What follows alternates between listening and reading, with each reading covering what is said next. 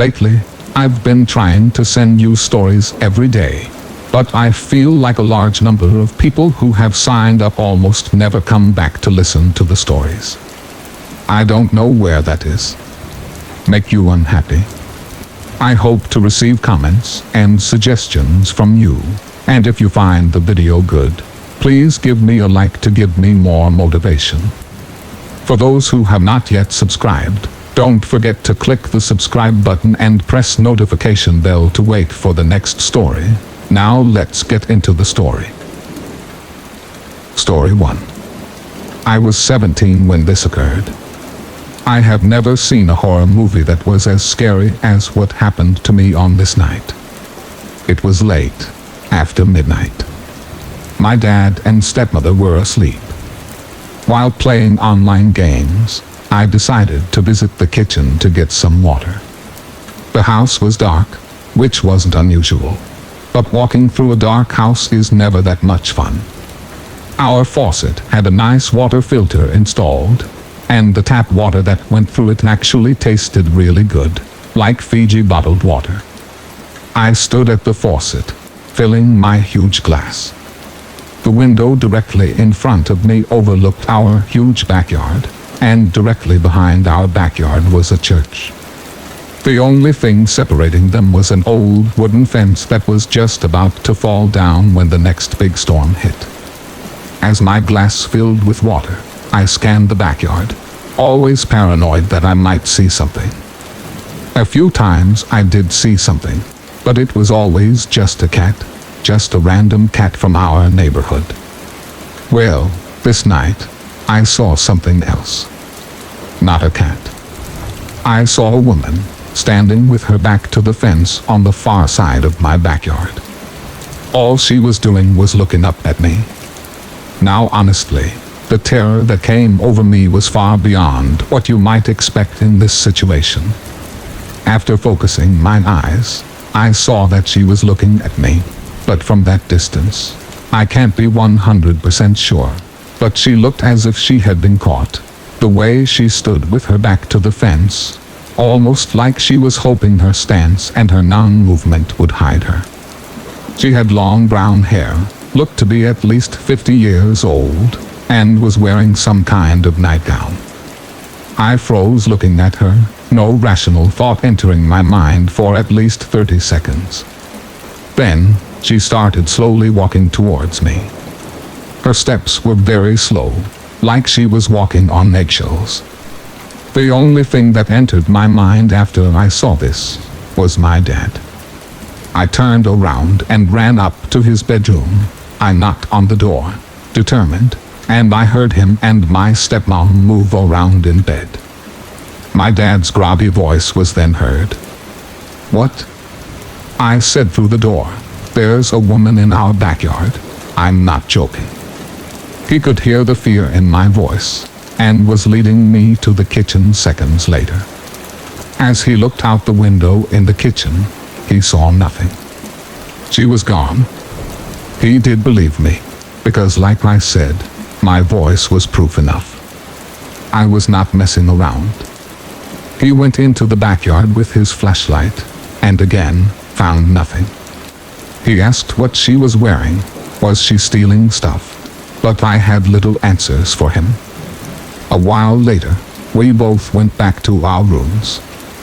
He probably fell right back to sleep, but I laid in my dark bedroom for hours thinking of the possibilities. Maybe she would open my bedroom door at any second. Maybe she was about to murder my parents. Maybe this. Maybe that. Nothing happened. About a week or so later, my dad was driving me to school, and imagine my utter shock. We see the woman walking on the sidewalk a few blocks down with some man.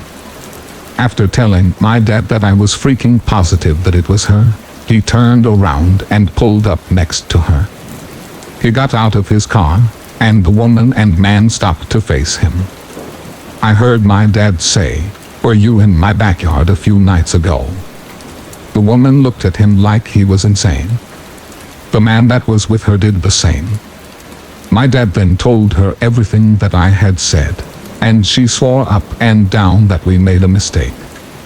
I am telling you right now, with nothing to gain from lying, this was her. The woman was in my backyard at like 1 in the morning. We never saw her again. This is easily the weirdest thing that has ever happened in my life. I think about it often, every single time I watch or hear about anything even remotely scary or creepy. I see her, standing against my fence, her eyes wide, looking into mine. Story 2. Throughout my life, I have seen this figure no matter where I go. It never really scared me, I just found it creepy until today. I am 18 years old, and due to the virus, we have resorted to staying inside. My sleep schedule has changed immensely over the past few weeks, in which I stay up until 4 a.m., wake up around 1 p.m., and then take a few naps throughout the day. Today, I had decided to be a bit more productive, working out and cleaning to keep from being bored and going crazy. After doing a few things around the house, I decided to treat myself to a nap. So off I went into my room, closed the curtains, and I laid in bed. While sleeping, I began to dream about my mom and I getting into a huge fight out front of our home. My mom's dog was outside with us, while my dog was inside watching us with the door halfway open. I suddenly turned around to look at my dog, and saw the figure behind her getting closer and closer to her. I tried going inside to get her, but the door was slammed in my face. Now this might not seem scary to a lot of people, but my dog has gotten me through so many hard times. I used to be suicidal, and have suffered with anorexia and body dysmorphia throughout my life. So the thought of one thing I love the most being hurt kills me, and it tears me up inside.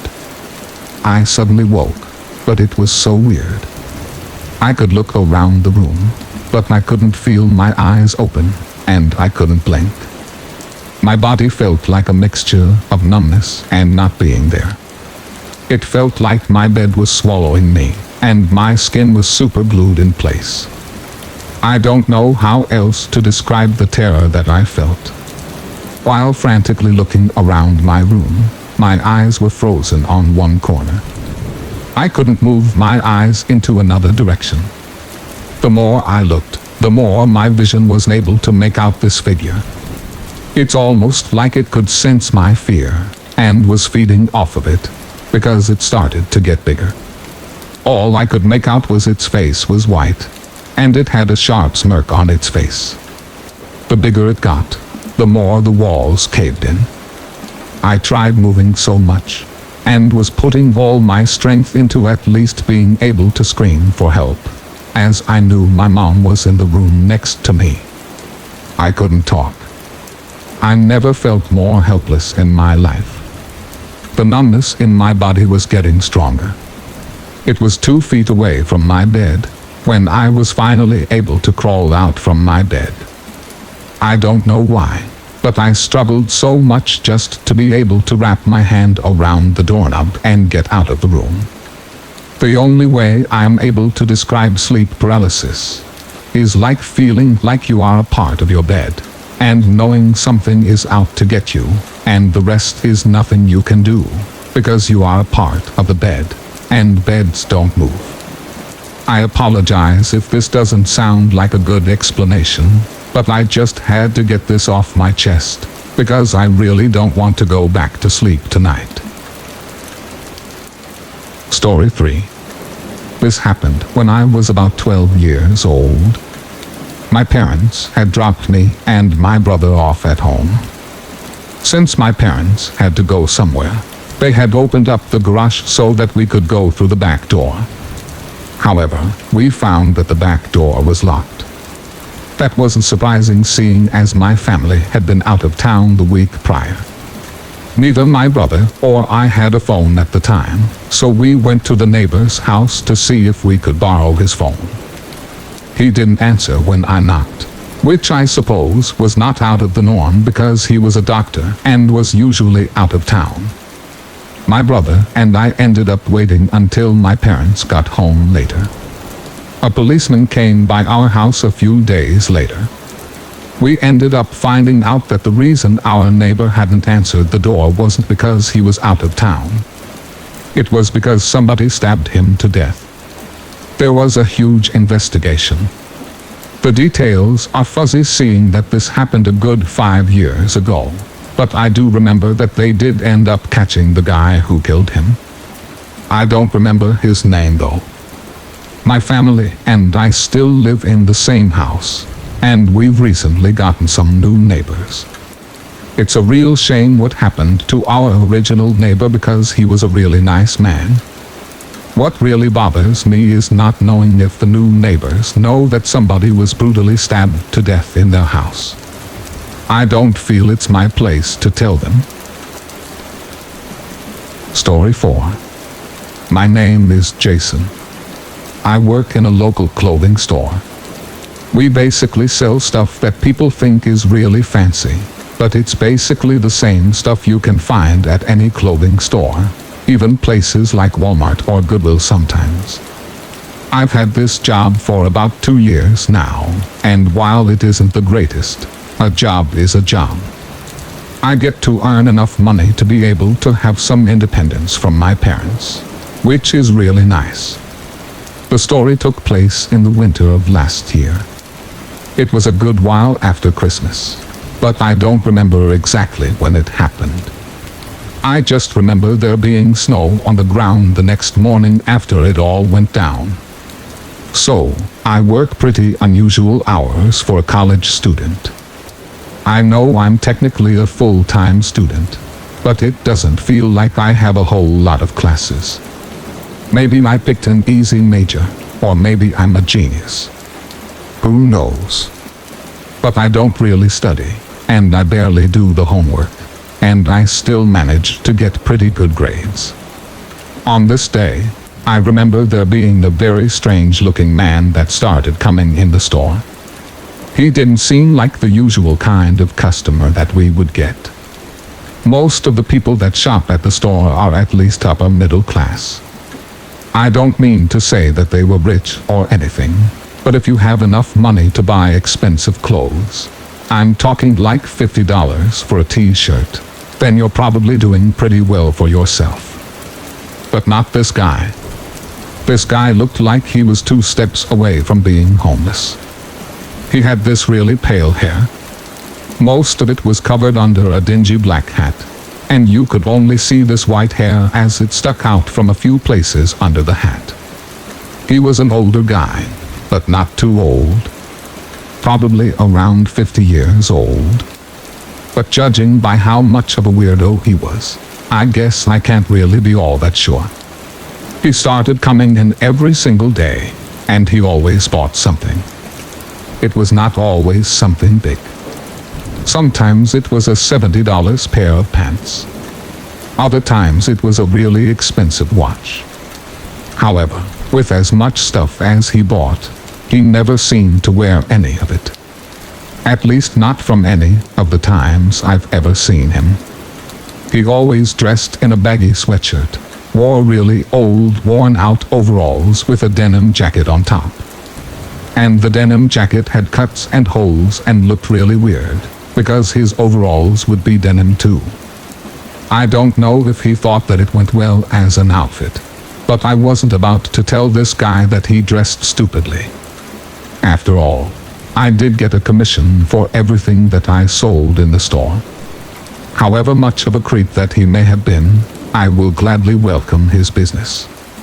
I know the really weird thing I noticed about him was that he never actually tried on the clothes that he was buying. Like ever. He would spend 40 minutes analyzing a pair of pants, hold it in front of himself in the mirror, feel the texture, and try to look at it from different points of view. But he would never actually go into the dressing room and try them on. I thought that was the weirdest thing of all. I also remember the couple of times he wouldn't buy the item that he had been looking at, and there would always be this really musky smell to them. I know this may sound weird, but out of morbid curiosity, I would smell clothes after people tried them on after the store had closed. I can't really smell much otherwise, like I had seen this guy at least 20 different times and never got a smell of him. But whenever I did smell the clothes that he had been looking at, I could smell some strange combination of body odor and smoke. I got really curious about what he does when he isn't randomly buying clothes at an expensive and overpriced store like this one. There was also this one time that he came into the store and specifically asked for me. I thought that was pretty weird, considering that he had never really struck up a conversation with me or anything. Of all the times I had interacted with him, it was always on a very formal basis, and we both said the bare minimum necessary. It was obvious that he didn't like coming to the store, and I found myself drawing a blank, coming up with reasons as to why he kept on doing it. I didn't think too much of it though. I was a college student, and anything outside of chilling with my friends and getting my assignments done didn't really matter all that much to me. I remember this one night that I was doing laundry. I normally hate doing laundry, but I specifically remember putting my clothes into the washing machine. I got a whiff of one of my sweatshirts that I had thought smelled really weird.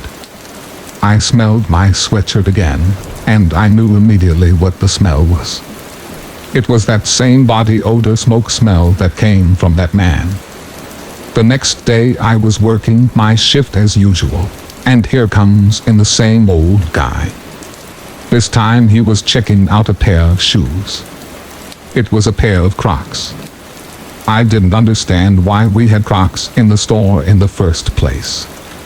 They were exactly the same ones that you could get at Walmart, except for the fact that we charged $60 for them instead of $15. Well, this guy spent about 45 minutes looking at this pair of Crocs before he decided it was time to head out. He came up to my register and took an unusually long period of time to pay for his Crocs. It wasn't until he was reaching for his wallet and paying that I remembered something. I totally forgot that I don't wear my sweatshirt at work. It's against the rules. You have to dress kind of nice, which normally meant like a polo shirt or a decent dress shirt. Something that you could throw a vest over and look like a halfway decently dressed representative of a fashion store. It got me on this whole train of thought that made me realize that my sweatshirt didn't smell that way because I was spending too much time with this weird guy. He must have somehow gotten a hold of my sweatshirt on his own accord. I remember my heart falling into the pit of my stomach when I made the realization. I felt myself turn red and started to sweat. However, freaked out as I became, he took no notice. Just kept paying for his goofy pair of green Crocs. If you ever smelled the smell I'm talking about, you would understand just how distinct it really was. I mean, there was nothing in the world like it. And the more I thought about it, the more I realized that there was a good possibility that this guy was creeping on me somehow, maybe even getting into my house. I quit my job that day, on the spot. I didn't want to put myself in jeopardy for a goofy retail job, especially because that guy showed no sign of ever slowing down. He was there every single day that I worked. A couple weeks after the incident, I asked some of my former co-workers if they had noticed if the guy was still coming in. They told me that they don't remember exactly when, but he stopped coming in right about the time I stopped working there. This only made me more paranoid about the whole situation. I have developed a couple of possible theories as to what exactly was going on with this guy, but none of them really make any sense. I've tried telling a couple of my family members about it, but they all think that I'm just trolling them. To this day, I still have not figured out what exactly happened. and I'm honestly kind of worried that I will never know what this creepy guy at the retail store was doing there every day, or why he stopped going after I quit. Story 5. This took place in late 2016. It was a dark December evening, winter break from school. My then girlfriend Liz and I were cuddled up on the couch watching Christmas movies on Netflix with my 2 young nephews, 5 years old and 10 months at the time. My mother was at work, and my girlfriend's mom was running errands. My little sister was at an after-school center across the street from our house. The movie we were watching, I think, was Elf, and it was still playing. I was getting really bored from it, and got up to get a drink. Before I got to the refrigerator, the doorbell rang. I walked into the living room and looked through the peephole on the front door.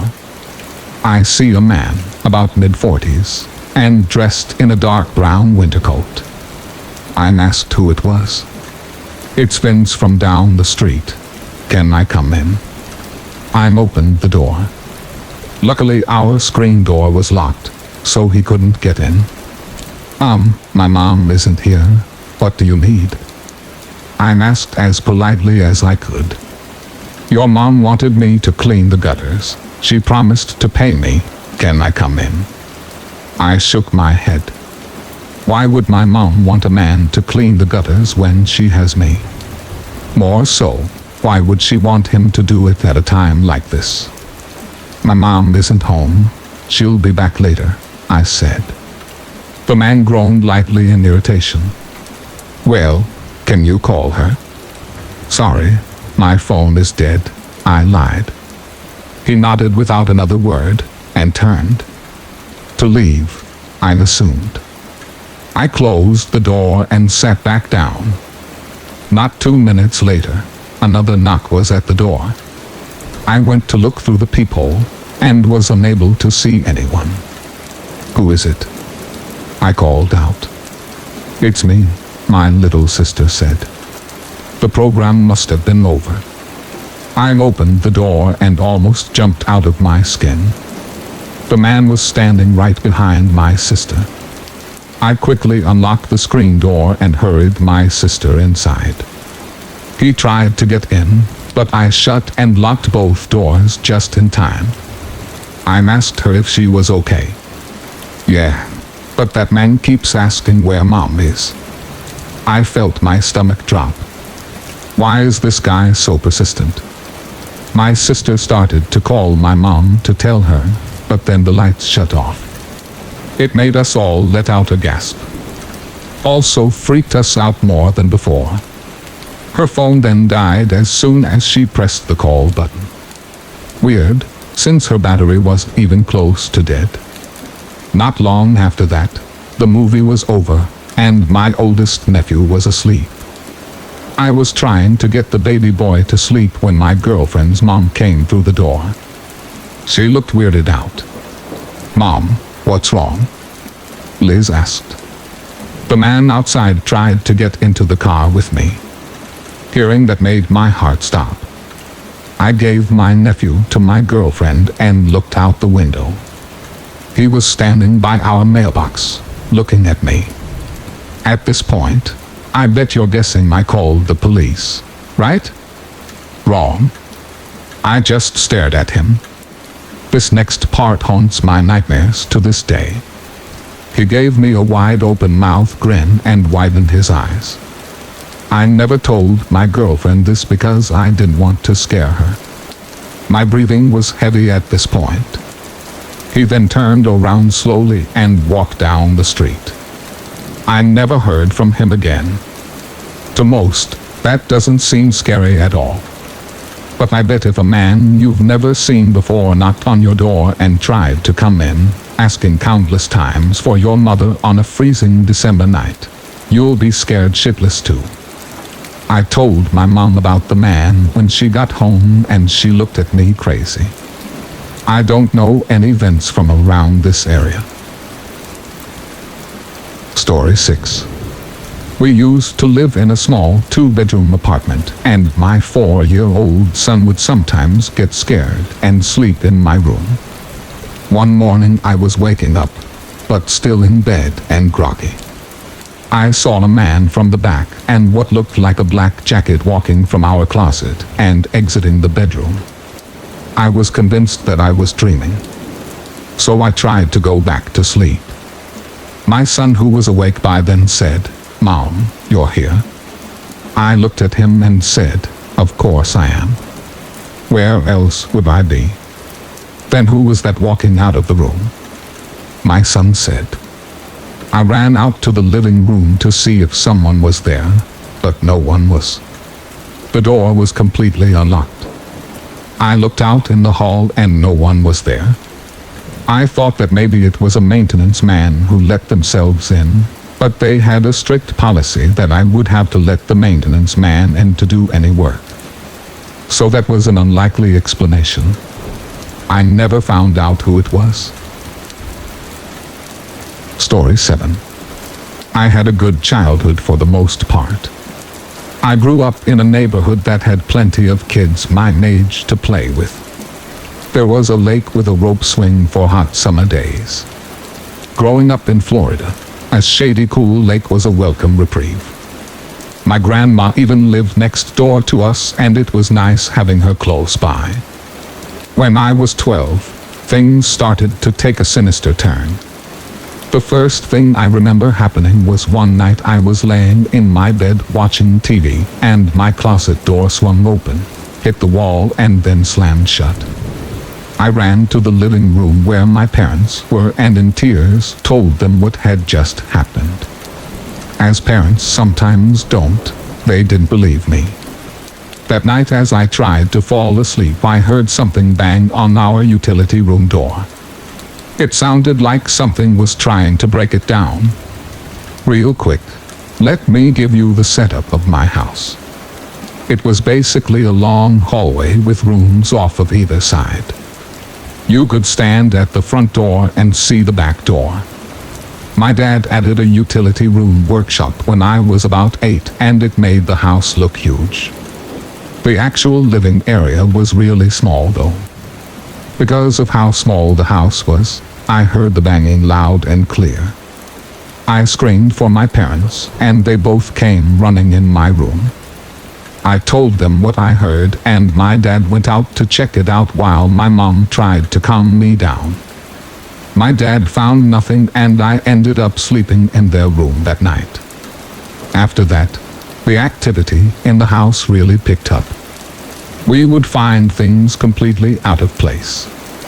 Car keys would be in the kitchen, a vase that was on the bookshelf in the living room would be in the bathroom. Just objects out of place everywhere.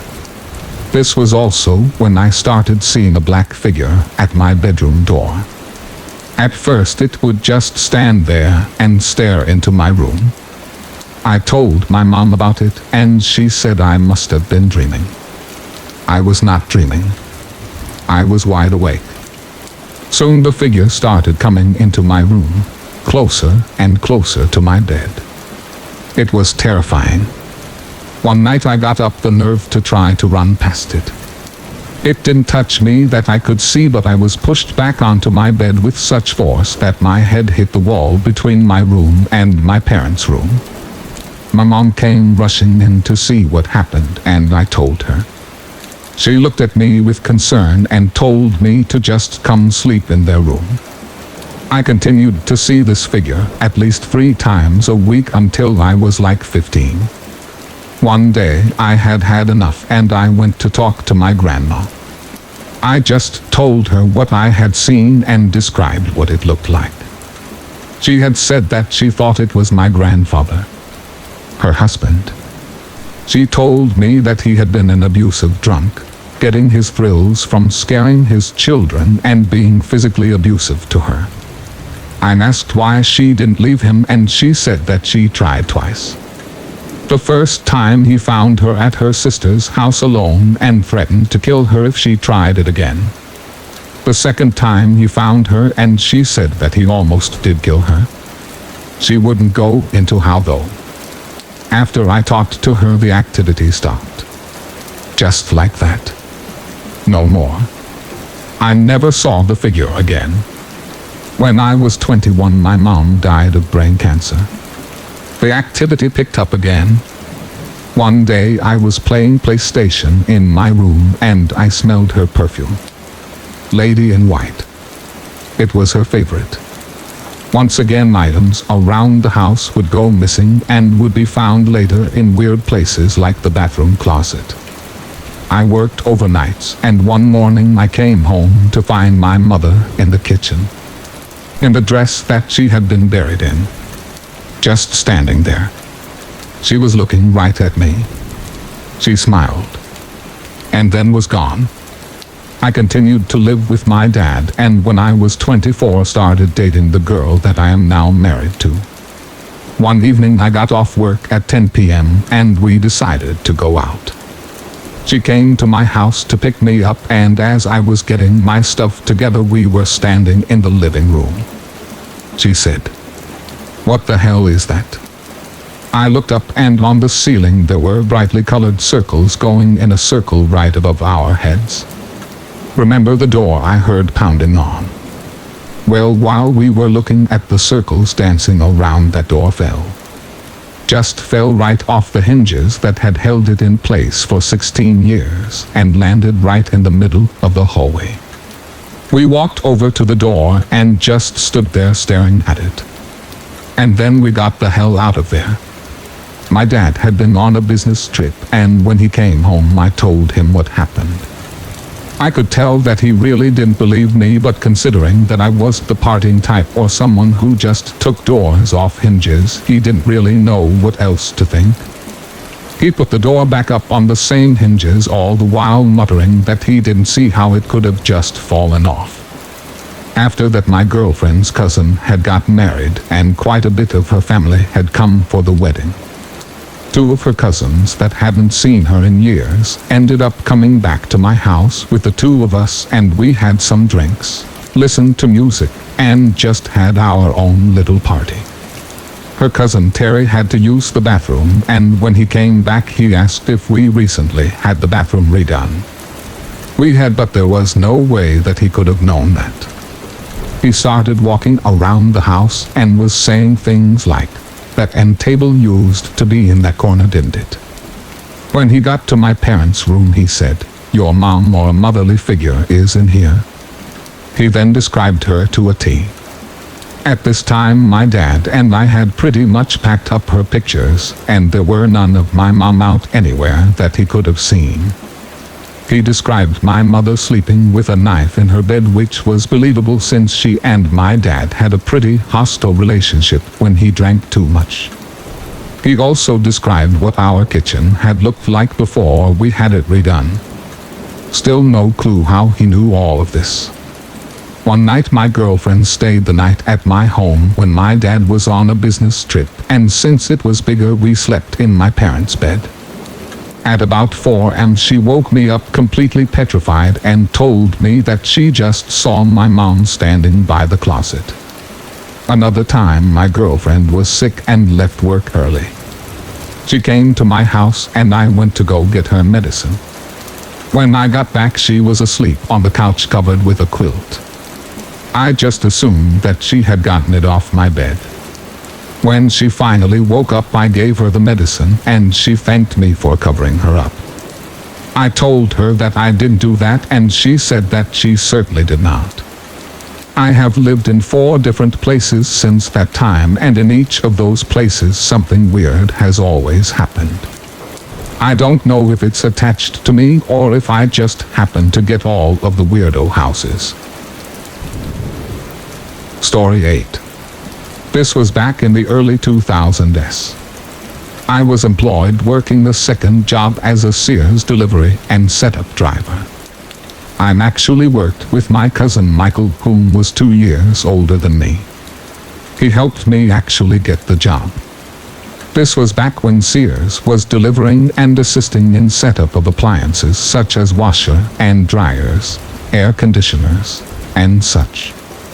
My cousin was mainly the driver, and I was the guy helping to unload the appliances and assist him in setting anything up, getting the delivery signed off, etc. This particular Sears was in our hometown, and I actually could walk to the store location from my apartment at the time. If memory recalls correctly, this particular day was a Friday, and we started delivering around 8 a.m. We had a certified work truck, a 2005 Ford F-150, fantastic for any terrain. This delivery was actually our second one of the morning. We had finished our first 2 deliveries fairly quickly, and everything was going very smooth. I enjoyed working with my cousin as we had a close friendship, and we gelled well together. We were both young and in great shape, so this job was a breeze, and we loved getting out of the store and driving around. So this particular third delivery was a ways out of town. In actuality, it was very far out in the country, located where the Amish would reside. So in preparation, after the refrigerator was properly loaded and secured, we set the Garmin GPS for the location and headed out.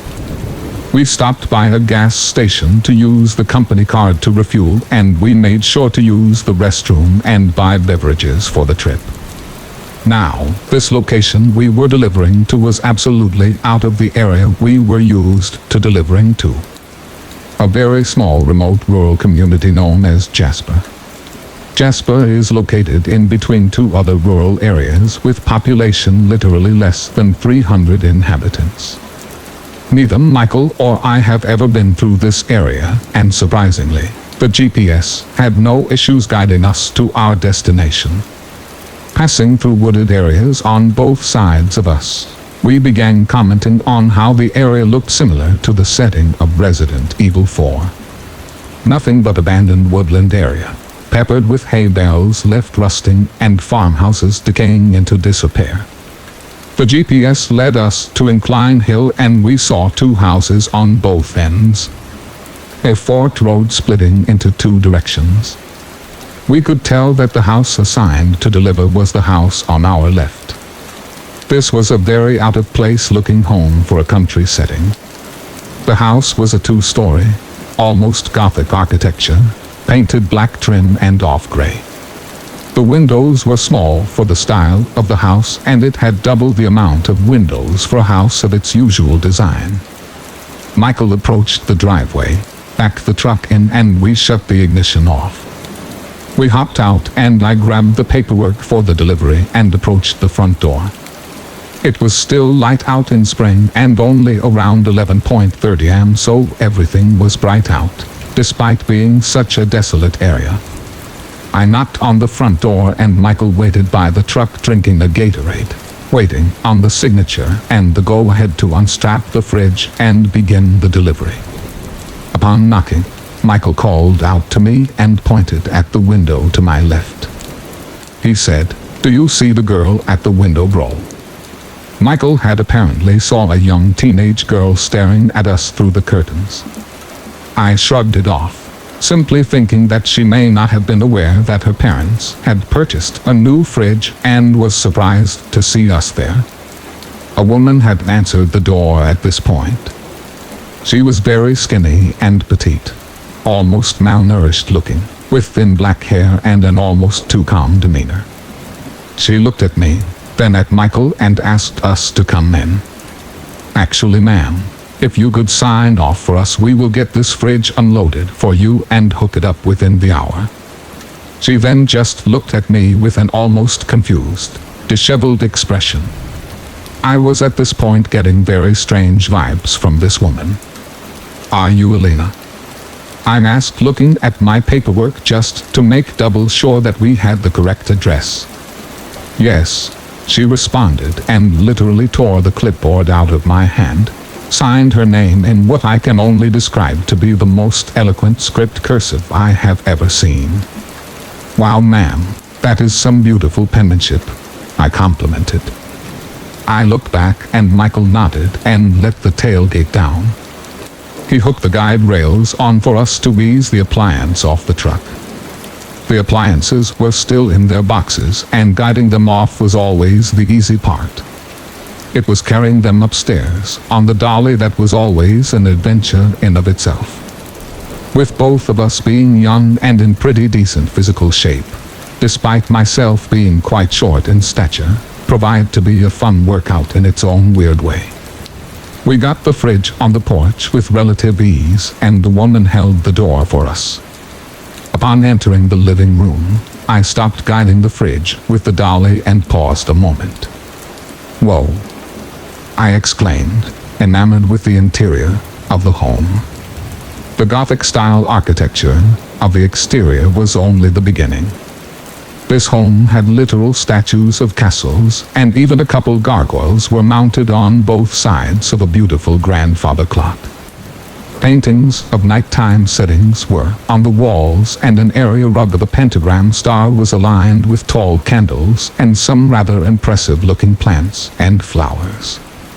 This odd clash of feng shui, as I could describe, was both off-putting yet beautiful at the same time. An oxymoron of an illustration, I admit. Yes, but I can't put it any other way. The woman, Alina, told us the kitchen was to the right and that there was an outlet already ready for this setup. However, she asked Michael to come upstairs as she wanted his opinion on a washer-dryer room and was inquiring about what she should buy that would fit dimensional-wise in the room. He looked at me, clearly asking with his expression if I mind unboxing the refrigerator and hooking it up by myself. A refrigerator is a lot easier to set up on your own than a washer, so I shrugged and said, "Yeah bro, go help her out. I got this." Michael nodded, and the woman guided him upstairs. I began carefully cutting the cardboard open with my box cutter and folding up the cardboard neatly in this kitchen for ease of disposing it, and set the fridge up, aligning it perfectly against the wall to begin plugging it in and getting the rest of the job done. As I was doing this, the teenage girl both Michael and I had seen at the window appeared in the archway of the kitchen. Her arms were crossed, watching me as she leaned against the archway. Her sudden presence out of nowhere startled me, and I let out a quick gasp and chuckled. "Oh, you scared me. I'm Jason, just setting up your new fridge for you." Then it dawned on me, where was the old refrigerator? I hadn't even noticed they didn't have an old refrigerator. I was somewhat baffled by this as I was pulling the doors out of the fridge to get any excess papers out. This girl looked to be around maybe 16 or 17, very skinny and pale. Her hair was thin, much like Alina's, whom I assumed was her mother. This girl looked somewhat like a cross between Kristen Stewart, if you know who that is, and the girl from The Ring. And yes, I'm being serious. However, it was her literal emotionless gaze and utter silence that was beginning to really creep me out.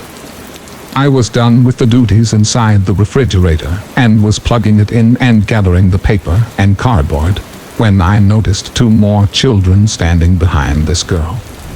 A young boy with long brown hair, looked to be around 11, and another young girl who looked to be around 7. She looked almost identical to her, and I assumed they were sisters. Yet the young boy looked almost nothing like either of them, so I was banking on this kid being either a cousin or just a friend.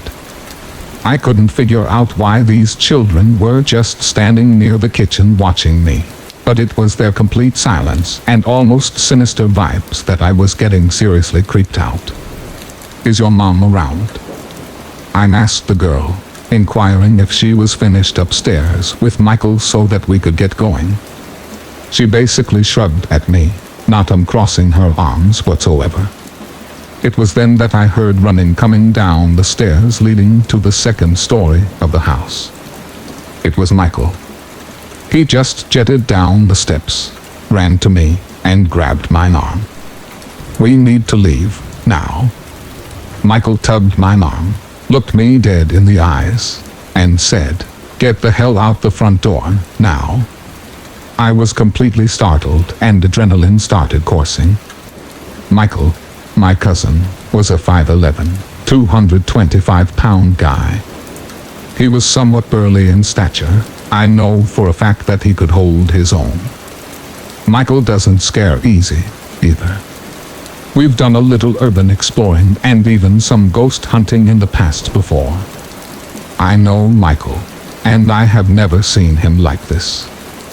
It was then that I grabbed the clipboard with the signature and turned to leave with Mike, when the girl and the two kids were actually blocking the doorway. Now, I know what you're thinking. Two capable men could easily overpower these three skinny kids. However, the girl uncrossed her arms and revealed what was a syringe. Yes, a syringe. We heard talking coming down the steps. It was Elena, the mother that we assumed. She was saying something along the lines of rituals, and the need for life to be unchained from the common sports that embodies us. Just some crazy, almost witch-like jabbering that didn't actually make sense. At this point, Michael turns and we head through the kitchen to a dining room.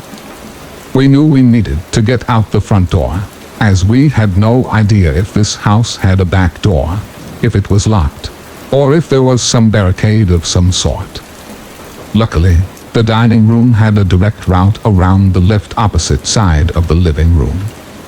Elena, at this point, had reached the living room, and the older teenage girl with the syringe was following us through the dining room at a quickened pace.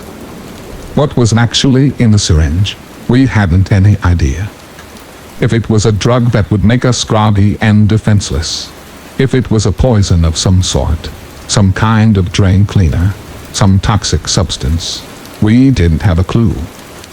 Michael, at this point, had no choice but to shoulder check Elena, who was blocking the doorway. She was sent into the wall, and Michael darted out the front door. I was close behind, dragging the dolly behind me, managed to make it out the door, as the teenage girl was yelling at me, chasing me still with the syringe. I spun around and screamed at the girl to stop where she was, raising the dolly to my chest, showing that I was ready to attack if my demand was not met. She turned around looking at Elena, who at this point made it to her feet. I tossed the dolly in the bed of the truck, and Michael jumps in, and we hauled ass out of there. It was revealed on the drive home that Michael told me in the process of him helping Elena. She began speaking about the ritual of spirits, and of how life itself needed to be minimalized to continue a spiritual existence. Whatever that actually means, we don't know. It was around this time, there was another person upstairs neither of us knew about. A man revealed himself, Michael said. A man who was of average height, but had a pentagram necklace, long dark hair, shoulder length, and was smiling at Michael, asking if he was willing to assist in the ritual. He then opened a door to the upstairs room, showing a bed with candles around the floor, unlit, and was playing soft music on a stereo. When Michael hesitated, the guy whispered, "Grab him," to Elena, and that was when Michael ran downstairs. We assumed the girl was blocking the kitchen, but making it not obvious as he waited until I was finished to stick me with whatever was in the syringe. We arrived back at the store immediately, told our boss, and he called the police to go to the address. The cops took our statements, and we were contacted a day later. The police visited the home, and they were greeted with the same people that we came in contact with.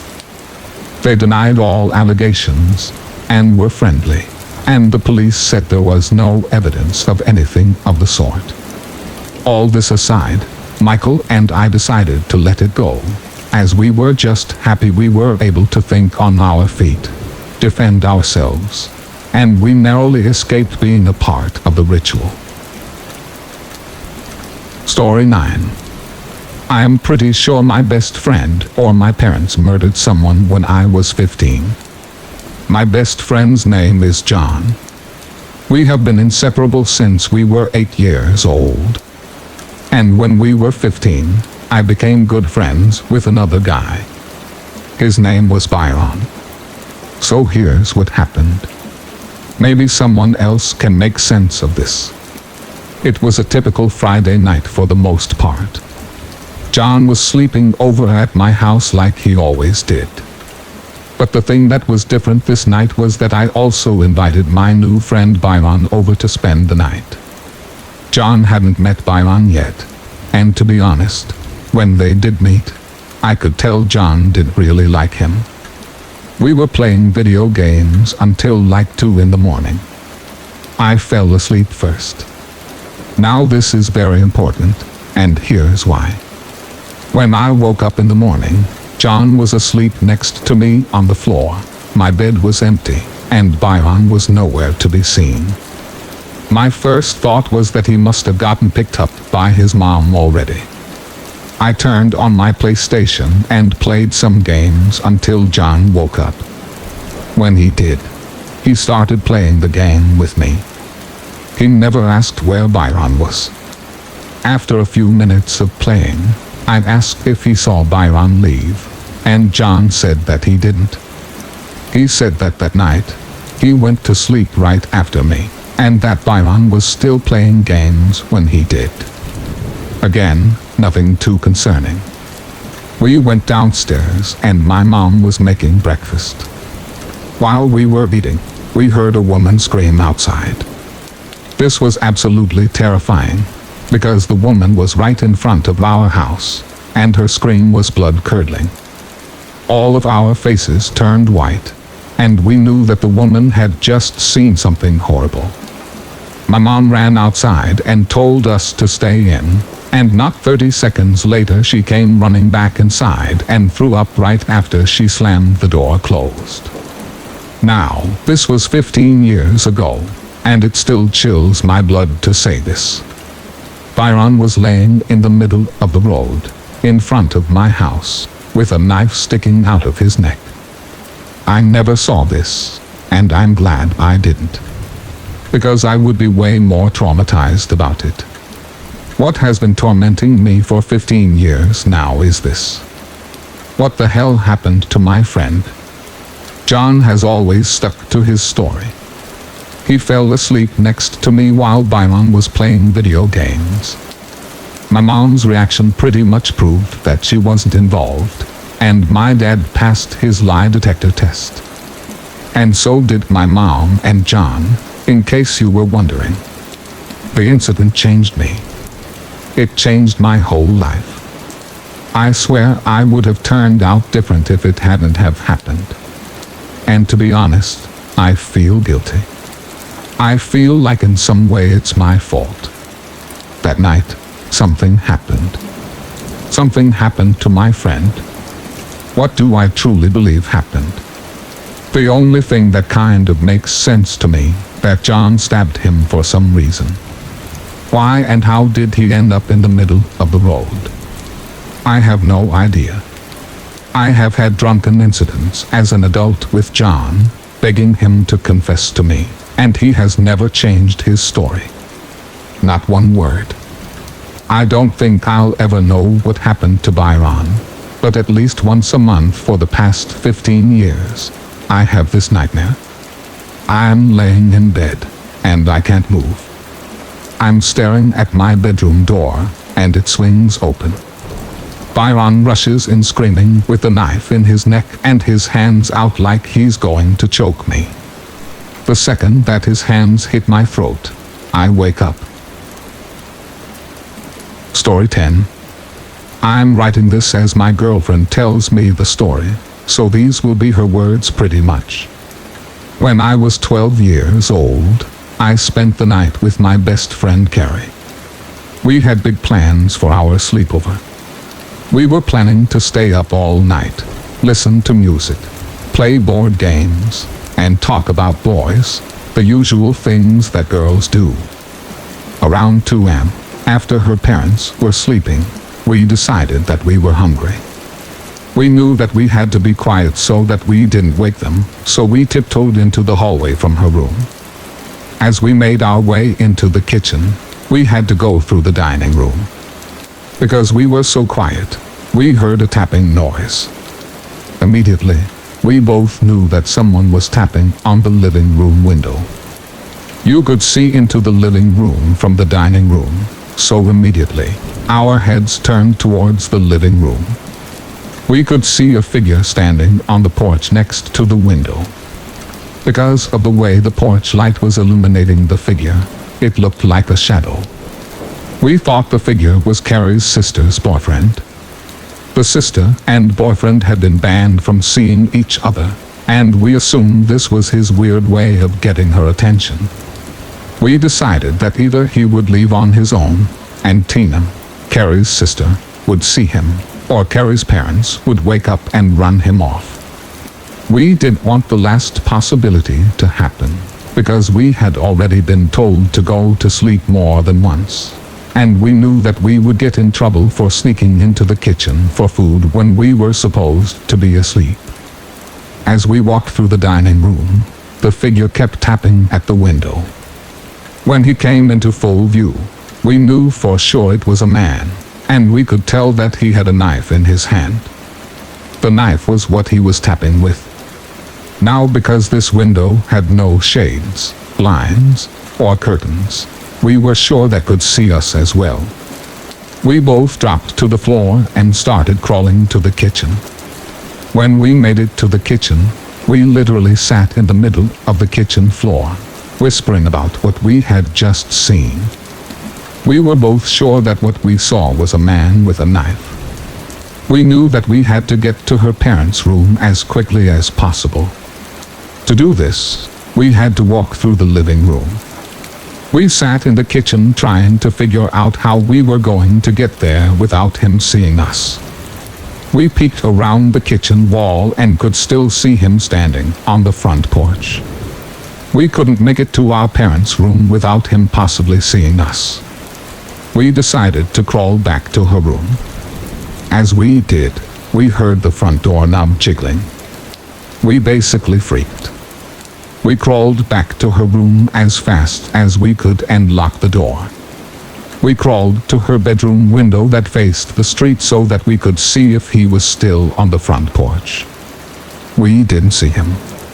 We didn't hear tapping either. As we were watching from her window, we saw him leave her yard and start walking up the street towards the main highway. I could see the knife shimmering off the streetlights. It was a huge butcher's knife. When we realized that he was leaving, we ran into her parents' room to tell them what happened.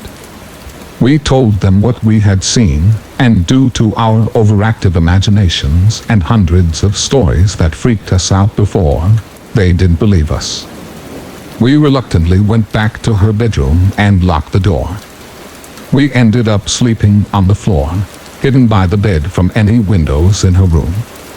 The next morning was a Sunday. Carrie's dad always walked to the corner store up the street to get a paper, coffee, and smokes. When he came back, he was empty-handed. He said the store was roped off with police tape, and it turned out the clerk in the store had been stabbed to death. Story 11. This happened around 4 years ago. I live in a 2-story home and I hear many noises sometimes. I always just think that they're house noises. I was just getting up from streaming to go use the bathroom. While I was in there, I heard some noises from my parents' bedroom closet. Almost sounded like boxes opening, but this time, I did not think it was a house noise. I called out, "Mom." But then remembered that she was outside in the front yard, so I go to check what the noise was.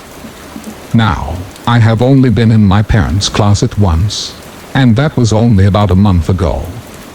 My mom and dad kept their shoes and shoe boxes in there, but when I checked, I didn't find any shoes or shoe boxes. I also noticed that the light was on. I then heard a metallic noise, which sounded like a metal plate closing. This made me jump. I looked all around the room, searching for what the noise could have been. I went over and checked my parents' bathroom, and that's when I noticed it. The drain had been lifted open and closed, and that's what the noise was. I could tell because the screws were laying on the floor next to it. I then heard the noise of someone banging on a metal object. I ran downstairs, not looking back, but I could hear someone's footsteps behind me. I literally jumped down the stairs and ran outside to my parents. I then realized that they weren't home. I ran to the neighbors and asked them to call 911 because there was someone in my house. I then called my parents and told them what had happened. They showed up before 3 police cruisers did. One of them questioned me, and the other 2 searched the house. Around 2 hours later, they came outside of the house with 3 men handcuffed. All of them looked very tall and strong. They looked like drug addicts. The officer then told my parents where they were hiding, but they didn't tell me. I only found out a week later that the men had been living in our vents and sleeping in the walls of my bedroom. Story 12. I am diagnosed with autism, ADHD, and depression. I am a total introvert. I hate people. They always screw me over, like a kid from first grade who pretty much brainwashed me into thinking that everyone hated me and that he was my only friend. Anyway, I digress. I have always seen and heard things that were not there. Example, hearing my name being called when I was home alone. This happened all the time. I always kept it to myself. I did, however, tell my best friend, the IT woman at my high school. We hit it off and in no way was any of this sexual. She was so funny and seemed to be a 15-year-old inside a 24-year-old's body. We got along like a house on fire. I also had one other friend. Her name was Annabelle. She and I were in a relationship. I would never see Annabelle in the hallways or in any of my classes. I found it odd, but I didn't care. I was too obsessed with the fact that somebody my age wanted to spend time with me on a regular basis.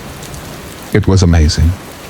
Whenever I was eating lunch and looked over, she was always there beside me. We talked about everything under the sun. I never met her family or saw any pictures. She did not have a phone either, which I found hard to believe at first as we were freshmen in high school. A creepy thing started to happen around halfway through the school year. I would start seeing her walk into a bathroom and then never walk out. I asked somebody to see if she was still in there, and they would say that it was empty. The bathroom, that is. I found it odd, but brushed it off. Whenever I would talk to her in front of other people, they would always give me weird looks, which I thought was rude. Is it so unbelievable that I have a girlfriend? I'll try to introduce her to some people and they would call me a psycho. I never knew why. That is until I asked my friend, the IT woman, whether she had access to the school's cameras or not. But I wanted to see how Annabelle was hiding in the bathrooms and suddenly popping beside me when I was eating lunch when she had not been there a second before. My friend said that she did and pulled up some surveillance footage, and what I saw scarred me for life. We found a particular file in which we were talking on a bench. Afterwards, she went into the bathroom and didn't come out. I wanted to see where she went after she got out of the bathroom, because she would do this often. But to my horror, the footage revealed that I was talking to a blank space of air. I stared. I was frozen. I asked her to find some files of the video in which Annabelle and I were talking. Yet again, there was no Annabelle. I was yet again talking to nothing.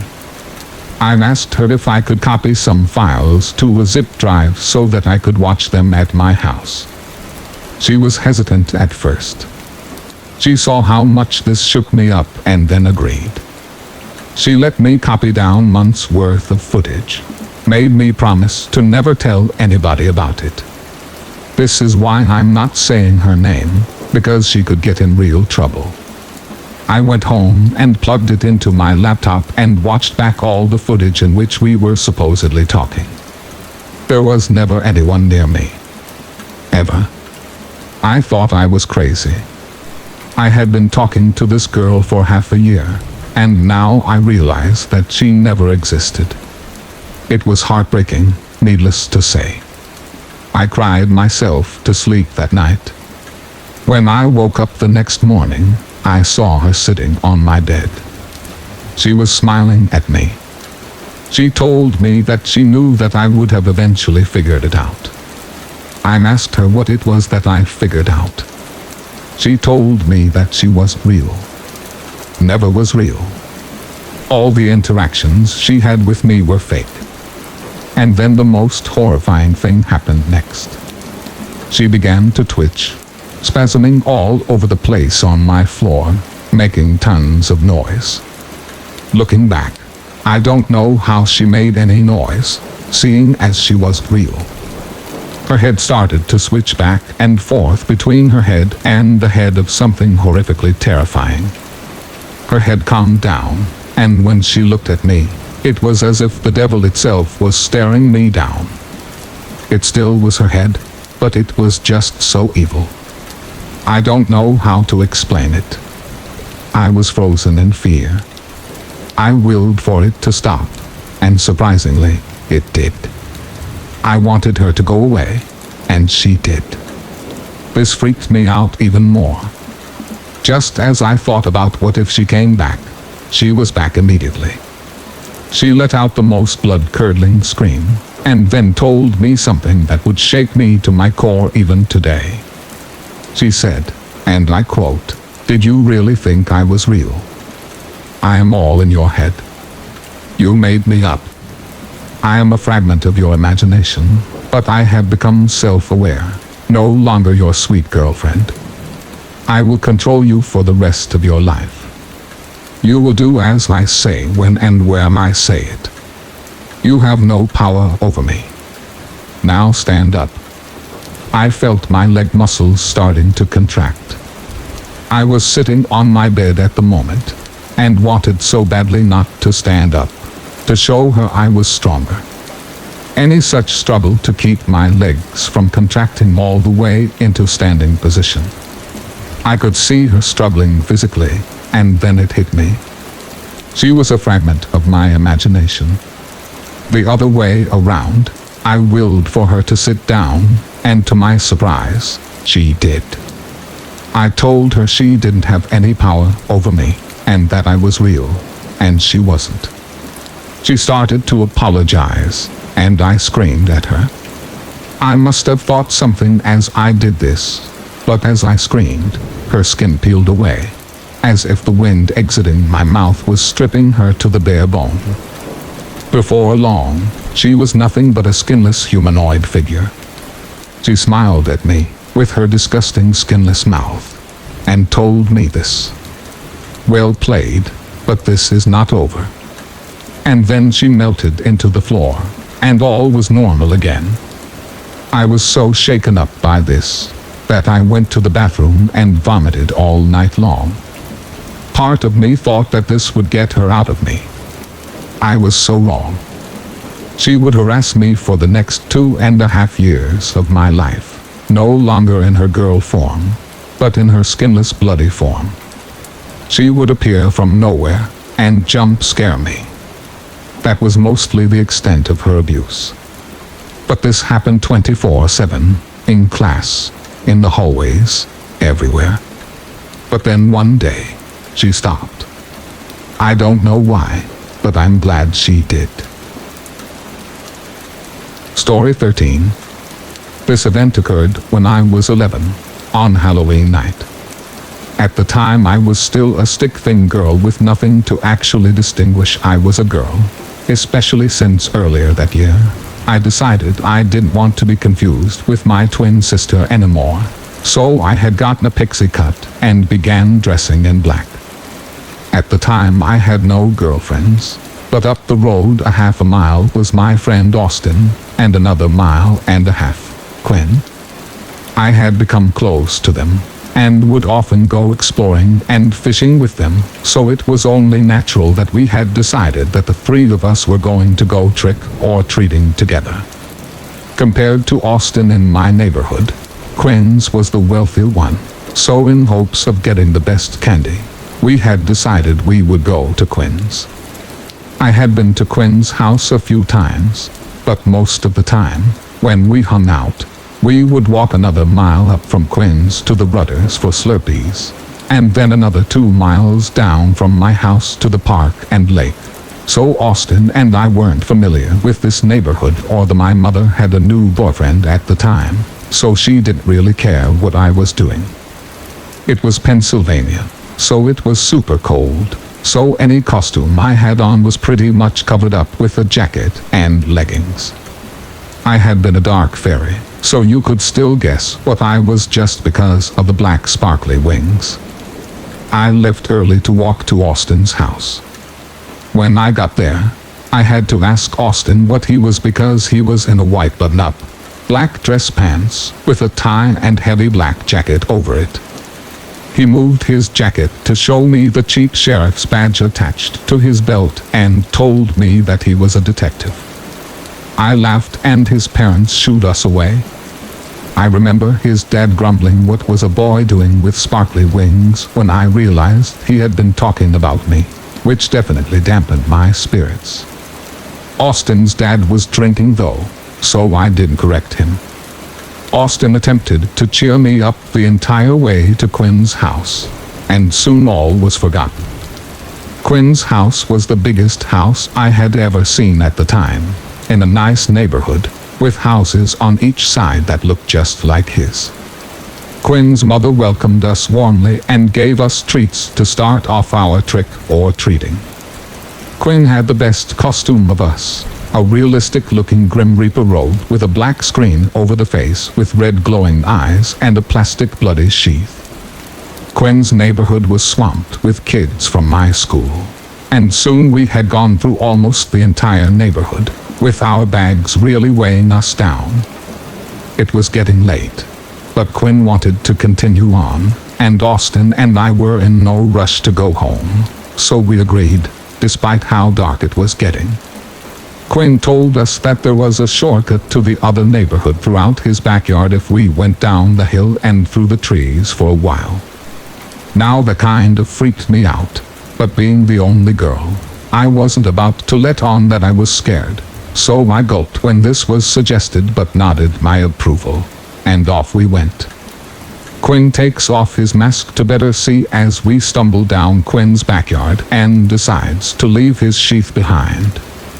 We started through the woods, and within 5 minutes of walking and joking, we realized that none of us had thought to bring a flashlight. But it was fall, so there were no leaves on the trees, and light from the moon helped to light the way, if only enough not to walk right into a tree. Austin asks how much longer, and I can tell by the hitch in his voice that he likes this shortcut about as much as I do. Before Quinn can answer, we hear a crunch from somewhere ahead of us, and we all freeze as Quinn sticks up his hand into the air to silence us. "Did you hear that?" Quinn whispered. I remain silent, but Austin snorts and replies, "Stop it, Quinn, that's not going to work. You're not going to scare us." And Quinn gasps and, still whispering, hisses, "I'm not joking. I thought I heard something." And before I can tell them both to keep walking, a shape in the darkness catches my eye. Ahead of us, maybe 20 feet. It's dark, so I can't distinguish anything, but it's only a moment later that no guessing is needed. "Hey there, boys," came a strange man's reply from the spot. Quinn and Austin turned in horror as the man continues to walk towards us. "Who are you?" stammers Quinn. With this, a deep laugh bellows out of the man. "Me? I'm the devil."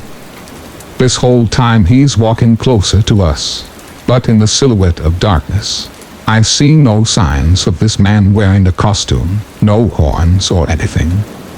This is my property. What are you doing in these woods? Oh, me. Just out for a stroll. I don't get out nearly as often as I would like.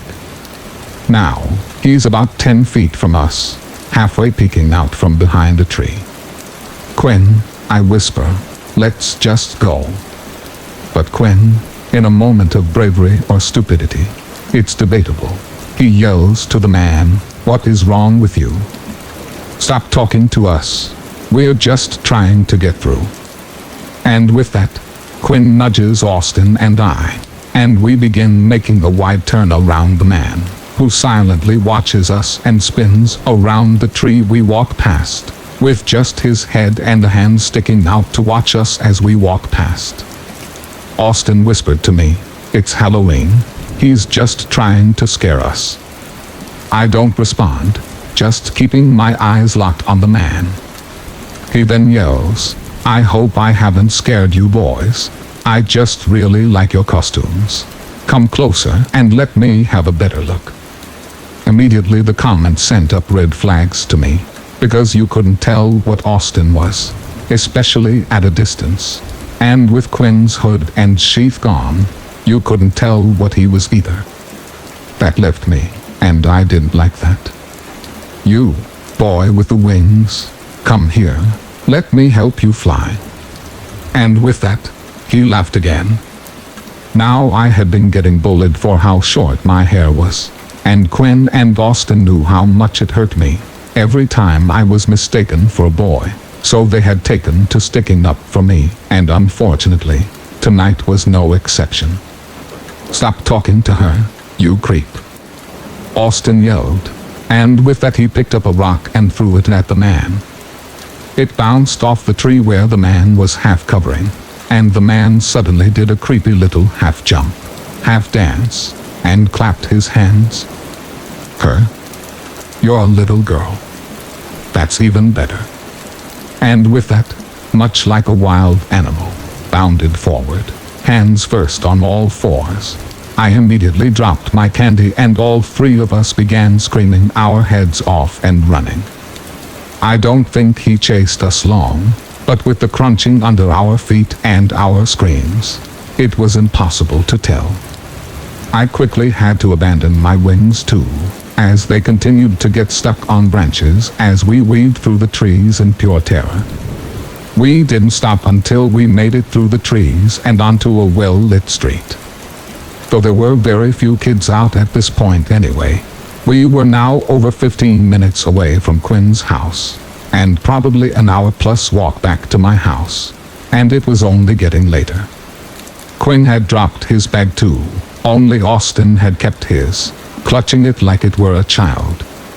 We took the long, lit back way to Quinn's house, in almost complete silence, terrified the man would appear again. But he didn't. When we actually made it, we frantically explained what happened, and though sympathetic, Quinn's mom said that we couldn't call the police. She said that nothing had happened, we had no description of the man, and that it was Halloween, the man was probably long gone, and also was almost definitely just trying to scare us. She drove Austin and I home, and I got grounded for being so late, and for leaving my costume behind. I didn't even bother to explain what had happened, and she didn't seem to notice that I had no candy. The next day, though I couldn't go out because I was grounded, Quinn came over with his mom, and gave me a bag of candy that they had bought because they knew that I had lost all mine in the woods. We never talked about it again after that, all convincing ourselves that it was probably just some creepy Halloween prank that went too far. But who knows? Story 14. For some context, I was about 10 years old. I was living with my mom and my older brother. He was 12 at the time, in a small bungalow. Nothing paranormal ever happened in this house, except for maybe this one occasion. I had one of those loft beds, sort of like a bunk bed, but without a bed at the bottom. Instead, there would be a desk or a couch underneath. I've also had one of those doorway bead curtains hanging on my bedroom door frame, so whenever someone walked in or out of my room, you would distinctly hear the beads moving around. This will be relevant. My mom's room was right next to mine, but her door was perpendicular to mine, so I could see her entire door directly from my bed. My brother's room was in the basement at the time. Now, my mom only ever closes her door when she's inside her bedroom, sleeping. If she gets up during the night to go to the bathroom, her door stays open until she gets back to sleep. This will also be relevant later. One night, I fell asleep and woke up at around 3 o'clock in the morning. I remember being annoyed that I woke up because I often had a hard time going back to sleep once I did wake up. I still had my earbuds in from when I was listening to music while falling asleep. I took them out, rolled them up neatly, and placed them on my little wall-mounted shelf behind my bed. The house was dead quiet, except for the low hum of the refrigerator, a few rooms away. I was tossing and turning for a few minutes, when I heard a loud bang coming from either our kitchen or our living room. The first thing that popped into my mind was that it sounded like a large, heavy cardboard box that had fallen onto the floor from a higher point, maybe from the kitchen counter or a table. I was extremely awake now, and very alert. I sat up slightly, listening intently for another sound, hopefully sounds of walking from my mom or my brother. Maybe my mom was in the kitchen getting some water and dropped something, but her bedroom door was closed, meaning she was in her bedroom, most likely asleep. Maybe it was my brother, but after a moment, I didn't hear any other sounds, not even walking. I lay back down facing away from my door and attempt to go back to sleep. Not even a minute later, I hear my door beads move abruptly, as if someone smacked them quickly. I jolt up and quickly look toward my bedroom door. There was nothing. My beads were motionless. I decide that I must be losing my mind, and I'm just hearing things due to my adrenaline. So once again, I attempt to go back to sleep, this time facing my door out of paranoia. About 2 minutes later, I hear someone full-on running in my basement. We were doing renovations in the basement at the time, so our basement floors were plywood subflooring, which were quite loud if you walked, let alone ran, on them. My eyes shot wide open when I heard this. I sat up again, quietly, and listened closely for any other sounds.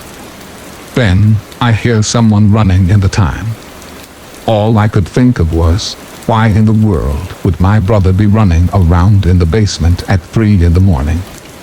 My brother has Asperger's, and therefore behaves in a very specific and repetitive manner, and he never runs around anywhere, let alone at 3 o'clock in the morning. I try to stay calm, and try not to think of the worst, a break-in. I listen intensely for several minutes. Because of the small size of our house and the plywood subflooring, I could hear if someone was walking in the basement, but I heard nothing else. I wanted to call for my mom or run to her room, but I didn't dare move or make any sound. If it was an intruder, they most likely just wanted to steal some stuff, and I didn't want to give them any reason to come upstairs and potentially hurt my mom. She was a single mother with 2 young kids with no means of protection. Self-defense weapons are illegal in my country. I lay back down. It took me several hours to finally fall back asleep.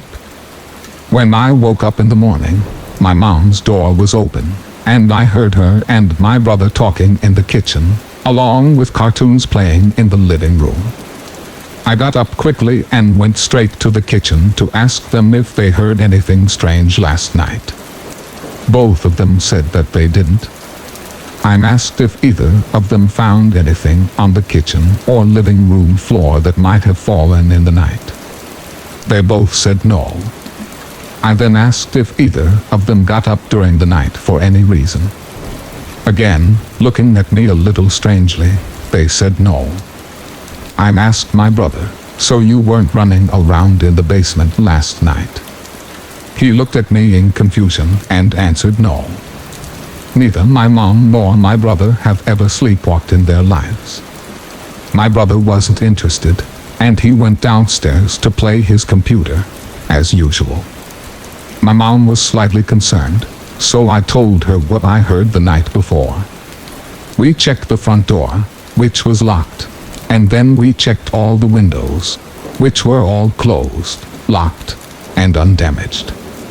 I still have no idea what happened that night. No one in my family ever plays pranks, and I can't think of any reason why they would lose a good night's sleep just to scare me. Besides, I have no idea how they would have pulled it off, seeing as how I didn't hear any sounds of walking or anyone returning to their bedroom at any point. And how would they have made the sound of my beads moving without ever actually moving them? Story 15. This happened in 2011. My husband is in the armed forces, and 4 months after we got married, we got orders to Colorado Springs. We moved 3 days after Christmas Day. To give some background, I have a son from a previous relationship that had just turned 4 years old. We bought a huge house in a cute little suburb right outside of the Springs and bordering on the Black Forest. You may have heard of it when it caught fire in 2013. It was horrifying to be evacuated, but that's another story. We had really only had time to get our stuff unloaded into the house from the moving trucks when we had to go to California for a short deployment. It was going to be 3 months without him, and he had to be there 11 days after we arrived in Colorado. Besides feeling a little bitter about being dumped off in the freezing Colorado in the middle of winter with my little boy and left to find our own way, we loved how beautiful the area was. The house didn't give me any weird vibes at all. It was lovely, and only about 10 years old when we moved in, which is still pretty updated by house standards. The house had been on the market for a year and nearly sold 6 times before we bought it. Each time something fell through with the financing, or so my realtor said, and as a result the owners were letting it go at a steal, having moved to Kansas and paying 2 mortgages at that point. We were overjoyed. I would try to describe the layout of a few spots to make the story easier to understand. It had a huge open floor plan. The living room had 20+ foot ceilings which opened up to the loft upstairs. Our bedroom, my son's, and an extra room that would later be my daughter's were all upstairs. At the top of the stairs there was a loft that separated the 2 bedrooms, and then just across a long catway my master bedroom. This was just a hallway that was open to the living room downstairs on one side and the entryway and the front door on the other side of it. Also, another important thing to note is that the main living room along with the guest room on the main floor had the ceiling light fan combo that was controlled with a remote. I can't remember exactly when it first happened, but it was in the evening, which in the winter meant it was already pitch black outside. I was on the couch watching TV while my son played in his bedroom. Out of nowhere he comes running down the stairs screaming and crying. I could hear the fear in his voice and ran to meet him on the stairs. Once he could calm himself enough to speak, he finally stutters. The darkness. I had no idea what this meant, but assumed he got scared of his closet or something, as all the other lights were on upstairs. His bedroom had a walk-in closet with a window that faced the street out front, so it still was ever that dark. Our house was on a corner, so there was a light pole right at the edge of our property. I walked him back upstairs to show him it was nothing and to put his mind at ease. I asked where, and as I suspected, he pointed at the closet. The only weird thing was that the light was already on in there. I said. "See buddy, the light's on so it's not dark." He still refused to be alone in his room for a few days and had to sleep with me. I didn't mind and figured he would get over it soon enough, and it was probably just growing pains from moving to a new state and a new and much larger house than he had been used to. He did finally get over it and go back to sleeping in his own bed, but I slept with my bedroom door open so I could better hear him if he got scared at night. So a while later, I don't remember how long exactly, I woke up in the middle of the night not really knowing what had woken me. My collie was sleeping on the floor beside my bed, and I saw her head perk up at the same time I found myself awake. Ignoring it, I rolled down to my side and was going to go back to sleep when I heard something. It sounded like my son laughing. I was startled that he would be out of bed at this hour, and it was even stranger that he would be downstairs alone in the dark, which was where it sounded like it was coming from. I tentatively got out of bed, and my dog jumped up to join me. We stopped at the catwalk and faced the living room below. I didn't hear anything else, but my dog looked through the spindles on the banister and started to growl.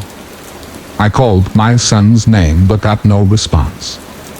I walked over and flipped on the hall light and didn't see him downstairs at all, so I went to his room to check, and yep, he was fast asleep.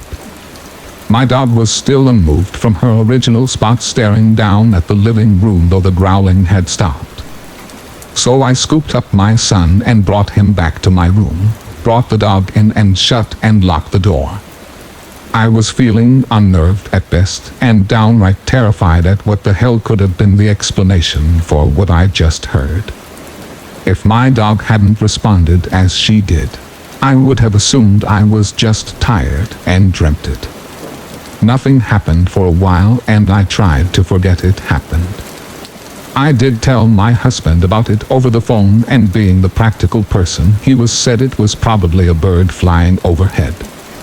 Sure, I guess it could have been that, but my dog's response still didn't add up with that. Still, I wanted to move past it, so I accepted it as the truth. Then the lights started acting weird. My son and I had gone to visit some family out of town and came home to find the spare bedroom light was on and the light was dimmed all the way. The light remote would allow you to dim the light by holding down the button, and if you held it too long the light would simply turn off and you could push the button again to turn it on. Also, the cradle for the remote that was by the master switch was broken, so the remote stayed on the nightstand next to the guest bed. I had to walk into the bedroom and find the remote in the near dark and push it twice to make the light come back on normally. It always freaked me out, but I didn't let it show because I didn't want to scare my son. It became a normal occurrence for this to happen, and then it started in the living room. I was watching TV one night after putting my son to bed while watching for my husband to call me to say goodnight, as he did every night. I had the light on, but out of nowhere the fan turned on high. I left the remote on the wall cradle so it wouldn't get misplaced, so I got up and walked over to the switch and turned the fan off before returning to the couch. After a minute or so it happened again. The fan running at full blast, so I got up to turn it off again, and as soon as I got close it turned off. Annoyed, I turned back to the couch to get comfortable. Another few minutes go by and the light just turns off. At this point I just said nope, turned off the TV and called it a night. When I woke up in the morning the light was back on and the fan was running on high. Of course, when I told my husband about all these things he said it must be getting interference from a neighbor's remote or something of that nature. Yeah, I thought that sounded like a load of crap too, but I really wanted a logical explanation so that I didn't feel so scared being awake alone at night in my own house. My husband finally made it to our home, and naturally the lights didn't malfunction when he was around. I looked like an irrational and scared woman letting my mind play tricks on me. But one night we were both watching TV, and we could see a dark little head peek over this section where the lower wall meets the spindles on the banister at our catwalk. Assuming it was my son sneaking out of bed to spy some extra TV, my husband went to catch him but came downstairs puzzled when he found my son sleeping soundly. We would always catch a glimpse of what looked like a dark-haired child peeking around or down at us from up there, and I think at this point he finally started to believe me. We were home alone once while my son was at school and heard a huge bang from the spare bedroom upstairs. My husband went to check it out but never found a thing out of place. Occasionally we would hear running or footsteps in the same room. After a year there my daughter was born and that became her room, which made the steps and running much scarier as she was a newborn and couldn't even walk. My in-laws came once and stayed with my kids so my husband and I could go on an overnight trip alone up to Woodland Park for our anniversary, but when we got back my mother-in-law said that she would never stay alone in that house again. She never said what scared her so much, but she was convinced that the house was not right. I hadn't even told anyone but my husband about what had happened to me in the first few months there. I never expected to find a haunted house in the burbs and in a newer house. I still can't explain what happened with all of the weird things that went on there. We moved in 2014 when we got orders to another state, and I haven't felt creeped out or like I wasn't alone or was being watched in any of our houses since then. Story 16. When I was 14, I was sent to a mental institution. Here's why. I don't have any friends and I kept to myself. I loved to look at pictures of dead people, and to be honest, I still do. My parents struggled with trying to make me act normal, and I have no explanation for you or for them. I didn't like other kids. I didn't like anyone. Not even my parents. The only person that I did like was my little brother Harold, who was just like me. He was quiet, and he didn't have any friends either. We would play outside and hang out all the time, and everything was great. Until this one night. Harold and I got into an argument, and he told me that he wished he could kill our parents. I wasn't close with our parents, and like I said before, I didn't even like them, but I never felt like hurting them. Harold told me that not only did he want to hurt them, he wanted to cut them open with the pocket knife in the garage. He wanted to take the knife and slit them open. This made me cry. I ran to my parents' room probably like 2 o'clock in the morning, screaming and crying. Harold followed me and was screaming that I was lying over and over. I screamed and told my parents what Harold said and what he wanted to do. My mom started crying uncontrollably, and my dad started breathing really heavy. Obviously, what I told them was scaring them, and Harold was crying too at this point. The next day, my dad took me to the mental institution. For the longest time, I was in that hospital, angry, not understanding why I had to lie there and Harold didn't. It wasn't until 7 years later that I learned why. My dad came to visit me one day, and when I asked about Harold, as I always did, he finally said it. Harold didn't exist. I ran into their room that night screaming and arguing with myself about how I wanted to kill them, but I didn't want to. Story 17. This was out of this world, insanely scary. Please forgive the short length. Not much happened. I was 11 years old, living in Boston with my dad. I woke up one night super late for an unknown reason. You know how sometimes you just wake up, look around your room, and then fall back asleep. Yep, that's what happened. I woke up not sure what time, but sometime in the middle of the night. I was looking around the room, and sitting in the darkness of my open closet, I saw a face. A face I had never seen before. Someone was sitting in my closet looking at me. The ability to move my limbs completely left me. I was frozen. I stared at this person for what felt like an hour. Trying to remember now, I'd say it was really only about 20 seconds. Whoever it was reached their arm out of the darkness in front of them and slid the closet door closed, looking into my eyes the entire time. The door closed, and I lay there frozen for probably another 20 seconds, and then I realized I had to leave this room. Obviously there was no way I was going to go back to sleep. I got up as silently as I could and walked out of my bedroom, which the door was cracked open. I ran to my dad's room and went inside. I woke him up, and naturally he was shocked when I told him that someone was in my closet. He told me to stay in his room and he went to check. The thought of something happening to my dad scared the hell out of me, so I was crying waiting for him to come back. After a minute or two he finally came back and told me that no one was there. Cliché ending my no. I will say this, I do not care if people believe me or not, it really happened. I was not dreaming. When I left my room, whoever it was in the closet left as well. The front door, the back door, and most of our windows were all unlocked. Stupid, I know, but we were ignorant. This happened 6 years ago, and when I try to remember the face, I can't visualize the details except one thing. One thing I have always been sure. It was a man, and he was missing teeth. How do I know? Because he was smiling at me the whole time. Story 18. I'm a 17-year-old guy currently living in Phoenix, Arizona.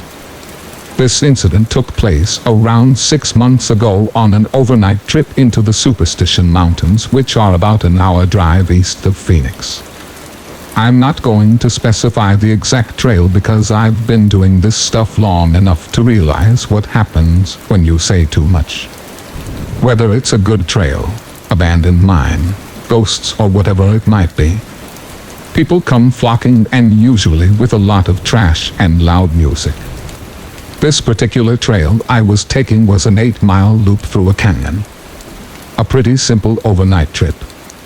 I had planned to go with my friend, but at last minute he canceled and he left me on my own. So with a packed bag and a car ready to go, I decided to go on my own. Not leaving the house on time and some trouble navigating rough forest roads, I didn't arrive to the trailhead until around 5:45, which for those of you who don't backpack, this is a very big no-no. I had about a 4-mile hike until I arrived at my planned camping spot, and it was getting dark fast. So I figured if I moved quick enough I could get at least 2 to 3 miles in before I had to find a spot. This strategy left me hiking a very dark trail on my own with about 15 miles of dirt road between me and anyone else. Hiking in the dark by itself is scary, especially for where I was and being on my own.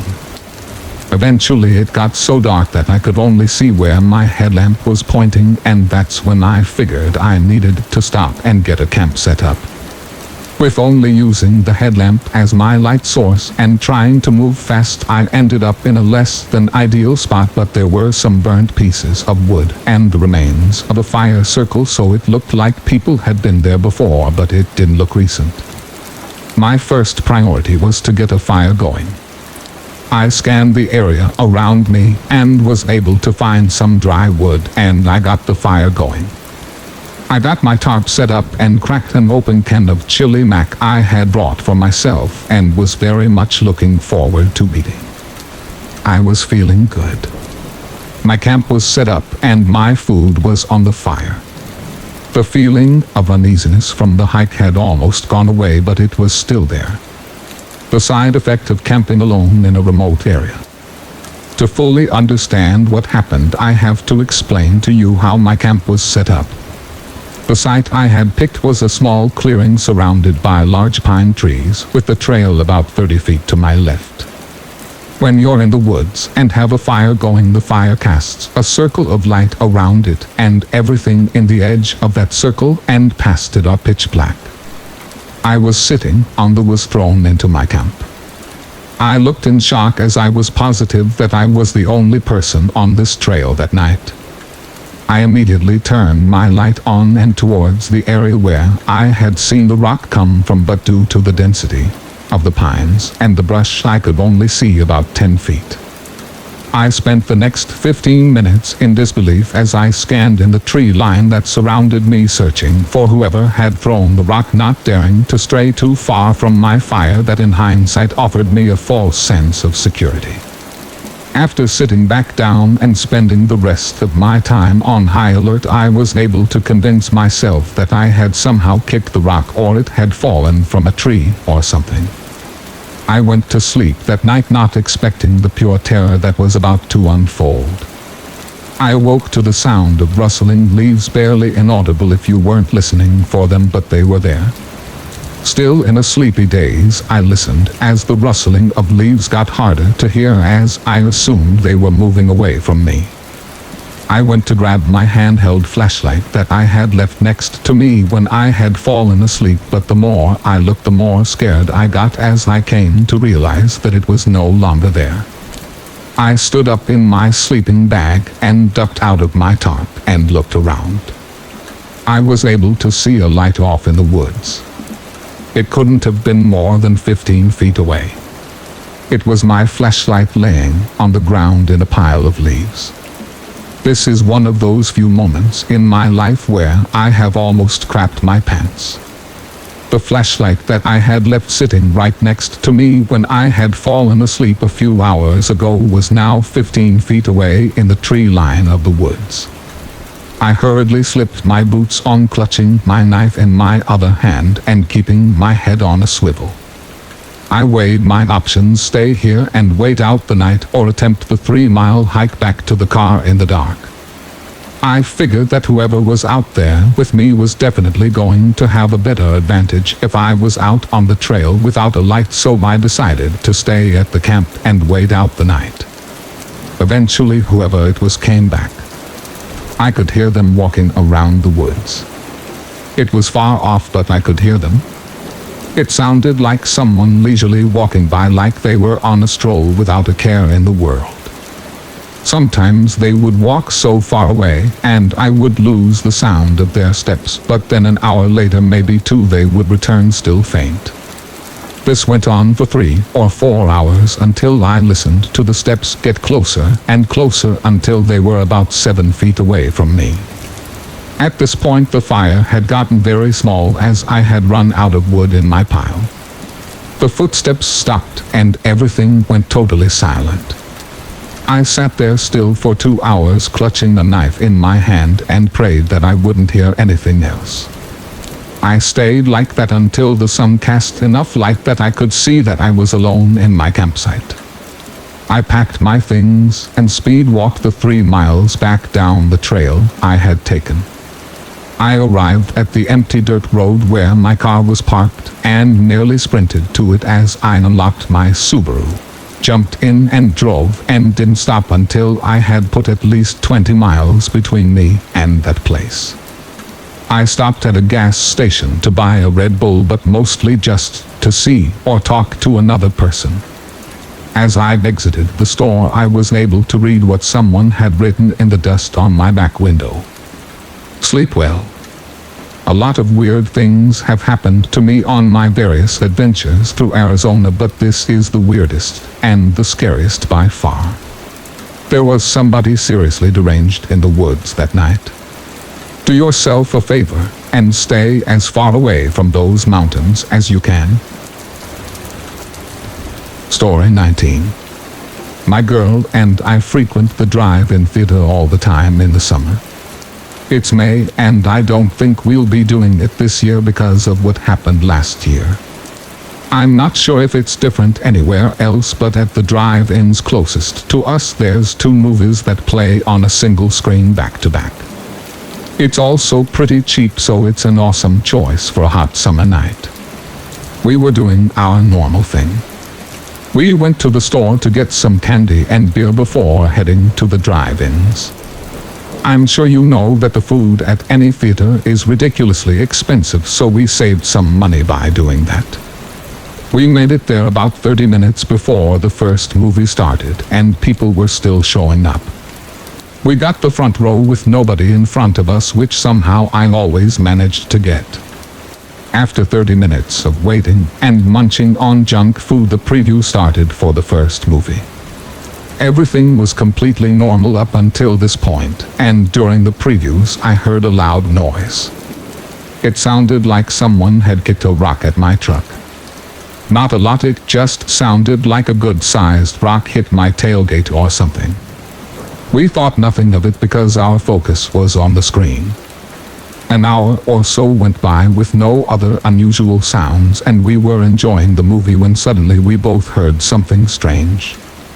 It sounded like somebody was walking right next to the truck and dragging their feet. We looked around but saw nothing. I was looking around and I spotted a girl in the passenger seat of the car next to us, and she was looking at me. She had a concerned look on her face, and she motioned for me to roll my window down. I did, and she immediately said, "There is someone under your truck." This made me feel sick. I knew she was messing with me and didn't know what to say back or what to do. My girl started to quietly freak out, and I asked the girl next to us as quietly as I could what the person was doing. She said back, "I don't know." I was afraid to get out, and I remember that eerie feeling that I had when I was a kid, and I didn't want to step off my bed at night for fear of someone underneath. Same feeling. I decided to call the drive-in's number listed online and told them what was happening. After asking the details of my truck, they said they would send somebody over to us. Before anyone came, we very suddenly heard more noise under the truck, and then a girl wearing a dress crawled out from under my truck right in front of us and began walking backwards toward the movie screen. When she got to the screen, she turned and walked away towards the fence that separated our lot and the one next to us. A few minutes later, a man approached my window, and I told him that the girl had walked away. Story 20. One of the worst nights of my life was December 28, 2013. To put it bluntly and in as few words as possible, a tough Christmas had been rough on my mental health. Then a straight-up shouting match with my mom just kind of finished me off. I stormed out of our family home screaming profanity and swearing that they would never see me again. Yet, I was that petulant teenager. Sure, I had forgotten my phone and wallet, but was I way too proud to go back and get them? You bet. So in my fit of only partially warranted rage, I somehow decided it would be a good idea to try to hitchhike to my friend's house so I could stay the night there. I had never hitchhiked before. Hell, I don't think I'd even held my thumb out for a cab at that point in my life. But there I was, stood on a stretch of Florida highway trying to catch the attention of a passing driver. To my surprise, someone actually pulled over pretty quickly, and not the hippie bus rust bucket I had been visualizing either. It was one of those high-end Chevys. I'm not sure which model, and the guy behind the wheel actually looked like he had a few dollars. I mean, he was the typical looking rich dad type. Absolutely nothing to indicate that he was anything but nice and well-meaning. "Hop in," he calls out from the open passenger window. I couldn't believe my luck. Like, not only was I about to actually hitchhike for the first time, which felt pretty cool, not gonna lie, but I was able to do so in style. I can't tell the difference between faux leather and the real deal. But when you're in an air-conditioned sedan that still has the new car smell at 17, who cares? I felt grown up as hell. So the guy asks me why I'm hitchhiking, and I'll be honest, I may have given him a totally hopped-up version of events which totally made me out to be the victim. Abusive parents, poor me, blah blah blah. Naturally, he takes this as gospel and starts telling me how his father was an alcoholic, how he sympathized with my situation. I asked him to take me as far down the road as he could and that I had a friend that lived about 30 minutes drive away. He said cool, and down the highway we go. As he's driving, we talk a lot more about family. He pops the glove box and boom, there's a picture of his kids. As I'm looking at his little girls, he starts telling me how important he thinks family is, especially to those of us that come from less than stable backgrounds. Then he said something that seemed completely out of character. We're pulling into a gas station after mentioning that he needs to fill up, continuing the family conversation in segments, if that makes any sense.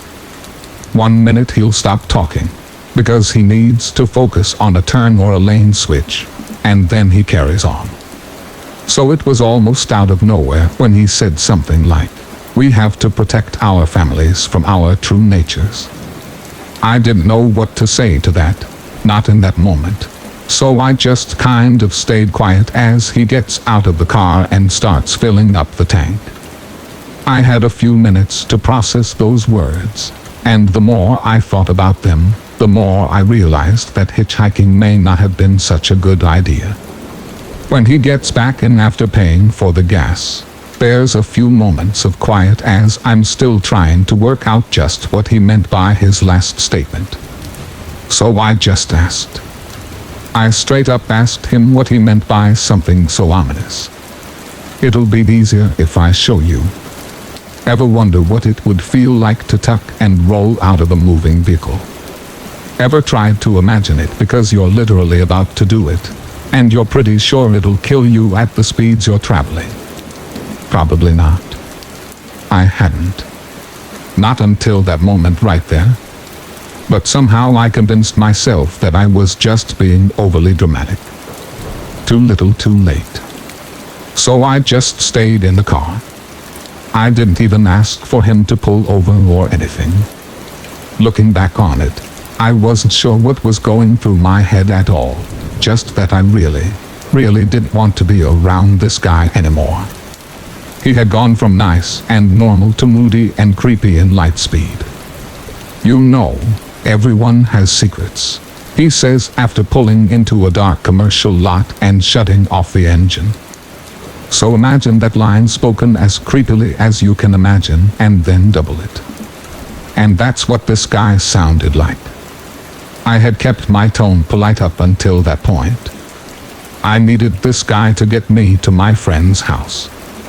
But I was all out of cool by then, and I'm literally about to ask him what the hell he's talking about when he puts his hand on my thigh. He doesn't just put it there either. He puts it there and starts squeezing.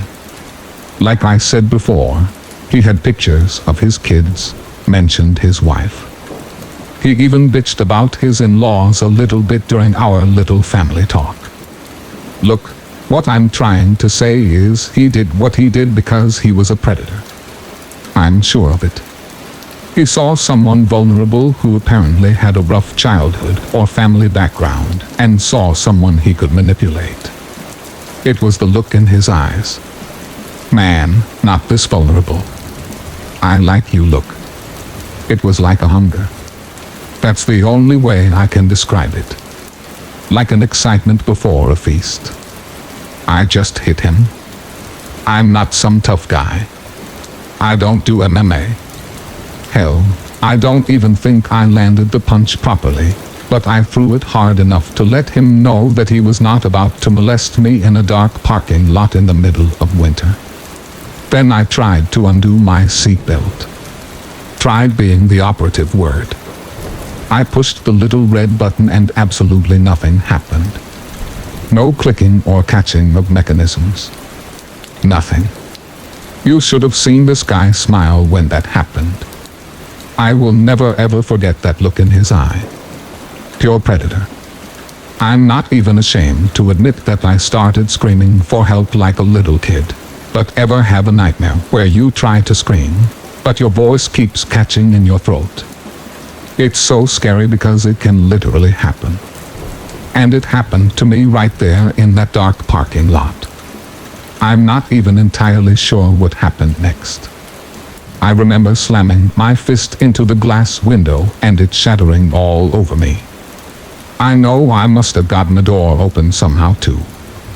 There were headlights behind us. Someone was shouting as they intervened.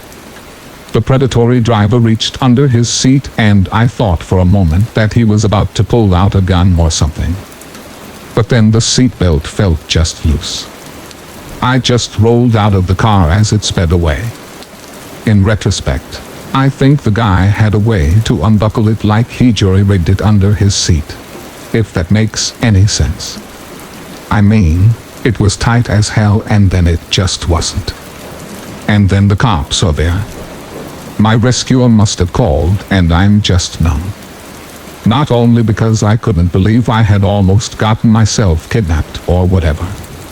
I mean, I have no idea what that guy was planning for me, other than it wasn't good or innocent. But it was the fact that my own foolish pride, my own self-pity and lies could have been the things really responsible for what could have easily been an untimely death. Story 21. When I was 15 years old, my great-uncle passed away due to a sudden heart attack. My father and I had to clean out his house.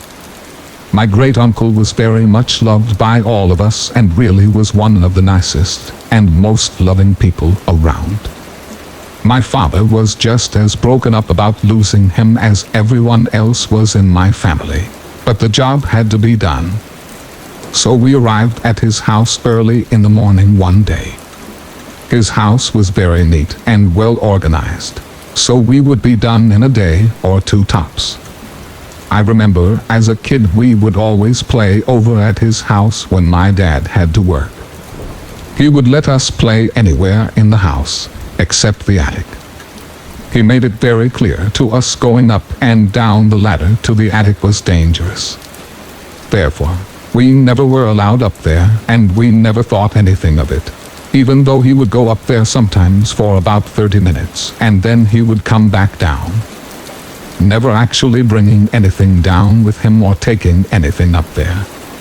While we were cleaning, I decided to finally go up to the attic just to see if there was anything there. It was completely empty up there besides two boxes that were tucked away in a corner. Thinking nothing of it as I picked up the dusty boxes and took them downstairs. Once I got to the living room, I opened them expecting to see some papers because the boxes were so light. Instead, I found all these pictures. I'm talking hundreds and hundreds of pictures of what I could tell were pictures of different women. All from angles where you could clearly tell they didn't know they were being photographed. He had pictures from daytime to night and from multiple locations. In some pictures they were undressed and in others they were just doing everyday things like cooking and cleaning. With every picture I looked through, my heart started to beat faster and faster. Looking closer, I realized one of the women was his wife who had passed away several years earlier. I looked on the back of the pictures and they were all named. I didn't want to freak my family out without knowing exactly what I was looking at. So out of curiosity, I Googled some of the names and found one of the ladies on Facebook. I was so glad to see that the woman was alive and well. Once finding that out, I showed the pictures to my dad and he was just as shocked as I was. He took the boxes and I never saw them again and we never spoke of it again. Still, every once in a while I find myself wondering why he had those pictures and if he took them himself or had someone else take them. I loved my great-uncle very much and couldn't imagine him being anything less than a stand-up guy. I don't know what to think. Imagine finding something like that from someone that you've loved. It freaked me out really bad. Story 22. This happened to me when I was about 10 years old. I'm 31 now. Bear with me as some of the details are a little hazy. I was spending the weekend at my best friend Ben's house. Friday and Saturday, Ben's parents were going to be out late. Ben's older sister lives in the garage that was converted into his studio, which meant that Ben and I would have the whole house to ourselves. Friday after school, Ben's father picked us up and we went to the garage. We had just finished watching Scream 2 and were about to watch The Wishmaster when Ben turned to me and said, "Let's do something else." I remember it raining that night and Ben's parents telling us not to play out front, to stay in the backyard. That's exactly what we did. Ben and I loved to play hide and seek in his backyard since it was like a maze back there with low-hanging lemon trees and a couple of paved walkways leading to the garage and leading to the back shed where Ben kept his pet iguana. Rock, paper, scissors, and Ben was the seeker as I went to go hide. Ben would count by the back door and then would start seeking after counting to 50. Then, if I could make it back to the back door, which we called home free, then Ben would lose that round. Ben started to count, and I ran through the pouring rain to the back of the shed where I knew he wouldn't find me. I heard him yell, "Ready or not, here I come." I kneeled down as much as I could listening for him to get near so I could run to the porch and be home free. A few minutes later I heard him walking through leaves on the other side of the shed. I knew he couldn't see me. It was too dark. He got really close and then stopped. I thought to myself, what is he doing? And then I heard some kind of bag rustling. I almost stood up when I heard Ben shout, "Hey, I give up. It's too rainy out here. Let's go back in." His voice sounded like he was back on the porch. Then who was standing right next to me? Without hesitation, I darted out as fast as I could to the back porch and told Ben to hurry inside. We ran inside and I locked the door and told Ben, "There is someone out there by your shed." After some convincing, he finally believed me. We obviously did not go back out there. His parents got home later that night. We told them what happened. There wasn't much they could do, and I know they didn't call the police. But Ben's dad went out back and locked up the fence. We were told not to play by that shed anymore, and definitely not past sunset. The next morning we got up late and went to the kitchen to eat. Ben walked towards the back door and motioned for me to go over there. I walked over and we both stared at muddy footprints leading to the back door. We always talked about what happened that night. Both of us always wondering who was back there. What was he doing and where did he go? And most of all, what would he have done if he had gotten his hands on us? Story 23. Years ago, when I was 8 years old, my family lived in this big weird house, kind of on the edge of a small town. The school district was in the middle of a big restructuring, so even though we were only a couple grades apart, my brother and I went to different schools and took different buses. This left me as the last person to leave in the morning and the first person to get home in the afternoon, which meant it was my job to make sure all the lights were off in the morning and that the door was locked. One morning I noticed the basement door was open and the light was on, so before I left, I turned the light off and closed the door. When I got home that afternoon, the light was back on and the door was wide open. I just assumed that I had forgotten to actually take care of it when I noticed it in the morning, so I went over to turn the light off again and closed the door. When I got to the top of the basement stairs, I looked down and there was a man standing at the bottom looking up at me. I slammed the door and pushed a bunch of boxes against it and then went and hid in my closet. It was one of the most terrifying moments of my life. Story 24. This story happened to my best friend and I when we were 16 on Halloween night. It happened at my parents' house, which they still live in. Their house is in a very nice neighborhood and it has a driveway that stretches very long, about a quarter mile down the street. My parents were on this particular Halloween and my buddy and I were just watching scary movies. My parents had bought several huge bags of candy for the kids who would come by trick or treating. There were a lot of other houses on the street and they knew of a lot of kids that would be coming. The night was passing. We were watching movies and we realized at about 9:30 that not a single trick or treater had come to the house yet. We thought that this was strange and went out onto the front porch to see if we could spot any trick or treaters.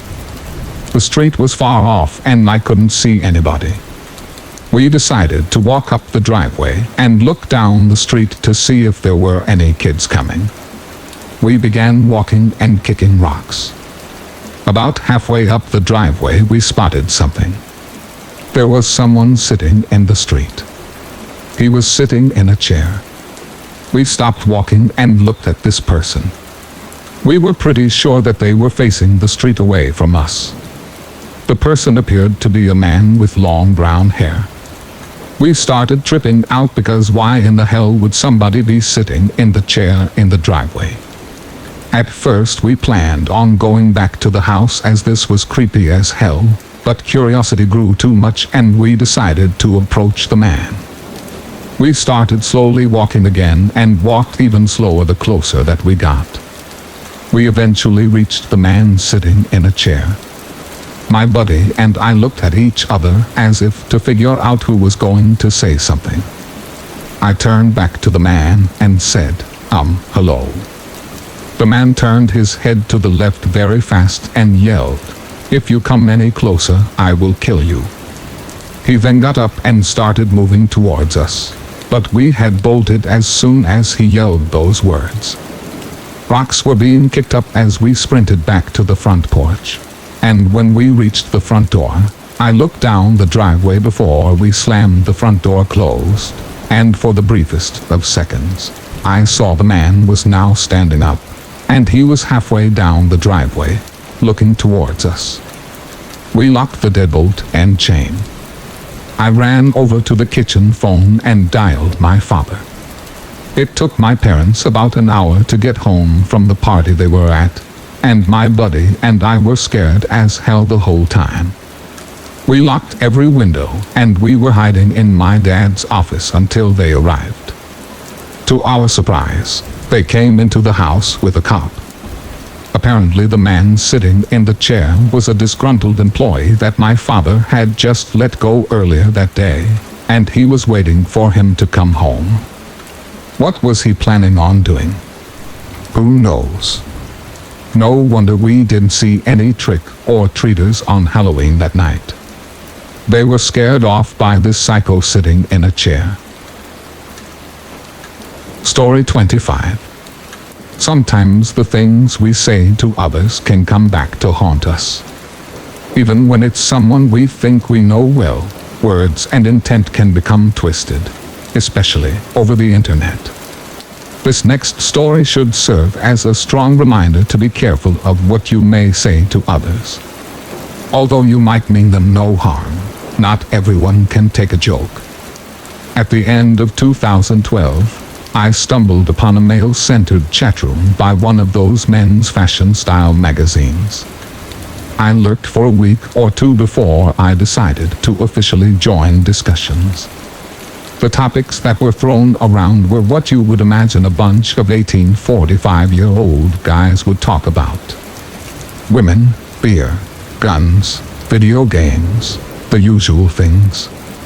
Another very common thing that you will see if you spend any time around men is harmless banter, the old yo mama jokes, and the type. On occasion, the mean-spirited fellow will come along and take things too far, but normally, most lines are rarely crossed. That being said, almost every one of us men have said something that offended another without meaning to.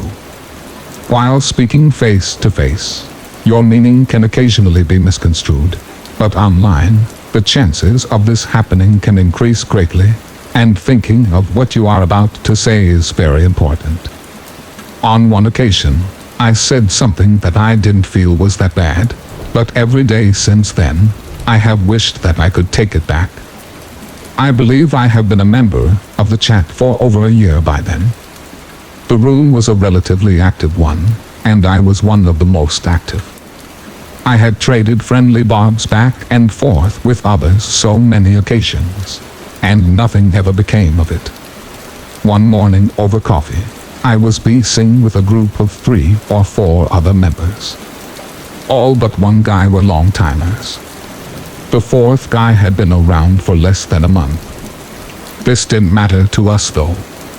Regardless of how long you've been around, we welcomed everyone with open arms. If I recollect right, the new guy had made a joking comment about his wife, and others of us did the same. Up to then, all was well with the group, but then I made my own joke about the new guy's wife, and all hell broke loose. To show how little I thought about it at the time, I can't even remember what the joke was about. If I was to guess, it was probably about her weight. If that was the subject, in hindsight, it was likely the wrong thing to mention, but in my defense, I had heard much worse things exchanged there, and no one ever batted an eye. What was said doesn't matter. If it offended the man, then I was out of line, and I take full responsibility for my actions. That morning was a slightly different matter. Even after the guy told me I had gone too far, I disregarded his words and told him to chill out and stop being a wuss.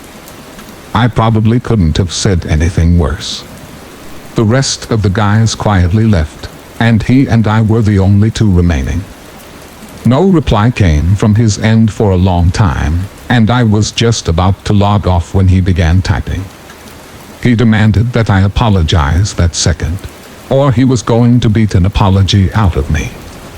Naturally, this made me chuckle, and I replied by saying, "What are you going to do? Reach through my computer screen?" I still hate myself for being such an a-hole. I don't have to.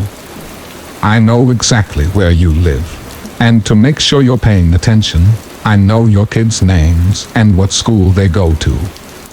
Now, I was beginning to get angry myself. Threatening my children was way overboard.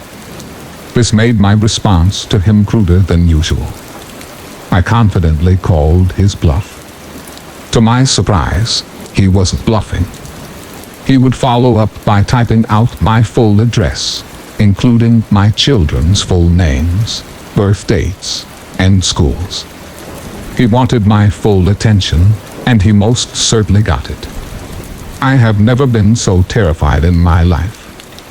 Just to drive his point home, he added by telling me that he lived in the next town over. Even if he was lying about that, I wasn't going to risk it. My reply to him was perhaps the most thought-out apology I had ever given someone, and be sure, I meant each and every word. He made me wait several minutes before he answered. I was beginning to pull my hair out. The relief I felt after reading it was indescribable. Okay, I accept your apology. Let this be a lesson to you. You never know who you're talking to, and what they may know or are willing to do to get back at you. By this point, I was so spent from the shock of the last half hour, I could only answer with thank you. I could only hope he meant what he said, and that my family was safe. In the end, my apology would have never been made if I was the only person in danger. He could come over and do his best at kicking my ass, but the second my family became a target, no matter how mad it made me, I had no other option. You have to believe any man angry enough to threaten another man's kids is crazy enough to carry them out. That's never a thing that should be wagered on. We now move on to this last tier. My family and I were at the local Irish festival, having a great time.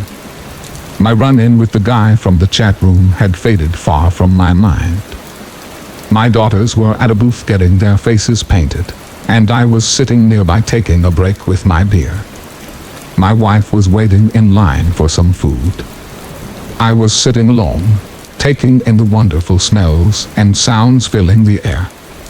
Out of nowhere, a uniformed cop drops down next to me on the bench and says hello. I thought nothing of it and said hello back. Brent wanted me to let you know that he may have forgiven you, but he hasn't forgotten. He pointed you out to me and asked that I pass on this message. We police take good care of each other, you see. Have a fun day. The cop stood up and quietly walked away. I was completely dumbstruck. Not a word could form in my mind.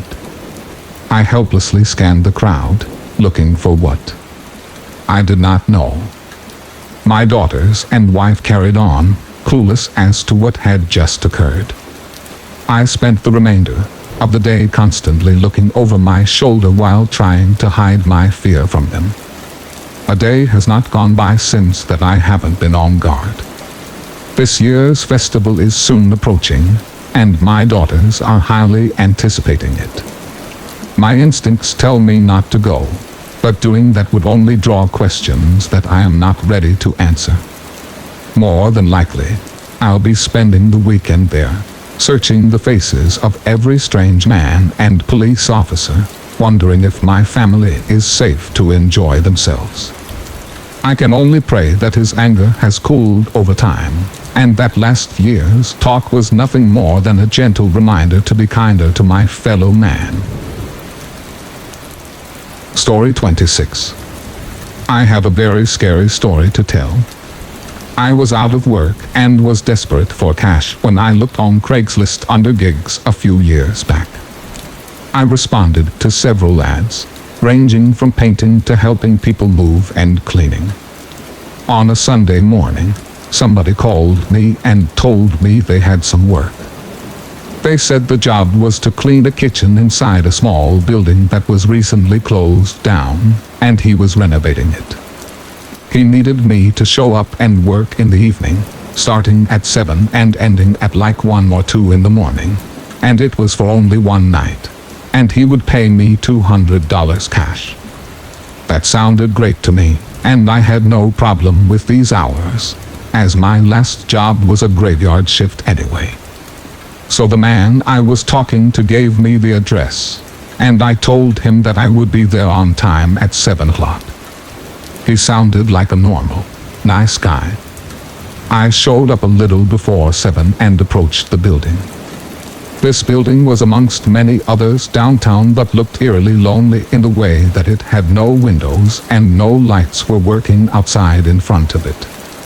I thought it might have been a bar that was closed down or something. I knocked on the big wooden door. I heard noise coming from inside, and eventually a man opened up. He was tall, he had a goatee, and looked to me. He greeted me with a smile and asked me to come on in. There was a single lamp lighting the room we were in, and it indeed looked like an old bar. The room wrapped around another smaller room in the center of it. It looked as if he was painting the walls and working to fix the top of the bar, which was rotting old wood. He showed me to the center room, which was a kitchen. The kitchen was very dirty. A couple of old glasses were laying around. The oven was pulled from the wall, showing rotting drywall behind it. Sawdust and dirt was all over everything. He told me I was to clean this kitchen and to get as much done as possible before 2 in the morning, and he pointed out some cleaning products sitting on the ground by the wall, with some rags to scrub with. I asked if he had any gloves, and he said no, but that the sink in the corner still worked, and I could clean my hands when I wanted with that. That sucked, and I was a bit hesitant to clean some of the stuff in here without gloves, but I remembered that $200 that he had promised, and I moved past my disappointment. He told me while I was cleaning he was going to be working outside at the bar. I asked where I should begin, and he said scrubbing the baseboards around the room. I told him that was cool, and he walked out of the room.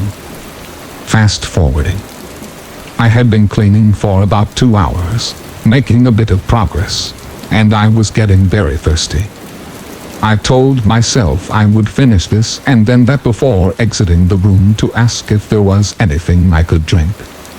I kicked myself for not thinking to bring a water bottle.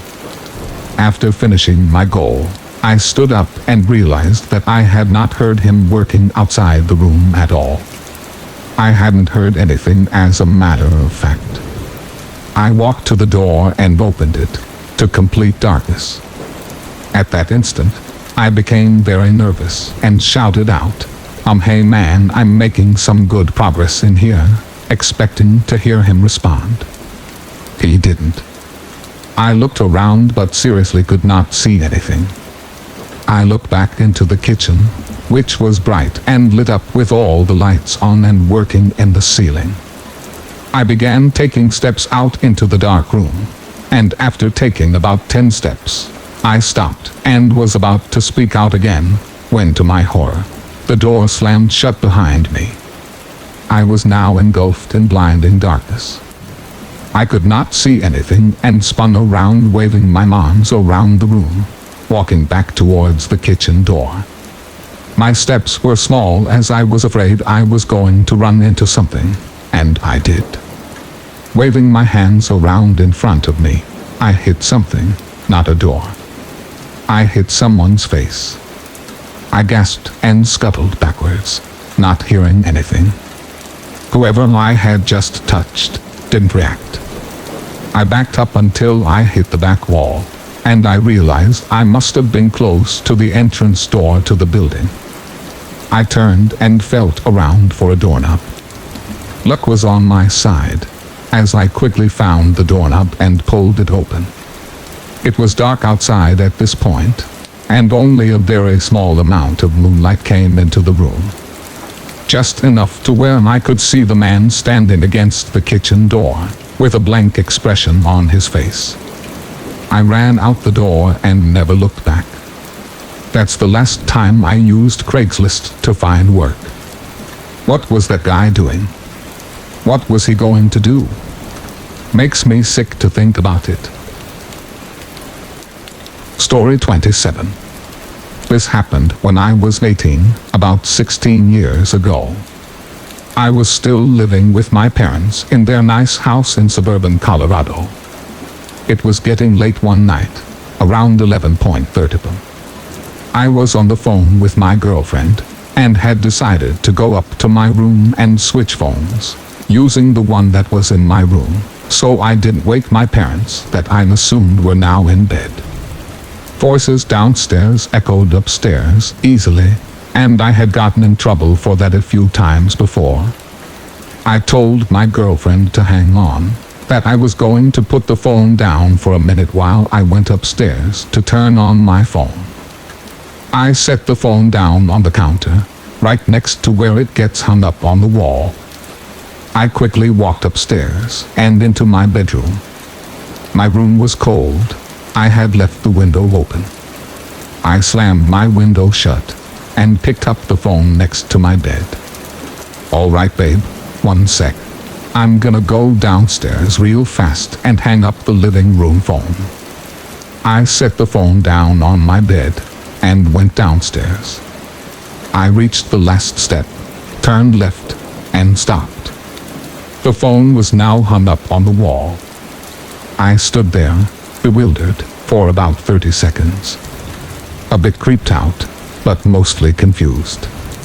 Maybe my parents came down and hung it up. No, that wasn't possible. I would have heard them, and I was upstairs for less than a minute. I walked over to the phone, and then turned around, looking around the living room, and into the kitchen. No signs of my parents. Nobody else was in my house that night. I convinced myself that I must have hung it up before I went upstairs.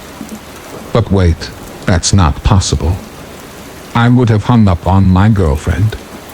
I walked into the dining room, and nobody was there. I walked back upstairs and over to my parents' bedroom. I pressed my ear to the door, and I could hear my dad snoring. I walked into my bedroom, and almost had a heart attack when I saw that my bedroom phone was now hung up. I turned around fast to the dark hallway. Nobody. I ran downstairs, and to my horror, I saw the phone in the living room was now gone. I got goosebumps all over my body, and my heart was now pounding out of my chest. I ran back upstairs and into my room. I ripped open my closet, but nobody was there. I walked over to my phone and picked it up, and as soon as I did, I heard someone say, "I came in through your bedroom window."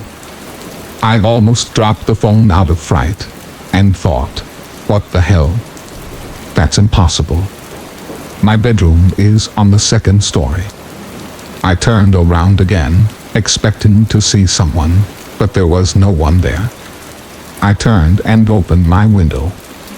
I looked outside, and saw that there was a large extension ladder there, leaning on my house, just below the bottom of my window. I dropped the phone on the ground, and ran to my parents' room. I slammed against their door with my fists and yelled, "Open the door. There is somebody in the house." My mom opened up, and was confused with a terrified look on her face. I went into their room, and my dad was sitting up in bed. I locked their bedroom door and repeated myself, "There is someone in here. They have the phone." They just said something to me. My mom ran to my dad's side of the bed and grabbed his work cell phone that was still in his jeans pocket. She called the police, and they were at our front door knocking about 15 minutes later. They searched the house and found no one. They did find the living room phone though. It was laying in the middle of the grass in our backyard. Story 28.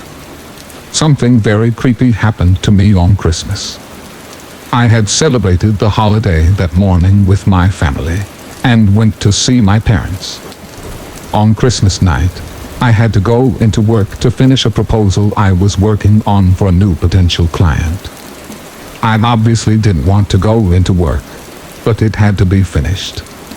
My work was in a building downtown that is fairly close to a few nightclubs and bars. My office is on the 23rd floor, and in my position, I have an office, but most of this floor is filled up with cubicles in the middle. My office is in the far corner next to my boss's office. So to get to my office, I have to walk by all of the cubicles. I didn't get there late, probably around 8 or 9, but there was nobody else there. This was my second time going in alone, and it was peaceful. If I let my imagination run wild, however, I would get spooked easily. As I walked the path next to the cubicles, I was reminded of what was missing at home, while looking at all the Christmas lights strung up, decorating people's workspaces. There was no lights on, but the place was lit up enough by all of the Christmas lights. I reached my office and unlocked it. I went inside, but didn't close the door. My computer and desk faced away from my door, so I couldn't see anyone that approached my door on work days through the huge glass window that I had. I found this annoying, as I never knew who was knocking until I got up and opened the door. I sat down and began working as quickly as possible so I could get back home. After a while, I'd say about an hour into it, I heard the main entrance door close. I didn't hear it open, but when it closed it made a noise that was unmistakable. I wasn't spooked at this point, just curious as to who else was unlucky enough to have to come in and finish something. I got up from my desk and walked out onto the floor. I looked around, but didn't see anyone. I said loudly, "Hello." Nobody responded. At this moment I got paranoid and freaked out because I definitely heard the main entrance door close. Somebody was either here and then left, or was still in here and not responding to me.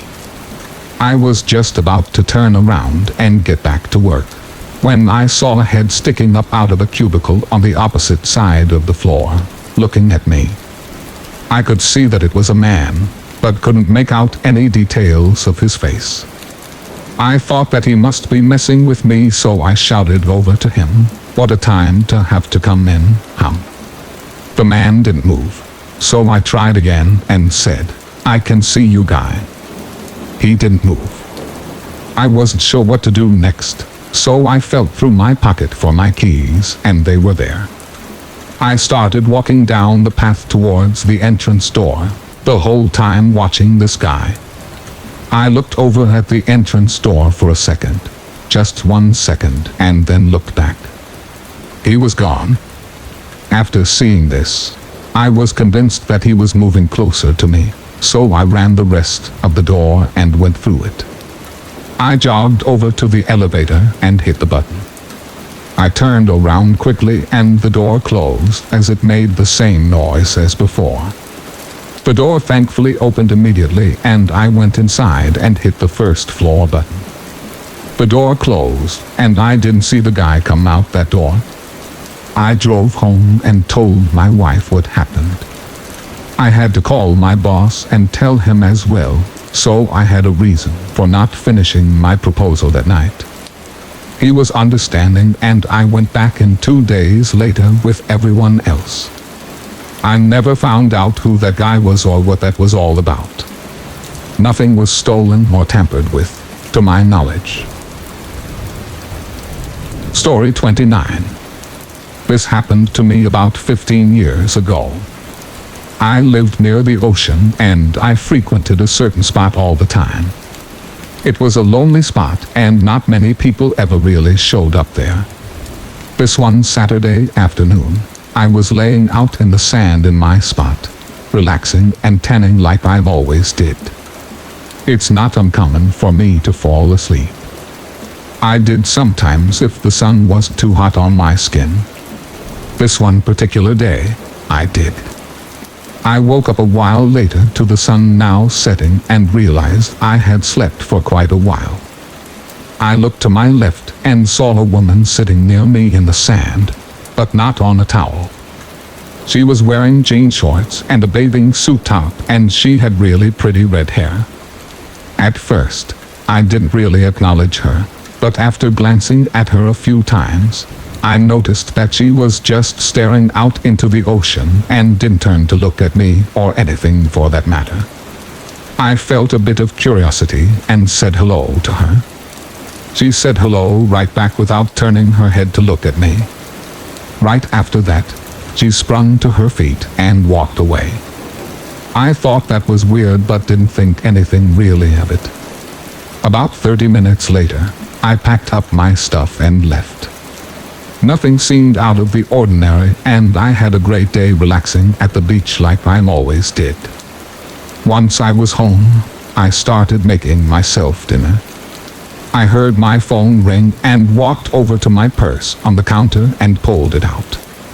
It was my mom and we started talking about the usual things when I noticed a square folded piece of paper sticking out of my purse in the midst of our conversation.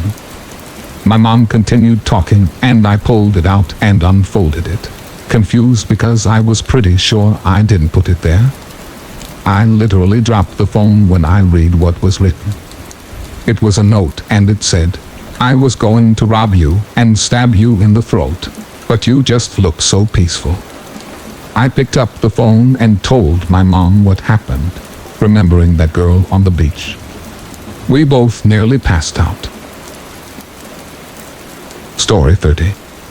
I started work as a mailman a few months ago, and just last week, I had an extremely bad experience. There's this one house.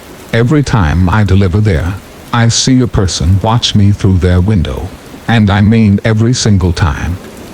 I had always chalked this up to be an elderly person who has nothing better to do and after a while of it happening, it didn't freak me out as much. One day though, I had to finish delivering mail on another carrier's route that had an emergency and had to stop early. When I was finished with theirs, I had to finish my own. As I made it to this one particular house, where the person watched me every day, I saw that they were not there at the window. This made me happy, but also kind of made me nervous for some reason. I dropped the mail into their slot and continued on. I had 3 more houses before I had to return to my truck to grab all the mail for the next street. When I got back to the truck, I saw a weird-looking lady standing under the streetlight behind it. She looked like she was on drugs. She had stains all over her clothing. When she smiled at me, I noticed that she was missing teeth. She then said hello. I said it back and started gathering the mail for the next street. I couldn't see her as I did this, and I felt like she was walking up behind me. I turned around, and she was indeed closer than she was before. Standing in the street, I asked her if she needed something, and she said no. I then said back, "Okay, well, I'm going to continue on. Have a good day." With all the mail ready to go, I closed the back door, made sure it was all locked up, and started walking. I felt relieved to be walking away from this crazy-looking woman.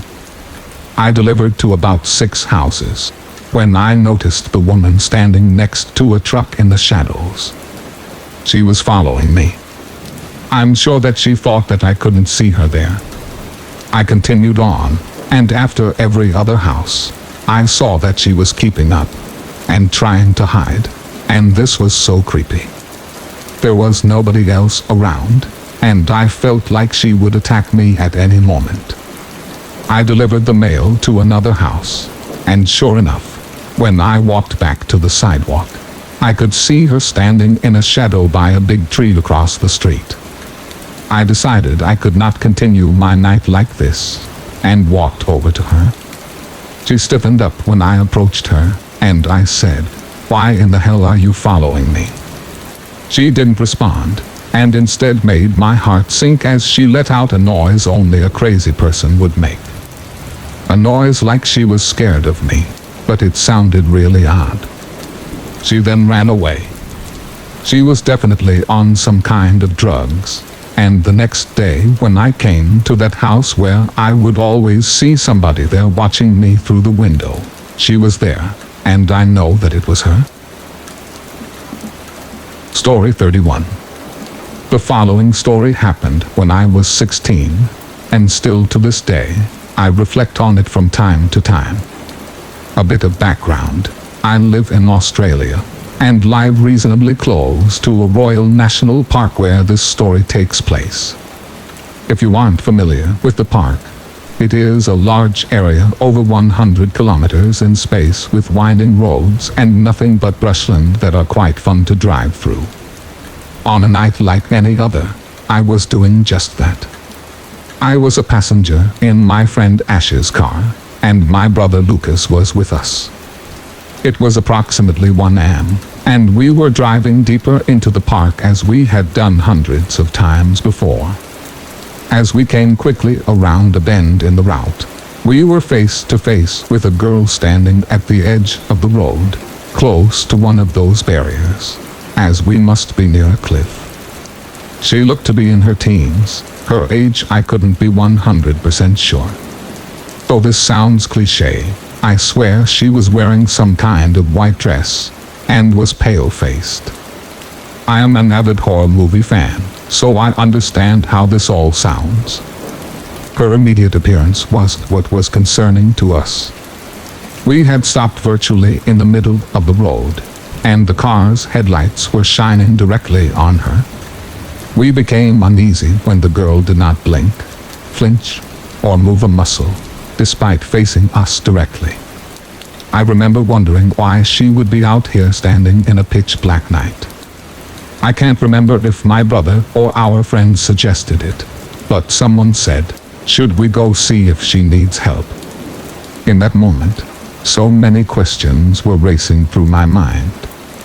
I think I was the first to speak and said no, firmly.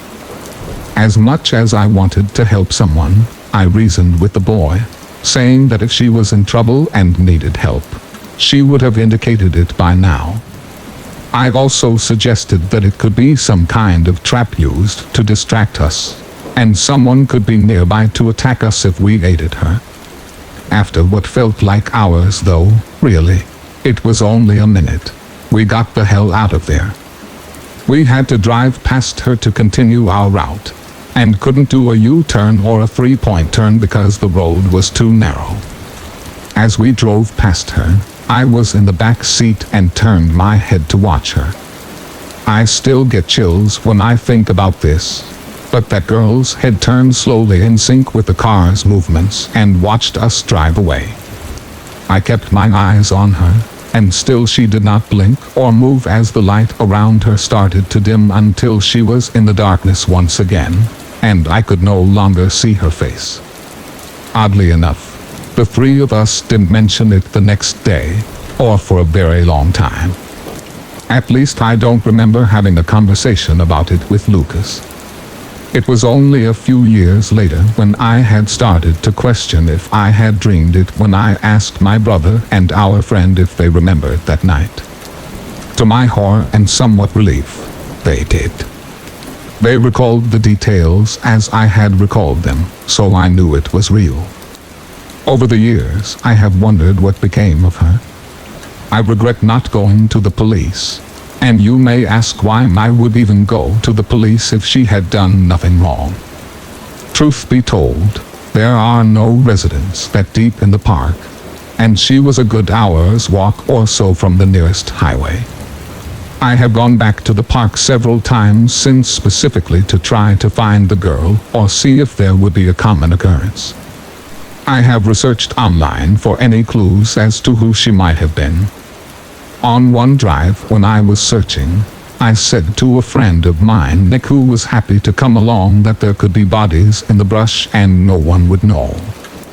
A week after I said this, the dead body of a man was found a few feet away from the road in the brush by a motorist who had stopped to relieve himself. It was in the news, and it makes me wonder how many people are out there in that park. But most of all, who was that girl that we saw that night? Story 32. I was 10 years old and being wheeled into the hospital late at night. Once I was inside, I remember the doctor telling my parents that I had pneumonia, and my mom started to cry. Those are the only things I remember about my visit up until I was left alone on the first night. I have no idea what time it was when this occurred, but probably very late. Everyone else in the rooms around me were sleeping, and so was I, until I heard something. I was facing the center of the room when I opened my eyes. I heard someone's shoes squeaking on the floor outside my hospital room. I turned over and saw a nurse walk by, but she had walked out of my vision past my window before I could see her face. About 2 seconds passed, and then I saw her walk by again. This is when my heart stopped beating because of what exactly I saw. She was walking by at a very fast pace and was looking at me through the window in an exaggerated stare, meaning she was walking by, but her head turned completely to the right side as she did, not able to see in front of her as she walked and just staring at me. Very quickly she was out of sight again, and then suddenly she started walking by again in the opposite direction. She was walking back and forth in front of my window. This time her head turned completely to the left, again staring into my eyes. She had brown hair that was messy and she looked insane. On this pass I noticed that her eyes were opened very wide. At this point I thought my heart would explode because of how it was beating and how scared I was. Nobody else was in sight. When she walked out of my vision, 2 seconds later she was walking by again, every time her head turned to the side looking at me. I remember thinking, even at 10 years old, that something about her was very wrong. I didn't move a muscle and could do nothing except just watch this incredibly scary woman walk back and forth in front of my window. One of the times she walked by, she was smiling a huge sickening smile that made tears well up in my eyes. Every time she walked by, she could not see what was in front of her because the only thing she wanted to see was me, in my bed, through my window. It seemed like several minutes had passed until finally she did not walk by again. She simply walked by one last time and then was gone. I sat there in my bed and peered out my window, expecting her to walk by again at any moment.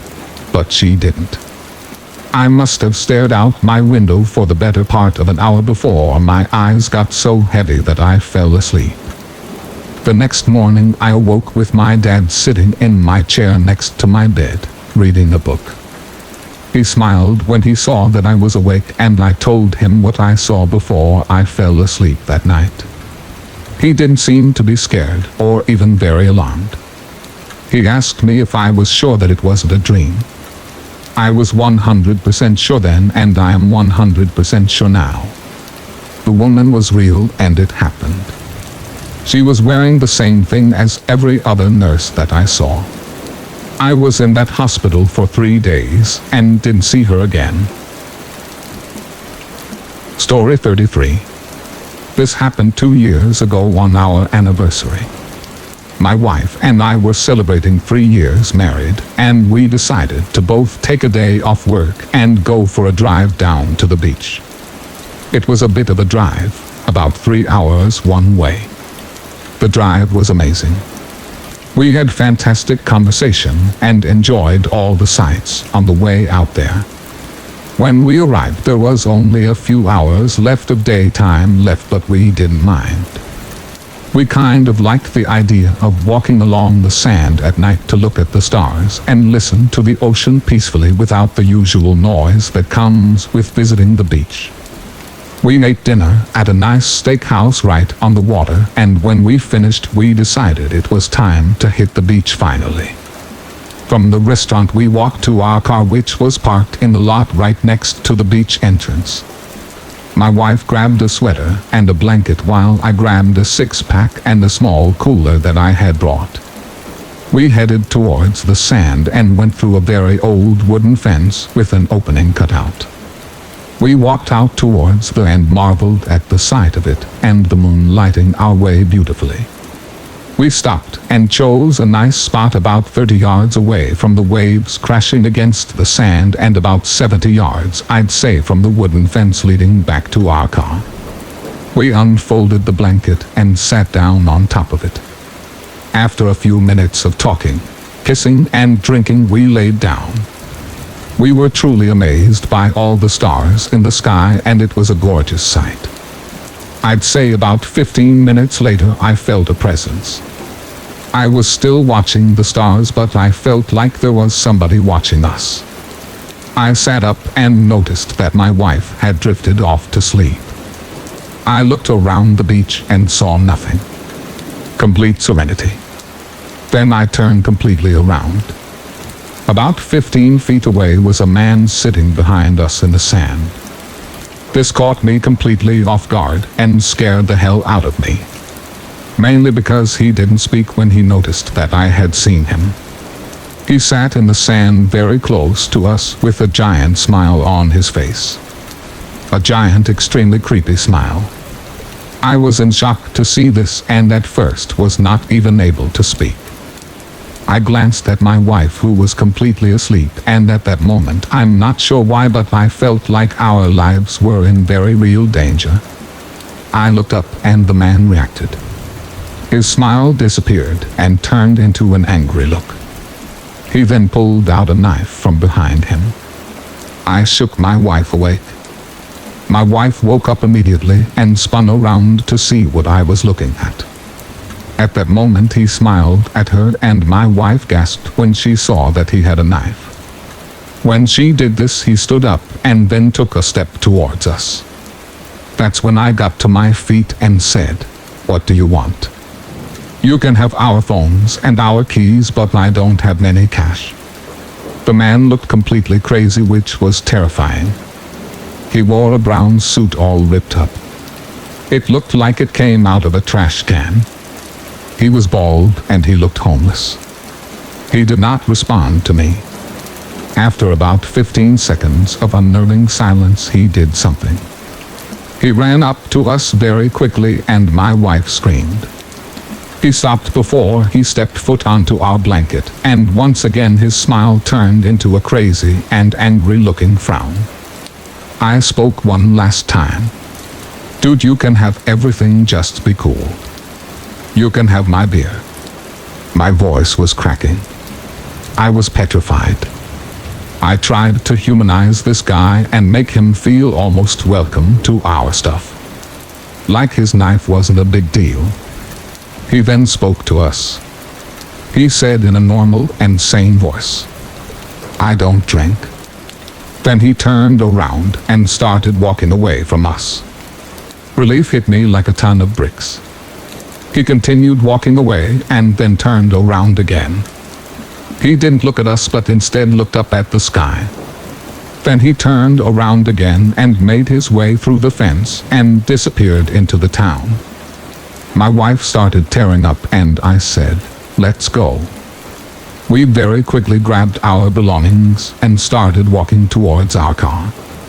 When we got to our car, we saw people outside the restaurant talking and laughing. They had no idea what we just experienced. We got inside the car and drove away. We were pretty much silent on the way back home. My wife just hung her head out the window. We haven't gone back to that town since.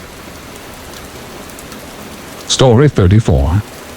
I'm in my 30s and I'm about to tell you of the scariest night of my life. I had just gotten home from work at around 6 p.m. My wife and daughter had decided to visit my wife's parents that evening and left my young son and myself alone. It was a long, tough day at work, and I found myself drifting off while reading on my bed. Meanwhile, my son was watching TV in his room. His door was shut. I drifted off into full-on slumber when something awoke me. Not a sound or anything. Just a sickening feeling of dread. I got up out of bed and saw that my dog was laying on the ground next to the bed as she was when I laid down a little over 2 hours ago. It was around 8:30 at this time now, and I realized my wife and daughter were still gone. I walked into the living room and found my house to be completely dark. I walked to my son's bedroom and opened the door. Extreme uneasiness came over me as I opened his door to darkness, and he was no longer there. I immediately did an about-face and stomped down the hall yelling his name. No response. I stood in the pitch-black kitchen for a moment trying to comprehend what was happening and where my son could be. I pulled my cell phone out of my pocket and dialed my wife. "Hello? Baby, is John with you? Did you guys come home?" I felt my heart sink into my stomach when she said a firm and confused no. She then asked, "What do you mean? Where is he?" I stood in the darkness and felt like I was going to explode with pure fear. "He's not in the house. I'm calling Brandon's house. He's probably..." My wife cut me off in a bold tone. "What do you mean?" "Okay, call his house."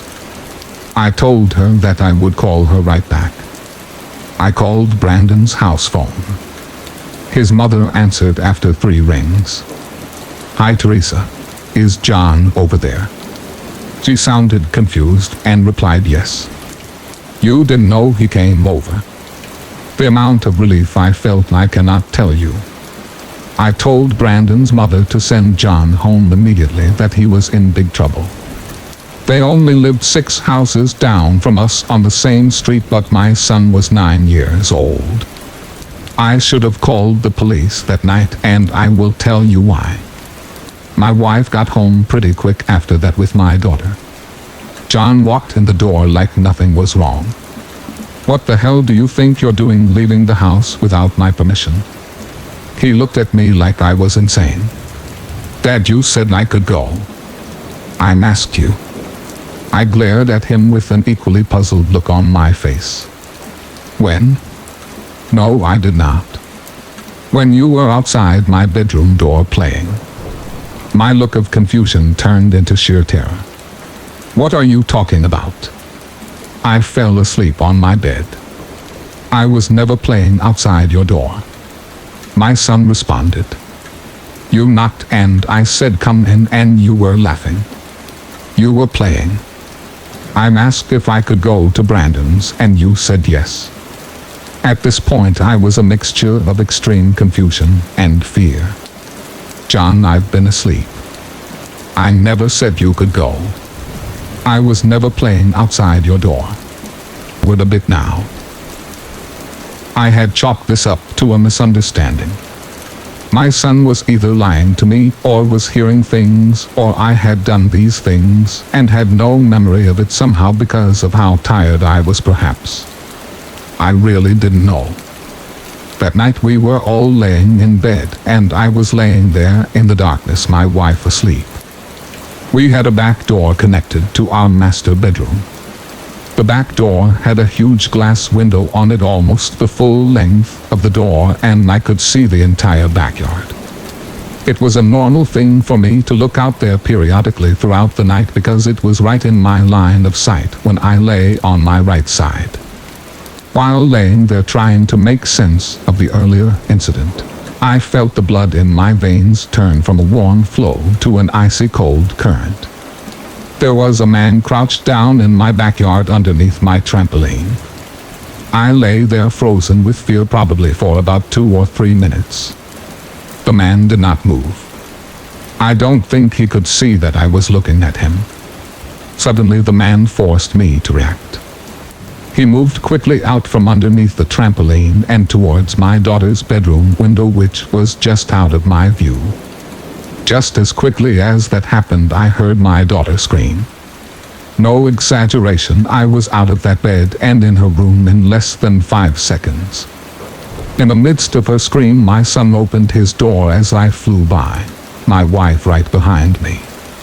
I switched on her light to see her sitting up in bed screaming, pointing at her bedroom window, glaring at the maniac with his palms pressed against her glass, laughing hysterically. I gasped, grabbed my daughter, and all of us ran into the kitchen, where I grabbed the house phone off the wall and dropped it due to the speed that I tried to do so. I picked it up off the ground and very shakily dialed 911. The man's laugh had ceased and none of us moved. My wife and I clutched kitchen knives as the 4 of us crouched in the dark and waited for the police to come. To my surprise, they showed up very quickly and knocked on the front door. I let them in and told them what had happened. They walked through the whole house and then into the backyard. They found nothing.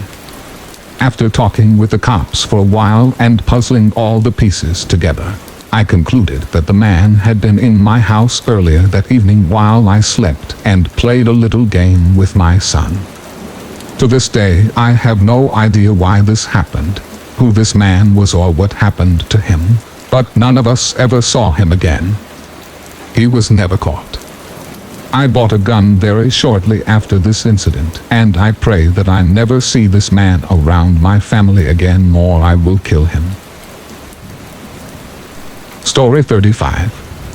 When I was little, like 6 or 7, I had dreams that I would wake up late at night and see my mom smiling and standing in the darkness of my bedroom, watching me sleep. I would call out to her, but she couldn't hear me. She would just smile and look at me. This was a recurring dream for years, and it was beyond terrifying. When I was about 11, my parents separated and I went to live with my dad. Although I had told my friends about these dreams, for some reason, I never talked about it with my dad. Until this one random night that we were eating dinner, I asked my dad what he thought the dreams meant. He stopped eating and sat there for a minute, and then finally said, "You weren't dreaming, buddy. Your mom has had mental problems her entire life. She loves you very much, but you weren't dreaming. She would go into your room and watch you sleep sometimes." This sent a shiver down my spine, and after a minute or two, we resumed eating. That night, while laying in bed, I realized something. Why did my mom not respond when I called out to her? She would just stand there and smile at me. Story 36. The time this story happened was only a year ago. Me being 15 and living with, at the time, just my mom and my 10-year-old brother. My dad was staying somewhere else for the time being. At this time in the story, we were moving from house to house, financially not very stable, but getting by. We had found a house conveniently right next to one of the largest cemeteries in town, and I didn't mind it. But both my brother and my mom found it creepy. The house had 3 stories if you included the basement. Something about that basement scared me. It always felt like something or someone was down there, and that whole year we lived there, I never stepped foot down there. Not once. To give some context, my room was upstairs. There were 3 rooms up there, and I'll tell you how it looked for the sake of this story. There was the staircase that went up to a landing, and then a smaller staircase leading to the 2nd floor. My room was the first thing that you saw. My brother's room was to the right of it, and the extra room was to the left. My mom kept the extra room locked, saying that it was unsafe to be in there. Everything about this house felt wrong. According to both of my parents, the house was extremely old, being built in the 1800s. It was freaky. All the doors had those creepy old keyholes, and the way that the house was structured seemed unnatural and weird. The turns and placement of rooms was odd, only making the house seem creepier. I never minded it until this happened. I had been texting my friend Chloe before deciding to set my phone down and finally get some sleep. I don't remember what time it was, but it was late. I fell asleep rather quickly, being worn out from school and stress. However, I'm a light sleeper. Any noise could wake me up. I was turned on my side facing the wall when I heard the loud creaks of the stairs. The steps stopped at the landing, creaking ever so slightly, as if someone was rocking on their feet. I ignored it, but it did make my heart race as I heard the steps begin again, stopping at the top of the stairs. It was probably my brother. No big deal. Closing my eyes, I heard my door creak open and footsteps coming to my room, stopping at the edge of my bed. Someone was standing over me, just watching. A bit freaked out, I did a side glance, and out of the corner of my eye, I saw my brother standing over me. And letting out an annoying grunt, I asked, "What do you want?" There was no response. Sighing and closing my eyes, I rolled onto my side. I opened my eyes to look at him again, and my heart stopped. He wasn't there. Standing up, I trudged to his room, but he wasn't there. No one was there. After that, I felt uneasy as I turned to go back to my room, but I froze. That door that was always locked was open. Did he go in there? I remember going in and grabbing my phone, turning on the flashlight, and just standing there, staring at my floor. Something felt so wrong. My gut told me that I was alone. There was someone in there with me, and they were not good. Slowly I went to shine my light into the room to see if my brother was there. There was nothing. At this point, I heard my heart pounding in my ears as I shut the door, quietly going back to my room. I told myself it was my imagination as I laid back in bed and closed my eyes. I fell asleep eventually, silently muttering prayers under my breath to put my mind at ease. I did question my brother the next morning if he had gone upstairs, but he just told me no. Ever since that night, every night I hear footsteps coming from upstairs, and they stop at my door. I began to have nightmares of a very tall man coming up from the basement and to my door, peering his pale face inside to look at me with his unnaturally wide and terrifying smile. Not only that, but the door that my mom kept locked since then would be found wide open almost every morning I woke up. Something was wrong with that house, and I'm just glad we don't live there anymore. Story 37. I remember back when I was 7, my family and I moved into a new house. We had only been there for a few months, and our next door neighbors were constantly fighting. Our houses were fairly close, almost a full arm's length away from one of our windows. One night, as my sisters and I were getting ready for bed, we heard the usual arguing and thought nothing of it. The next day after I finished getting dressed for school, I walked outside my front door, and as I was walking up to the front gate, I noticed something to my left in my neighbor's front yard. It was the young woman, just laying on the ground on her back. I vividly remember the way she looked. She was wearing a pink shirt, and her right arm was stretched out towards the fence. My mom came out next and saw her right away. She quickly rushed me and my sisters into the car and dropped us off at school. When I got home that day, there was police tape blocking off the neighbor's house, and that's when I realized that she had been dead. I honestly thought that she had passed out from drinking or something, but she was murdered by her lover, stabbed in the stomach multiple times. Story 38. I'm originally from Arizona, but I grew up in Nebraska, in a small town about an hour south of the South Dakota border. My life leading up to my living in Nebraska was riddled with abuse and a lot of childhood trauma. My biological father was abusive, and my mother was absent for part of my childhood. I am also bipolar and take daily medication to make my quality of life better because of what happened to me as a child. I currently reside in Oklahoma. To start, I never really experienced anything paranormal growing up. That is until my mom's boyfriend, whom she is still with to this day, came into our lives. He was a good man and ran a small hardware store at which my mom also worked. Before meeting him, she was married to an awful man that did terrible things to me, many of which I still go to therapy for to this day. After the divorce, we spent a lot more time at her boyfriend's house. The house was built in the early 1900s, and it was absolutely huge and beautiful. She never told us at first that it used to be an old mortuary. Her boyfriend's father, who moonlighted as a mortician, ran the hardware store in town, which was passed down to his son upon his death. Even after telling my brother and I, my brother being 12 and I 15 at the time, that the house was an old mortuary, it never really bothered us.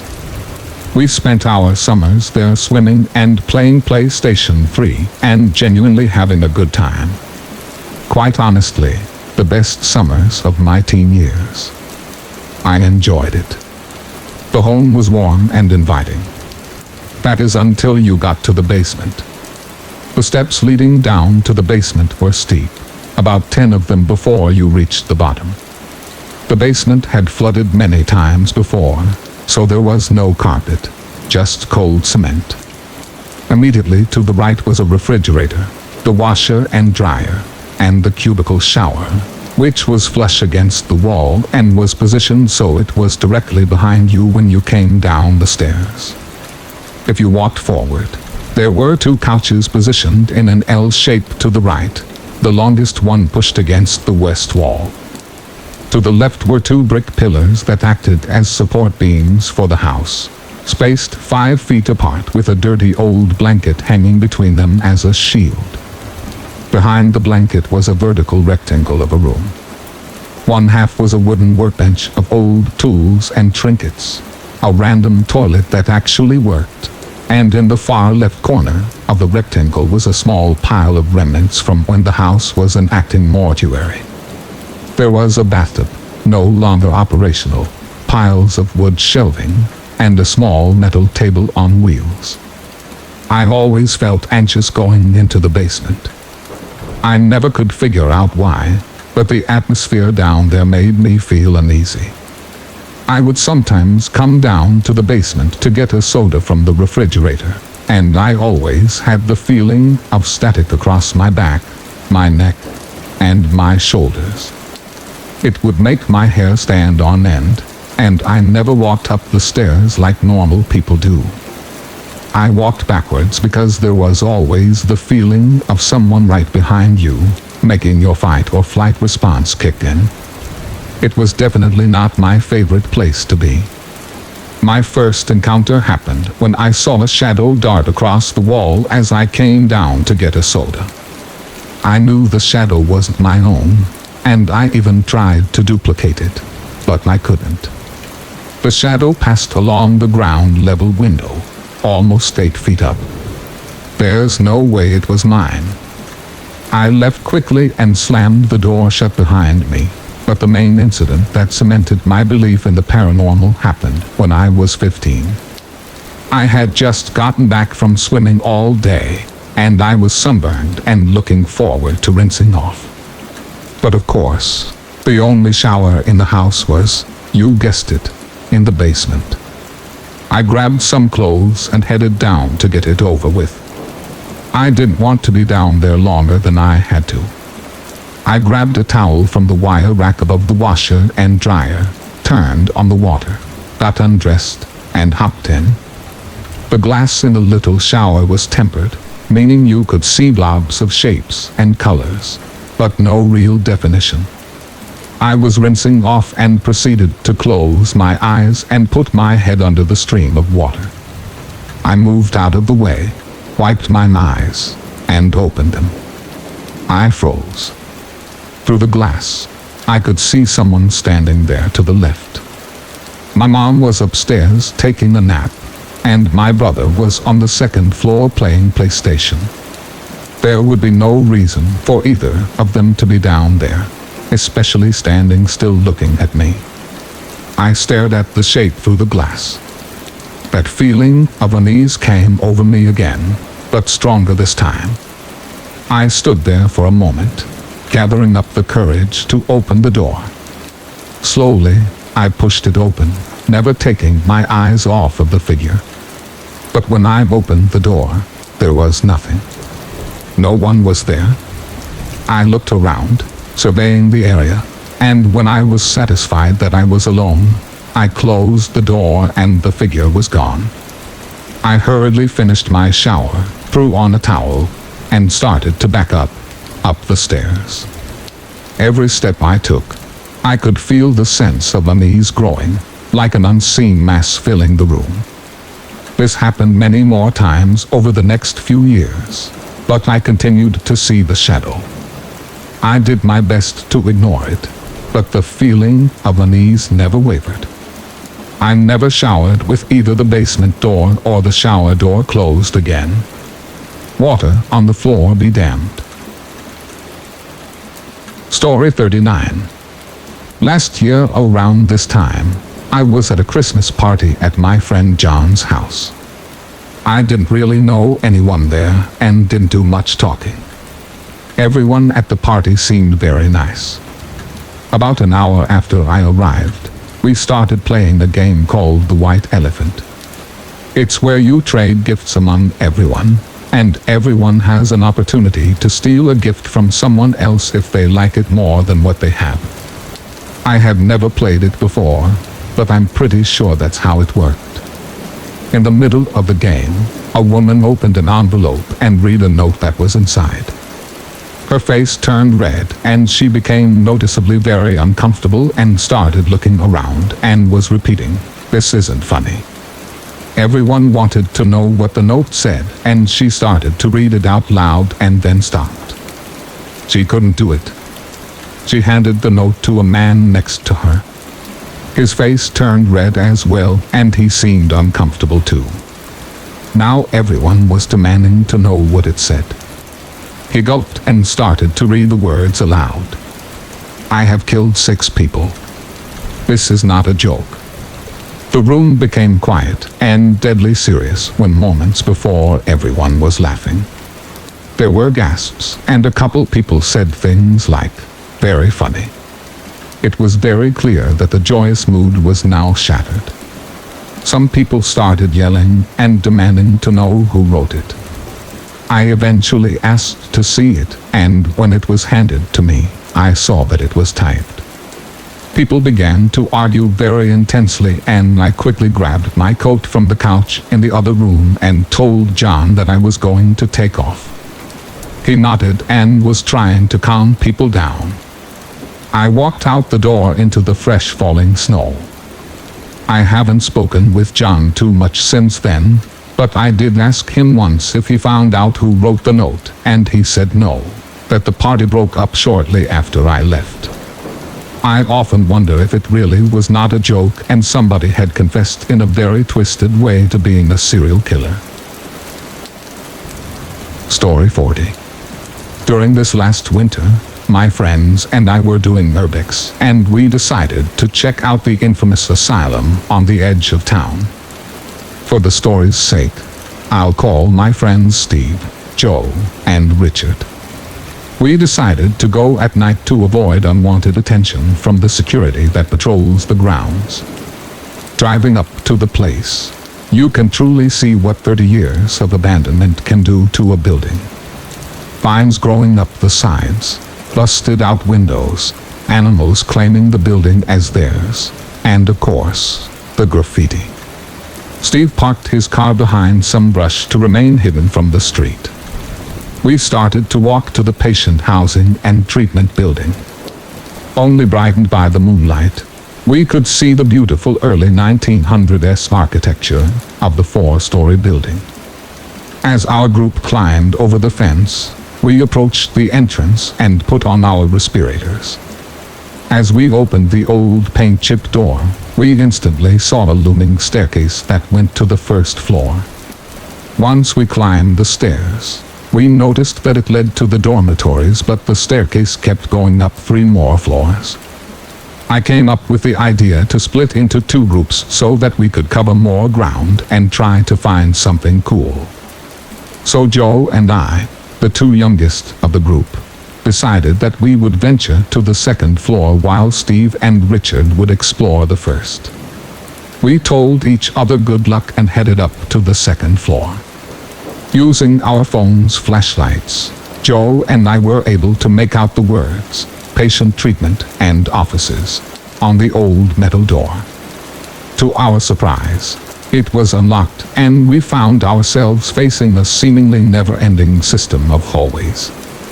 Most of the rooms contained those old hydrotherapy bathtubs. We stumbled onto the Urbex gold mine.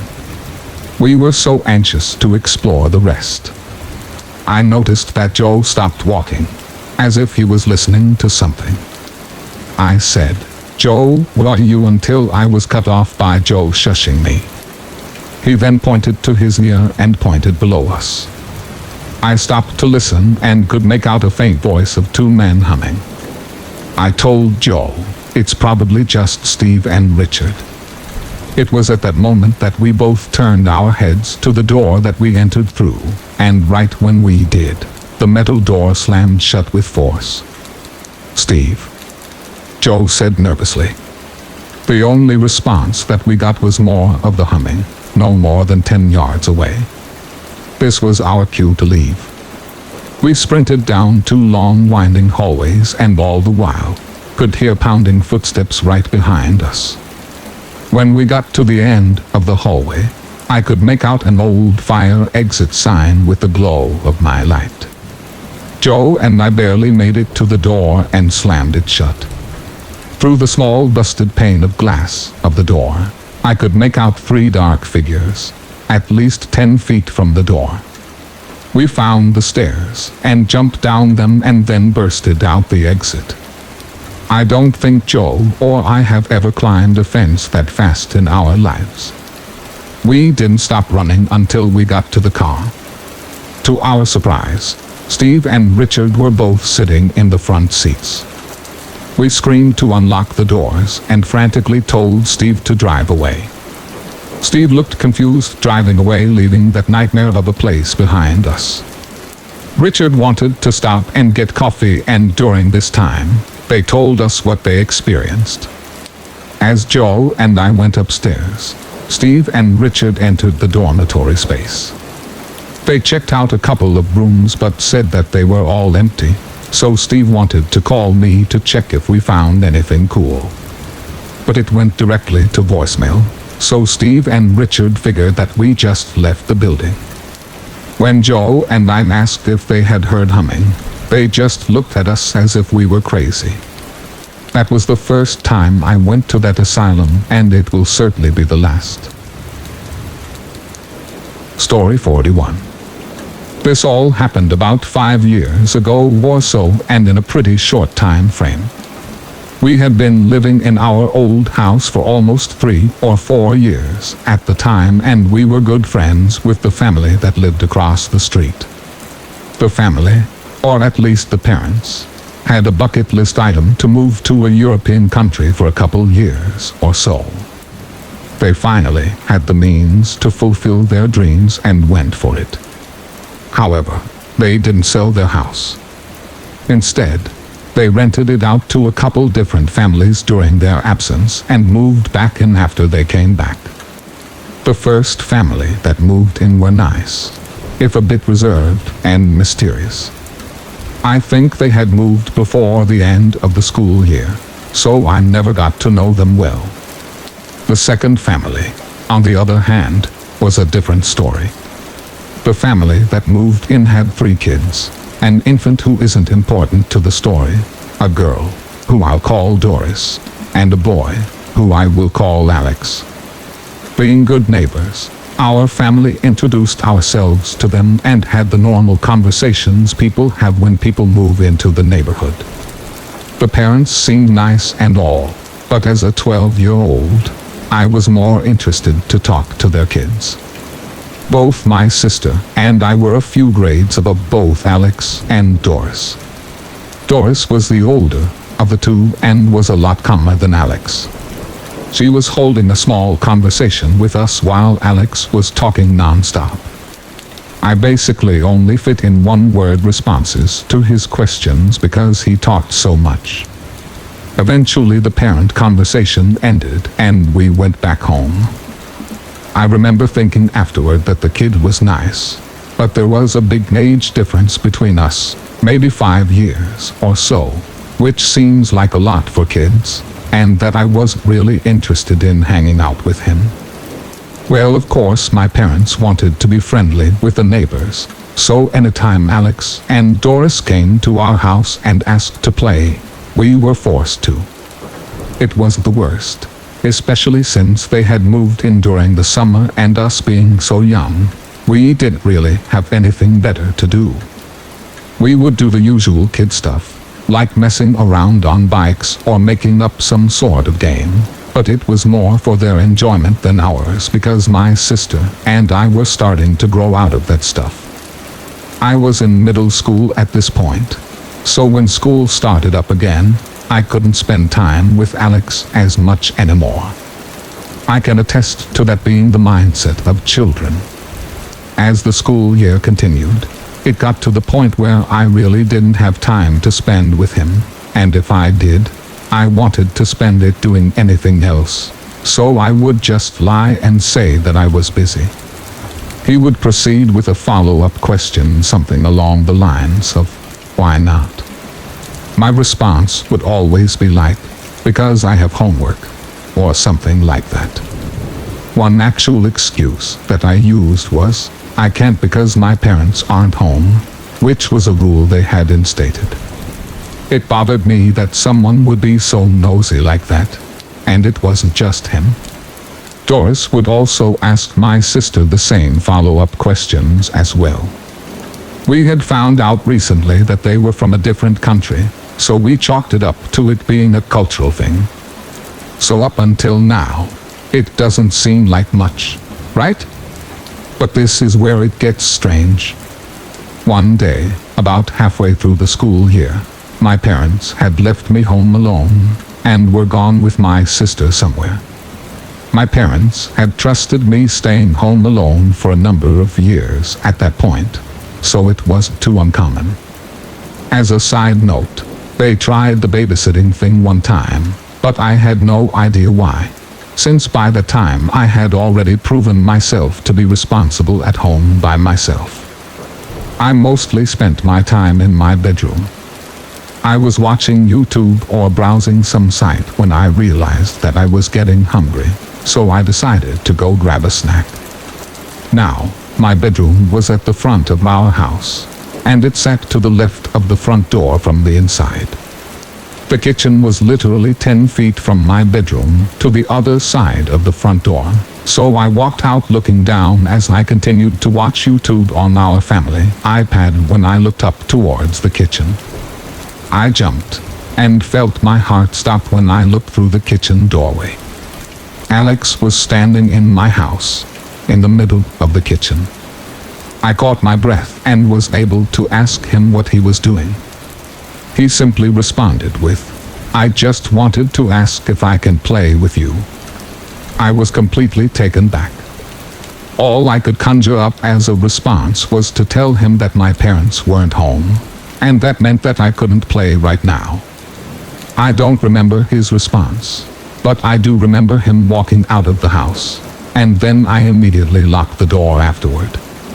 There's a few things that really scared me about this event when I think about it in hindsight. The front door in that house, which I guess I forgot to lock, is really loud. I hear it every time someone comes and leaves, so if that's how he came in, I don't know how I did hear him. The other thing that scares me in hindsight is that he knew where my bedroom was, so I don't know why he went to the kitchen instead of my room. And if he did come to my room, I guess I just didn't notice him, or maybe he just creepily stared at me before going to the kitchen. Unfortunately, this wasn't the last time he entered our house uninvited. He came in twice more. The second I don't remember well, but I think he entered our back door and just made himself at home in our living room. And on the other time, he tried getting into our house through the backyard because he heard me and some friends hanging out. My mom actually caught him on the third time and talked to his mom after that. There were two other significant incidents that I can remember. First was the last time he tried entering our house uninvited. The difference this time is that he didn't make it in. My sister and I were in the living room home alone when we heard the doorbell ring. I was able to peek out without them seeing and confirm that it was Alex, but this time he was accompanied by Doris. We both didn't have to go through the merry-go-round of explaining why we couldn't play, so we just ignored it and went back to what we were doing. They rang maybe twice more before they seemingly left. I went into the kitchen to grab a snack or something and looked out the kitchen window. I was surprised to see Alex and Doris not walking home, but walking along the side of our house. We had most of our blinds down, but I saw them trying to look in. I was extremely creeped out and suddenly just got this sick feeling telling me that we needed to hide.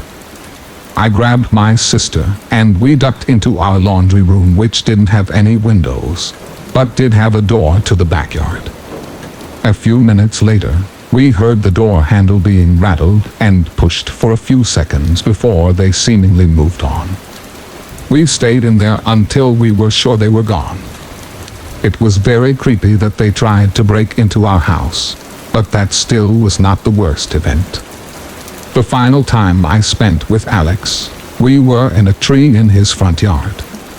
I was not and am still not a skilled climber, so I just stood on the lowest branch, which was maybe 5 or 6 feet off the ground. I had one hand holding a thinner branch that was above me. The branch was not perfectly above the one I was standing on, so I was leaning forward slightly. We were talking about something, and again, he was doing most of the talking. He made his way around the tree above me and stopped on the branch I was holding. I wasn't really paying attention when he asked me, "Hey, guess what?" I just looked out to the street below us. "What?" I replied. "Surprise," he said.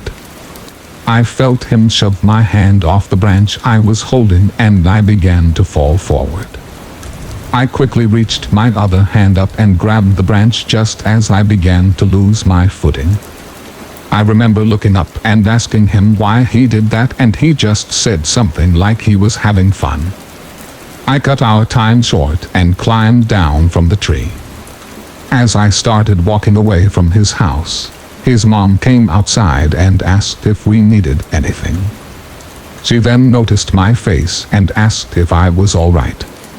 I told her what Alex did, but I did not get the response that I expected. Her face went blank and she just went over to him and solemnly and wordlessly brought him inside. His mom's look read something like, "It happened again and there's nothing I can do." From what I can tell, he was never punished.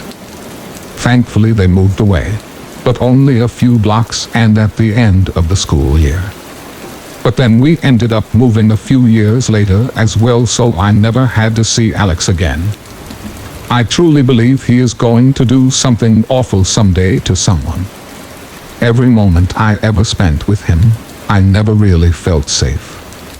His lack of understanding or remorse made no sense even for a boy his age. I especially fear meeting him again someday, as an adult. Story 42. The story that I am about to tell you happened when I was 11 years old and was one of my first times riding the bus without my parents or my sister. So the day this happened, I was coming home from my school. Now I won't say the exact location for privacy reasons, but to get home from my school, I had to take one bus to get over to my street and then take one more bus to get home. My parents were at work and my sister had class after school, so I would be alone at home for about an hour. I walked down to the bus stop and got on. Now, since it was a weekday, the bus was pretty crowded, but I was able to find a seat near the back. I was going to be the last stop, so was glad to have the place to sit. After a few stops, the bus emptied out a bit and a few of the seats around me, including the one next to me, were free. Then, at the next stop, a man who appeared to be about 40 years old got on. I didn't think anything of it and assumed that he would sit in the seats nearer to the front since they were easiest to access. But to my surprise, he looked over to me, walked back, and took the seat right next to me. Now, I was pretty socially awkward, so I wasn't exactly overjoyed, but I didn't want to be rude, so I just sat quietly. At the next stop, the last one before mine, everyone except for him and I got off. Now, he hadn't talked to me yet, but I had a feeling that he had been staring at me for a while. As soon as the bus started up again, he tapped my shoulder to get my attention. Stupidly, I turned to look at him, and what he said gave me goosebumps. "You know, you shouldn't be out here by yourself. Some people are very bad." Then he stroked my hair and said, "You'd probably sell for quite a bit." I was horrified. By this time, we were pulling up to the last stop, so I picked up my things and ran out of the bus. I had always thought my neighborhood was safe and had never really been taught about these sort of things, but at the time, I didn't really care. I ran to catch the connecting bus and got on just before it left. I took a seat by the window facing the sidewalk and leaned against it, trying to catch my breath. While the bus was driving away, I looked back and saw the man from the bus just standing on the curb watching me with the biggest and creepiest grin on his face. Story 43. My mom is really good friends with one of the wealthiest people in our town. They have a daughter, my age. I don't have a crush on her or anything, but my mom had pushed me to ask her out before, but I never did. Here's the weird thing about this situation. My mom and this friend, along with her daughter, all kind of act like they're friends. Like a bunch of high school girls getting together to gossip. My mom works in a beauty salon, so I guess I understand why she likes to act that way, but it's still pretty weird nonetheless. There was one specific occasion when this woman and her daughter were going to visit New York City. They decided to invite my mom for some reason. I don't understand why. I guess they really were better friends than I had previously believed. But my mom decided to say yes, so it was just me and my dad at the house. But here was the thing. They didn't have a dad at home. Their house was going to be completely unsupervised for the entire weekend. I was in my early 20s at the time, so I guess they thought it would be a good idea to ask if I would watch the house for them, which I agreed to do. I didn't get paid or anything, but they said I was allowed to eat as much food as I wanted, and considering they were rich as hell, I thought, why not? This also gave me an opportunity to write some short stories. I think it was that Friday night when I was watching their house. They told me they had 2 cats, but they were really scared of strangers, and I was probably not going to see either one of them the entire night. This didn't bother me. I just had to make sure that they had food and water, which I did. I was chilling at the kitchen table, pounding the keys on my laptop on my latest story, when all of a sudden, I saw something out of the corner of my eye. I looked up from my computer to notice the ugliest cat that I had ever seen in my life. Just imagine a hairless cat, but also morbidly obese and cross-eyed. It was the strangest thing I've ever seen. Any one of those traits individually would have made a cat kind of cute, but seeing them all thrown on one pitiful excuse for a pet made me want to bust a gut laughing. I felt kind of bad for laughing so hard at this girl's cat, but it's not like I hurt it or anything. That had been a good break from writing, but then I got back into it. I remember being in the middle of writing a really interesting scene. This ghost was abducting the protagonist of the story. It's kind of a thriller with a little bit of paranormal thrown in there. It's very spiritual and weird.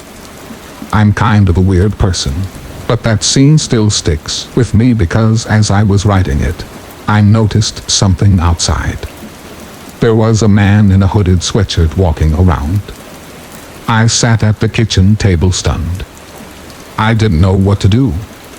I felt adrenaline burst through my veins. Fight or flight?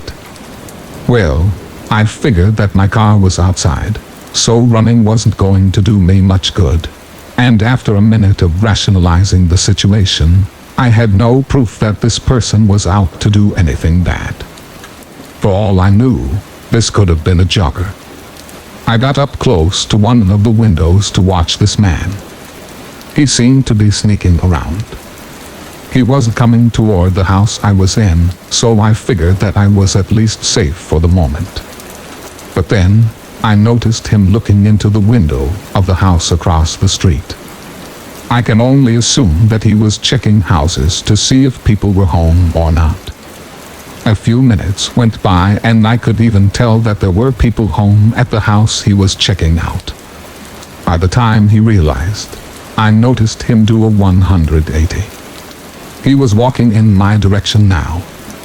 I was about to be face to face with this man. I saw him walking across the street and I immediately started to panic. I called the police as fast as I could and told them the situation, but they said it would be at least 20 minutes before anyone could be there. I ran up to the attic to hide. I locked the door behind me. In retrospect, this was my biggest mistake. I should have turned on a bunch of lights and made it obvious that somebody was home. I'm good at thinking, just not in the moment. The house must have looked uninhabited by the time I got up to the attic.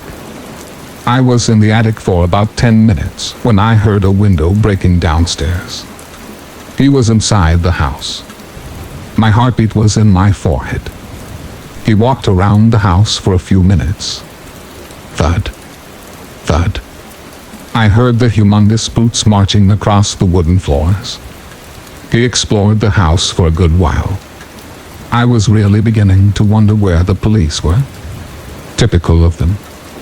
I heard him get close to the attic entrance, and that was the moment that pushed me over the edge. I started screaming at the top of my lungs that I had a gun. I told him that I would blow his head off if he didn't leave the house immediately. To my absolute shock, he ran away. I watched him run down the street as I looked on through the window. It appeared that this guy was even more scared for his life than I was. The police eventually got there, and I told them the entire story from beginning to end. They said that a couple of people had been reporting this guy in nearby neighborhoods, so this wasn't the first night that he has been doing this. The police explained that this guy hadn't been violent on any of the occasions they had been called to. They said that it was about the 70th time this month that they responded to a similar incident in a wealthy neighborhood. I guess he's going around looking for any easy way to make money. He hasn't been face to face with any homeowners yet, so maybe he isn't a violent criminal. Just a criminal.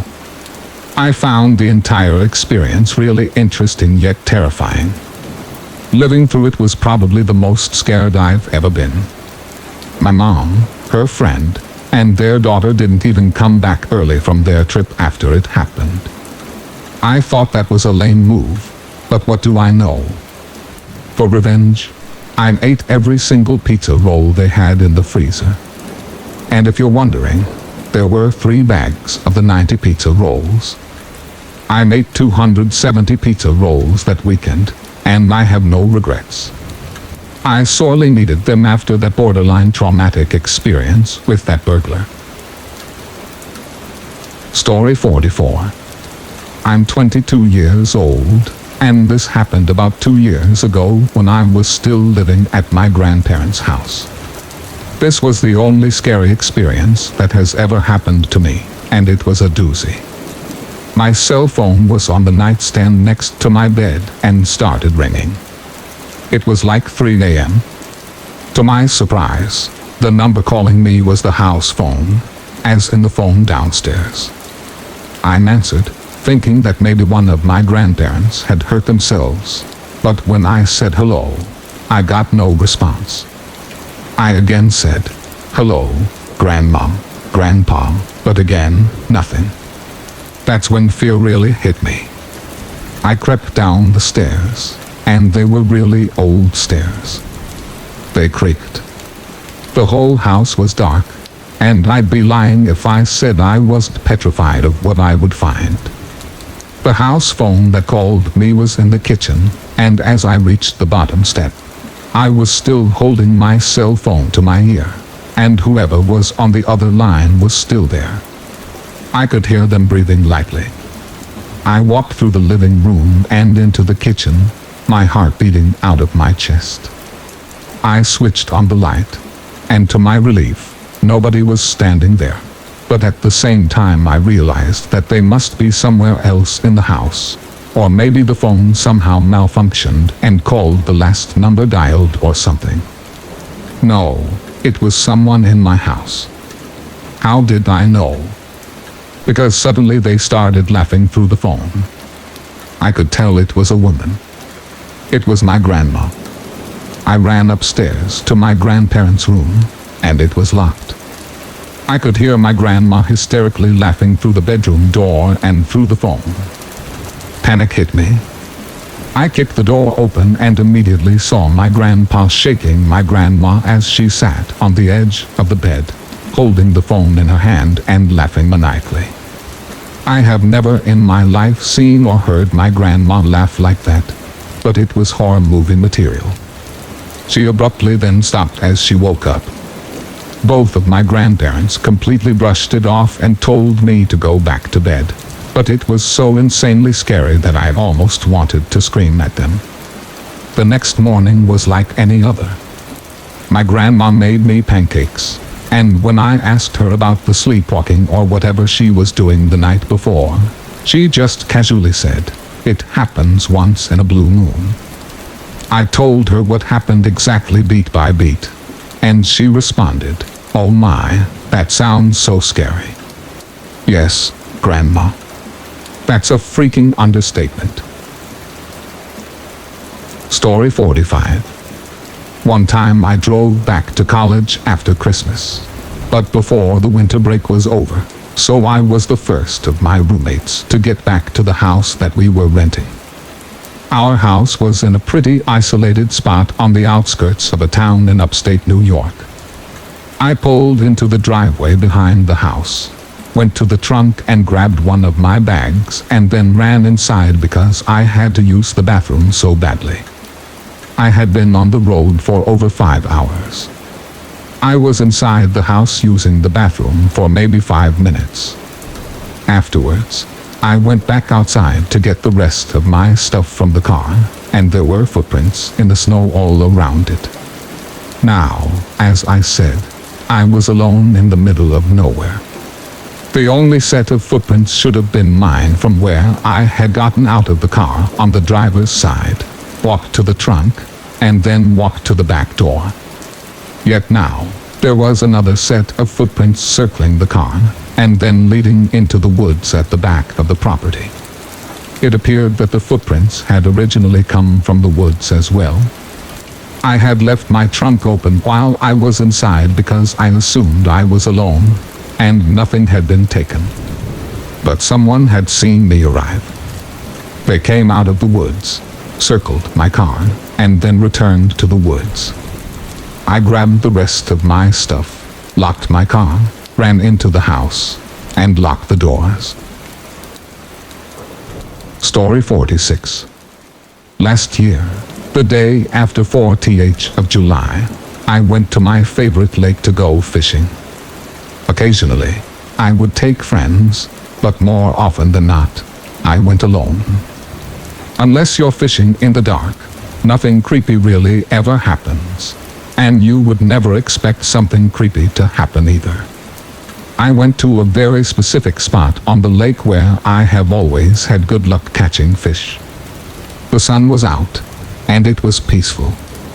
Nobody else in sight. That's what I really love about this lake.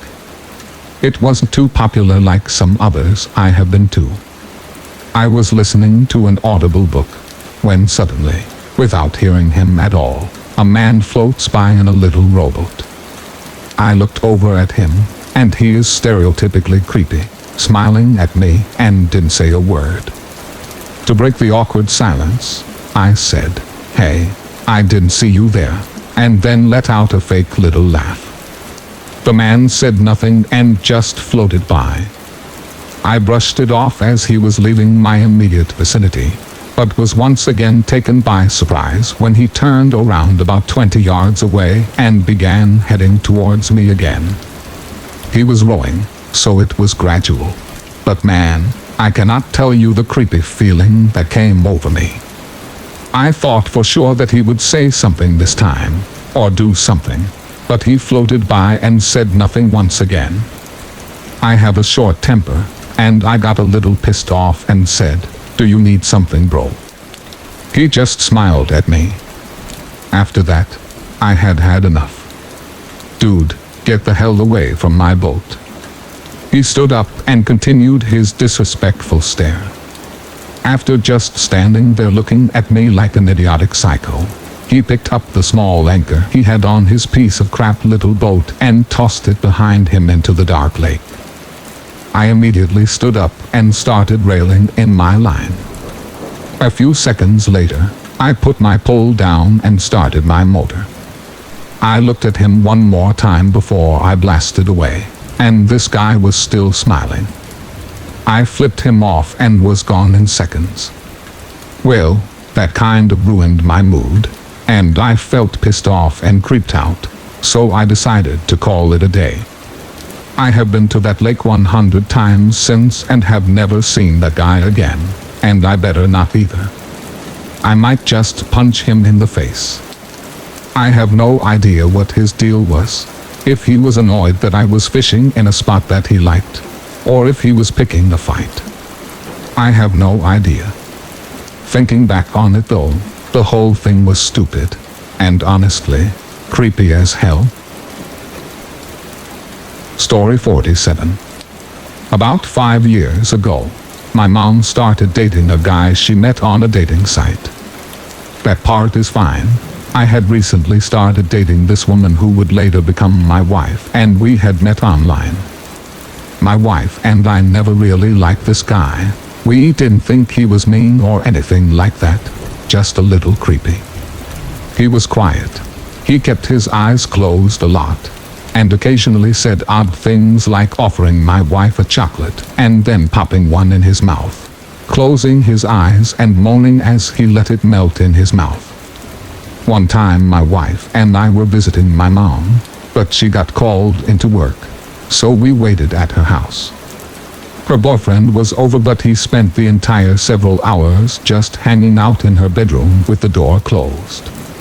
Just before Christmas, my mom and this guy started having difficulties. My wife and I were visiting her for the holidays, and she dropped all of her problems on us, and we listened carefully and told her our opinions and suggested that she would be better off without him. She already had her mind made up though and decided to break up with him on Christmas Eve. We spent the night at my mom's and got up early on Christmas morning to visit my dad at his house. We didn't plan to spend the night at my dad's, but we got snowed in, which was actually a nice Christmas surprise. The next day, we left as soon as we could get through the snow, and my wife suggested that we stop by my mom's on the way so that we could see if she was okay. My wife just had a really bad feeling about my mom's now ex-boyfriend. My mom's car was in the driveway, but that doesn't mean much because she lives close enough to work that she often walks, and it hadn't snowed in her town. She also never locks her door, which drives me crazy, so we let ourselves in. That's when we see blood oozing out of the refrigerator's water dispenser. It had filled up the spilled container and was leaking onto the floor and had made a puddle. My wife screamed and I freaked out. I fully expected to see my mom's head in the freezer.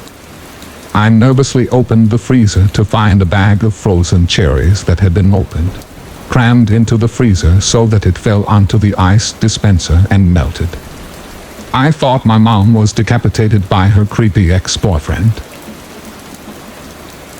Story 48. A few years back, I lived with my mother and German Shepherd in a 2-bedroom rented townhome. I got home from work one day and went about my daily routine. When it came time to eat dinner, I knocked on my mom's door to come and eat. I smelled cigarette smoke and heard her grunt a response, so I went back down and ate alone. Fast forward to about 2 a.m. I am awoken by someone holding my hand and gently shaking it. I immediately shoot straight up and look around. My dog, who is overly protective and sleeps with me every single night, isn't in bed. She isn't even in the room. She most definitely was on my bed when I went to sleep. I sleep with the bedroom door shut and locked. She is scratching at my closed and locked bedroom door from the hallway. Frantic, I bolt for the door, let her in, and she is searching the whole room. I'm now yelling for my mother. No answer. I force my dog to walk down the hallway with me. I still smell cigarette smoke. I bang on my mom's door. No answer. So I just open it, and she isn't even home. The bed is made and her TV is off. My dog and I search the entire house and nothing is out of place. All the doors and windows are still locked. I was freaked out, to say the least. The next day I called my mom and she told me she left early the day before to go visit my sick grandfather, who was holding my hand that night. Your guess is as good as mine. Story 49. I used to have a penchant for wandering around abandoned buildings when I was in high school. One time a friend and I decided that it would be a good idea to explore a farmstead that hadn't been in use for years. The whole experience was really bizarre. The farmstead was accessible by a long gravel road that brought you to a cluster of dilapidated buildings around a central barn. We parked at the end of the gravel road near the turnoff to the main road so we could walk around the property and just pull out quickly later. We went into the barn first and there were deer bones arranged in a circle around the skull and a bunch of blankets and wood stacked in a corner of the room. We thought it was really cultish and weird, so we left and started walking back to the car. Halfway down the gravel road we heard crunching heavy footsteps and someone screeching behind us, blood-curdling screeching. We sprinted back to my car and tried to peel out of there as fast as possible, but it had snowed the night prior and my back tire was stuck in a puddle of melted snow. My friend was screaming because she was so freaked out but wouldn't turn to look at the path behind us. By the time I had gotten the car unstuck, she turned around to see if there was someone following us, and there was no one there. It could have been a bird or something, but we both swear up and down to this day that someone was following us. I really thought I was going to die that day. Story 50. The most terrifying night of my life happened when I was 20 years old. It was the day before my mother's birthday, so I wanted to get her a few things now that I had started working and could afford proper gifts. In the afternoon I drove into the city to shop. First stop was to get her a nice card, and while I was at it, a balloon that was filled at the store that said happy birthday. Next up was a gift certificate, and on my way out I grabbed a box of chocolates from our favorite place in the mall. It was early April, so I knew the chocolate would not melt in the car. I got a call from a friend asking where I was and if I wanted to meet up with a few other guys to grab a bite to eat and to see what there was to do, and I said sure. We all met up and ate dinner and thought of things to do, but our town was so boring that we decided to call it a night and go home since it was getting late. The drive home was a 20-minute stretch that turned very dark as I got into the country. Driving on this country road always creeped me out since there was basically no shoulder and there were always animals running back and forth. It was also pitch black at night with only your headlights providing visibility. There were a few street lamps here and there, but all in all a dark stretch of road that was basically woods on both sides. With very little traffic you could expect no one behind you, and that made the vehicle pitch black inside. As I was driving I noticed someone moving in my rear-view mirror. It was the dark silhouette of a person's head that slowly positioned behind me. I was instantly horrified. Fear hit me like 1,000 ice-cold needles piercing my body and my lungs felt seized. I couldn't even scream. At that young age I rarely locked my door simply because I never left anything of value in the car, and the car was very old with no electric locks. I never imagined someone would want to hide in my car, but I instantly regretted not being more cautious and started to think about what this person wanted or what they planned on doing to me. I did not think they knew I saw them, but I began panicking as thoughts quickly raced through my mind of my throat getting slit or a gun pressed to my head. I was also ashamed and sickened at how afraid I was. This gave me enough courage to make a move, and I instantly decided to do something. In one swift motion I yelled like a soldier running into combat and threw half my body behind me, flailing my arms to grab whoever was there. My seatbelt was buckled, so if we struggled and crashed the car, hopefully I would be okay. I was not going to let this person have the upper hand. My arms were frantically trying to grab a hold of hair or clothes or skin as I can feel the car swerving around after hitting the steering wheel with my thighs. I quickly flipped on my dome light above my head, but there was no one there. My backseat was empty except my mom's birthday gifts and the slow-moving helium-filled balloon that I had mistakenly just assumed was a human head. Story 51. My grandmother and I had always been very close. She practically raised me, and our houses were 5 minutes walking distance from each other, so I frequently spent the night at her place. Grandma had always been a deeply spiritual person, and she taught me to never be afraid of the energies around us. I never really understood what she meant by that until one unsettling evening. In my nightgown, I made my way to her room to wish her a good night. She was already asleep, so I figured I would just go back to the living room and watch some TV until I felt sleepy. But before I could, I noticed something odd. You see, the windows in her room could only be opened from the inside, and I noticed that they were wide open. Unusual as it was, I brushed it off as her simply forgetting to close them before she went to bed. I slowly crept to her windows, but they suddenly shut closed. I stood there for a second trying to make sense out of this situation. The night was considerably windy, so I thought a gust of wind had been responsible for this. Even though it was a loud bang, my grandma shifted positions underneath her covers, but that was it. I backed away as to not wake her up, still facing the windows. You can imagine my face of sheer terror when seconds later the windows flung wide open. My eyes widened when my grandma rose from her sleep, and facing the windows she said, "You should leave us alone now, we want nothing to do with you." I panicked, not knowing how or having a proper explanation. My mind just went to thinking it was somehow an intruder. So I ran to her closet and rushed outside with a flashlight and my brother's baseball bat and yelled to whoever was bothering us to go away because I was going to call the police. But nothing. There was nobody around, and it was impossible. The intruder had already fled the scene. I surely would have seen something or someone, but then I noticed Grandma's dogs weren't barking.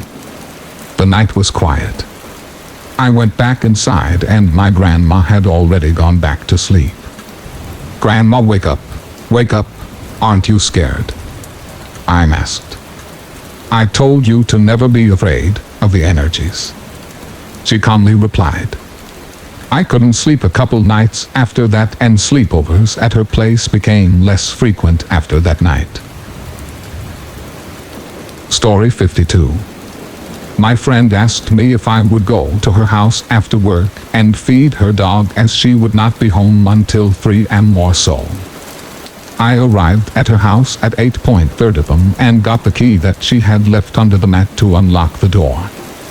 Once I unlocked the door, I turned off the alarm and put the key in a white bowl by the door, and I am 100% sure I put the key in that bowl. I fed the dog and played with him for a little while, and then went to lock up the house again and leave. But the key was gone. Just then the dog started furiously barking and ran full speed out of the kitchen and up the stairs. He just sat there at the top of the stairs growling. The feeling that came over me at the time was so strange. Eventually the dog came down after I called him, and I looked for the key. It was literally nowhere. I ended up finding a spare key that worked, so I just locked the house and left. I told my friend, and she looked daily for about a week, and then one day she said she randomly saw the key sitting in the bowl. Story 53. This happened a few years ago when I first got my driver's license. I was driving to the country for a friend's birthday. I had worked late and I had left home for the 4-hour drive by myself at 7 at night since all my friends had left before. But I really wanted to be there, so I didn't mind. The area I was driving through was quiet, sparsely populated farm area. It was known to have a few weirdos around, but nothing serious. Either way, I wasn't worried when I set off. I had been driving for ages, just listening to music and zoning out, and I had found myself on a road called Buckets Lane, an 80 km stretch of road that is mostly straight and was absolutely empty at this time of night. At some point I took notice of headlights in my rearview mirror. It was the first car I had seen in a long time, and although it seemed a long way behind me, it started to catch me fast. I was driving my 20-year-old Ford wagon and was driving about 70 mph, but this guy was coming up really quick. Soon after I saw the car, I started to hear the faint noises of intermittent honking that grew louder and louder as he got closer. He was honking from a huge distance away for no apparent reason. I was alone. I didn't even have phone reception. It gave me a sick feeling in the pit of my stomach. I had a strong feeling that this person wanted to mess with me. After a while, this car finally pulled right up on me. I could see that it looked like a black pickup with 2 people inside, and before I knew it, he was tailgating me and still honking repeatedly. I freaked out. I was trying to wave him around me, but he wouldn't go. I didn't want to slow down, but I couldn't outrun him, so I was sort of stuck. At this point he started flashing his high beams, which made it really hard to see, and then he started hitting my rear bumper, really smashing it. I was trying to keep myself together enough to keep my car on the road, but I was dealing with the bumping, the high beams, and the honking that was driving me insane. All this was happening around 70 miles per hour, and eventually something had to give. I swerved off the road, luckily into an open field, and slammed on my brakes. The car did a full 180-degree turn and I slid backwards into a small ditch. I checked myself quickly, made sure that I was all in one piece. The car miraculously wasn't damaged, and I hadn't really crashed, so I was fine. I then looked up to look for the truck.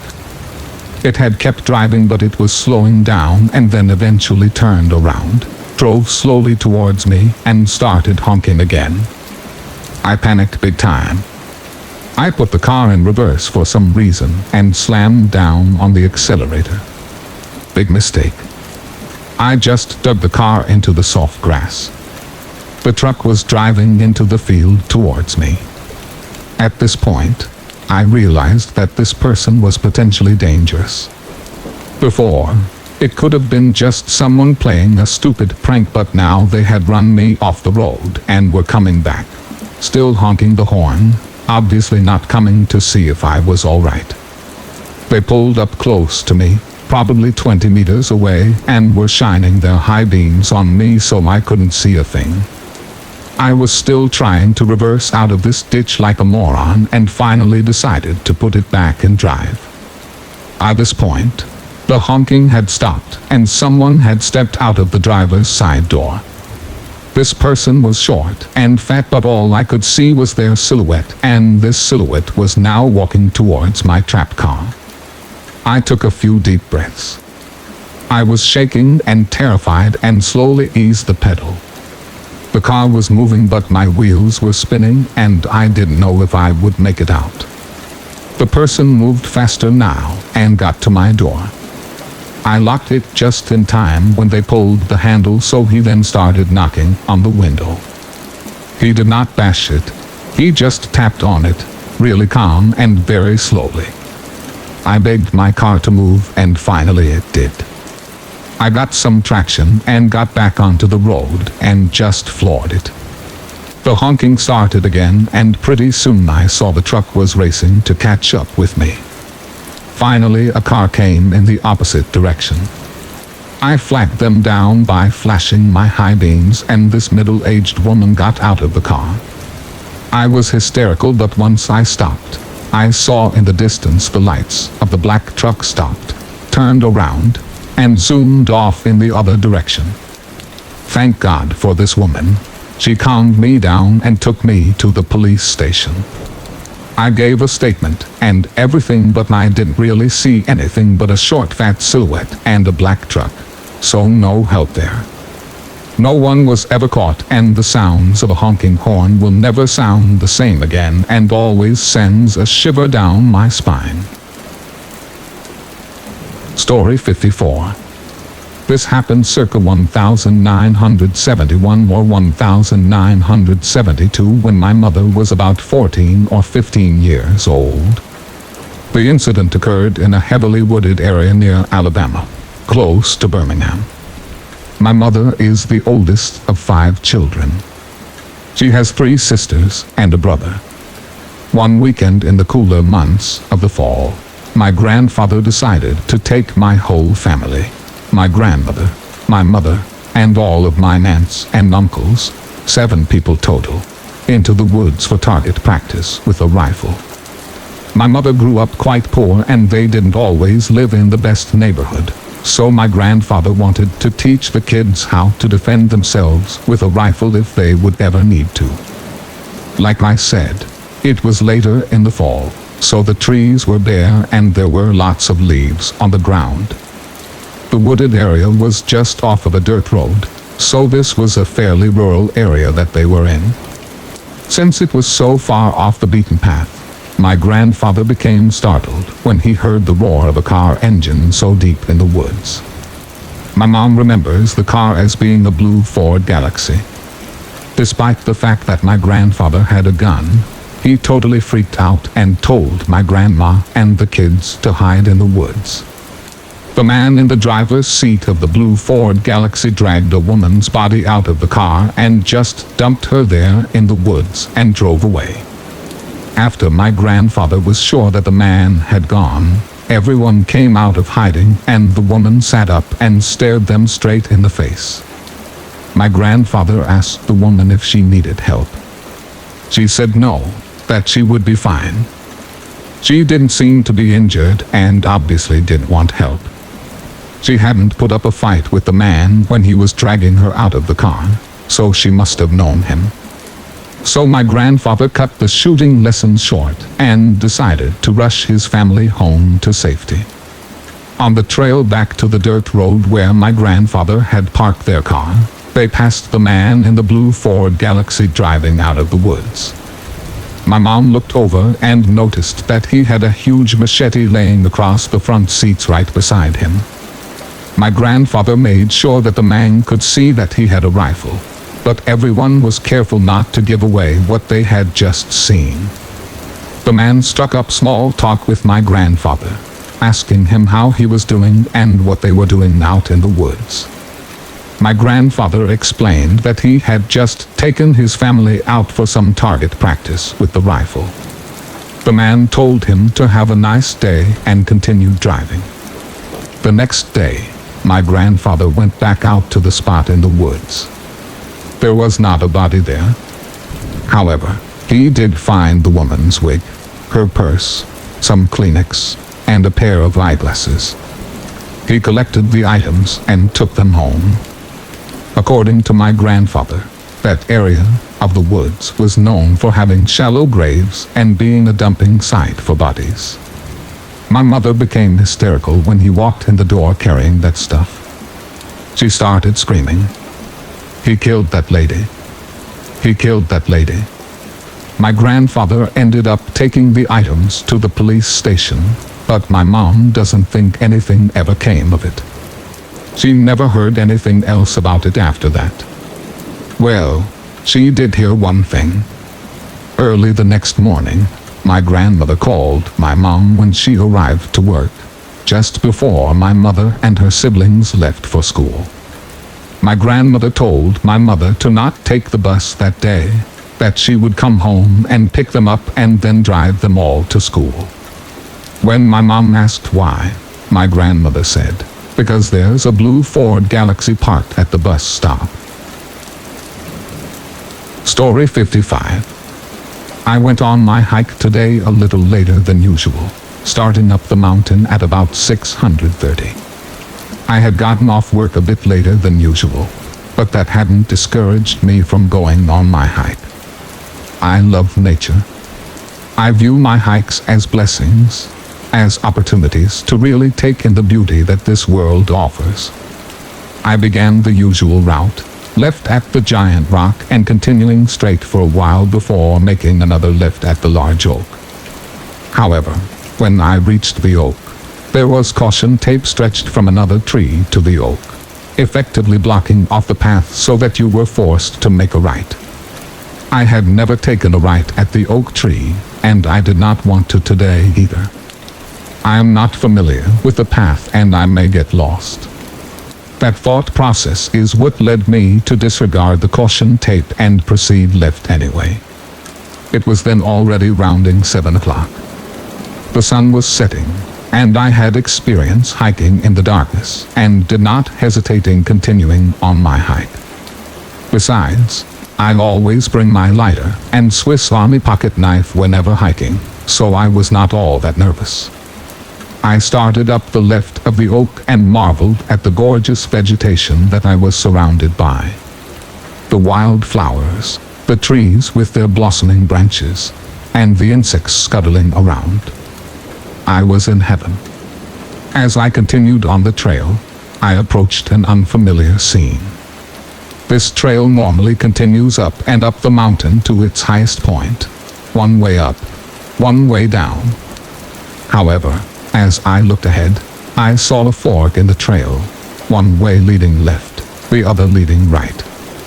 I had never before seen these two paths.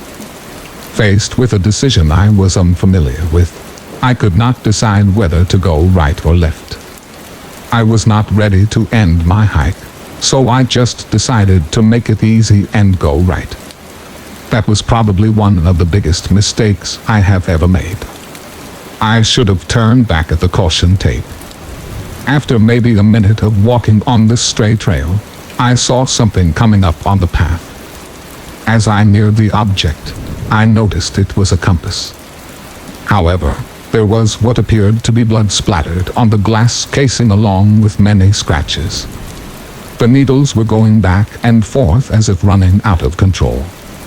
Instead of turning back, I picked up the compass and placed it in my sweatshirt pocket. I continued on the trail with nothing worth mentioning appearing for about 15 minutes. Then I saw it. Up ahead in the distance, I saw what appeared to be a golf cart with a large yellow bucket next to it. I came closer and realized how incorrect I actually was. I can now say that it was a poorly put together shelter, presumably housing a homeless person. When I passed the shelter, I got a good look on the inside. I saw a few scattered sheets of paper, a candle, what looked like some roots, and a few poorly made small brown dolls. I had no interest in exploring the small shack and continued on my hike. 20 minutes go by. I am nearing the top of the mountain. The sun had set, but it was still slightly bright enough outside to see. I reach the top of the mountain and relish the view. I can see the entire city with a 360-degree view of all of it. Nature is beautiful. I'm getting ready to make my way down and back to the bottom to my car. And then I see him. A man with a thick brownish-gray beard, slightly balding, and a little bit overweight. He is visibly shaking and mumbling to himself. I assume that this is the homeless guy which lives in the shack that I had come across. Not wanting any trouble, I attempt to pass him, making no eye contact and looking directly down towards the ground. But when we are directly next to each other, he reaches out and grabs me, looking directly into my eyes. His eyes are crazy and bloodshot. His lips are quivering as he makes out a few words.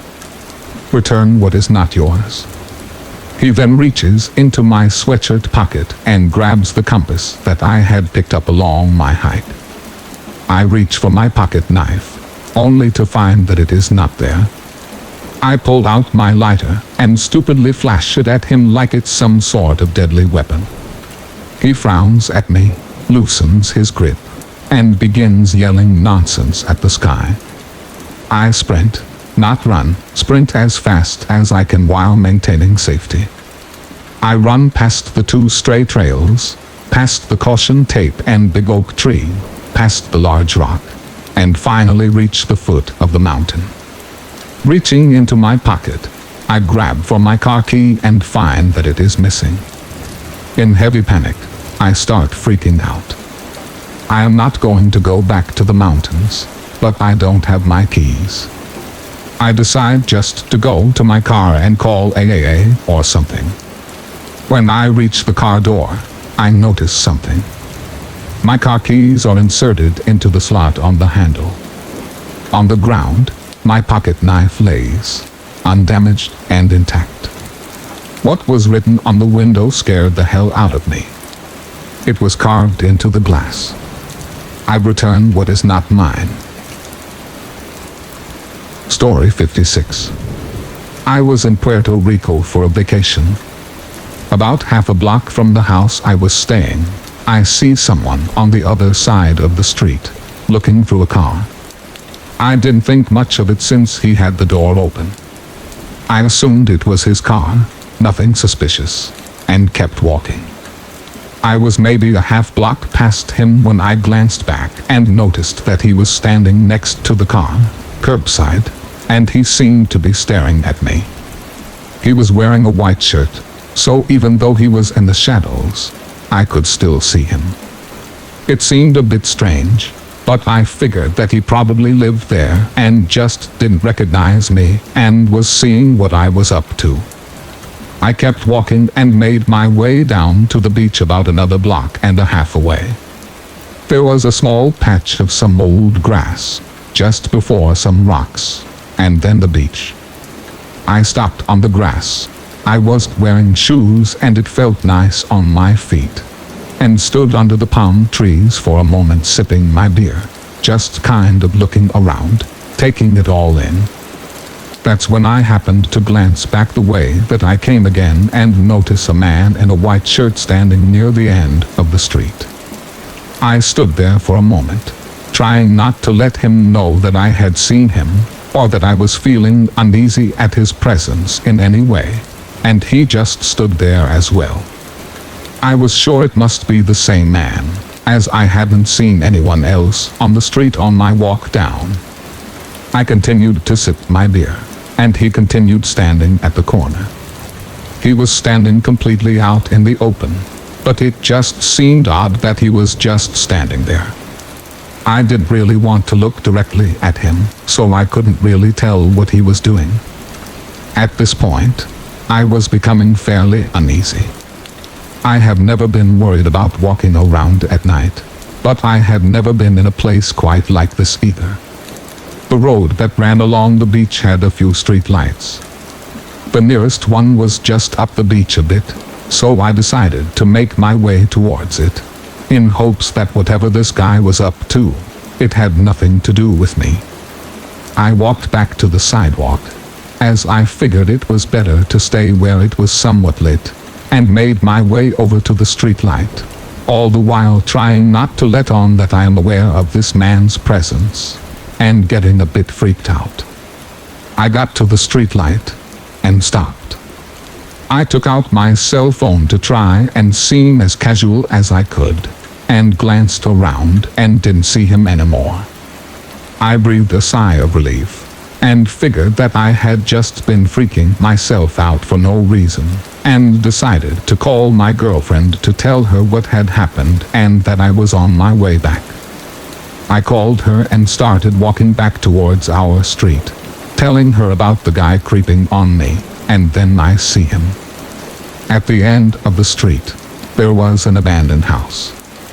It had no roof, doors, or windows, just walls, and I could clearly see that the man was standing in the doorway. I stopped in my tracks. "Oh crap, he's still here," I said. He was far enough away that he couldn't hear me, but when I stopped, I saw him take a step back into the dark house, so I could no longer see him. At this point, my girlfriend was getting freaked out as well, so I turned around and started heading back towards the streetlight. There was another street up just a bit, and I figured I could take that and loop back around to the house. I tried to walk as normally as possible, as to not let on that I was scared. When I got to the corner, I turned left and looked back, and I could see that the man was now coming down the sidewalk towards me. He didn't appear to be running, but he must have been walking quickly, because he had definitely gained some ground on me. I turned to the corner, and once I was behind the house and out of sight, I told my girlfriend that I was hanging up, and that I was going to run. I ran as fast as I could, and did not look back. Of course, unbeknownst to me, one of the houses on this street had some rather large dogs, which, once aware of a person running by in the dark, began to bark wildly, scaring me even more. I made it back to the house, unlocked the gate, and quickly locked it behind me. I looked around to see if anyone had seen me, but there was no one in sight. My girlfriend was pretty freaked out, so we locked the doors and shut the blinds and called it a night. I didn't have any more run-ins with any late-night creepers the rest of the time we were there, and all in all, we ended up having a great vacation. It still gives me a little chill recounting this story, though. I have no idea what that man had planned if he had caught up to me, but something inside me says it would not have been pleasant. Story 57. I beg you, I implore you, please, do not go hiking in the woods around Pittsfield, Massachusetts. I know those woods like the back of my hand. I was playing with my little brother among those trees when I was still in single-digit ages. So trust me when I say that something has been changing out there, and not for the better. I first noticed something was horribly wrong during a hike a few weeks back. In early spring, birds migrate back from the warmer, southern climates to their northern territories, en masse. Thousands upon thousands of tiny songbirds occupy the trees around Mount Greylock during the month of March, each singing a sweet, chirpy song that is, in reality, a bellowed war cry, a call for challengers to step up and knock them off their perch. Yet as I trudged through the previous winter's leaf litter, I couldn't hear a single thing.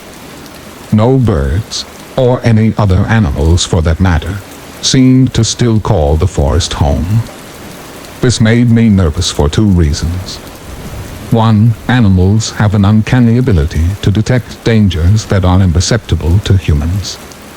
Their sense of smell and hearing are far superior to our own. If the wildlife had fled the area in such a hurry, or at least refused to return, that could mean something awful was about to happen. And two, areas of woodland turned exceptionally quiet when there is a large predator around. Wood pigeons will become deathly quiet and still, hoping that a black bear or mountain lion will just pass them by. Sometimes they do. Sometimes they don't. But either way, it would be hideously unsafe of me to wander around while one was prowling the area.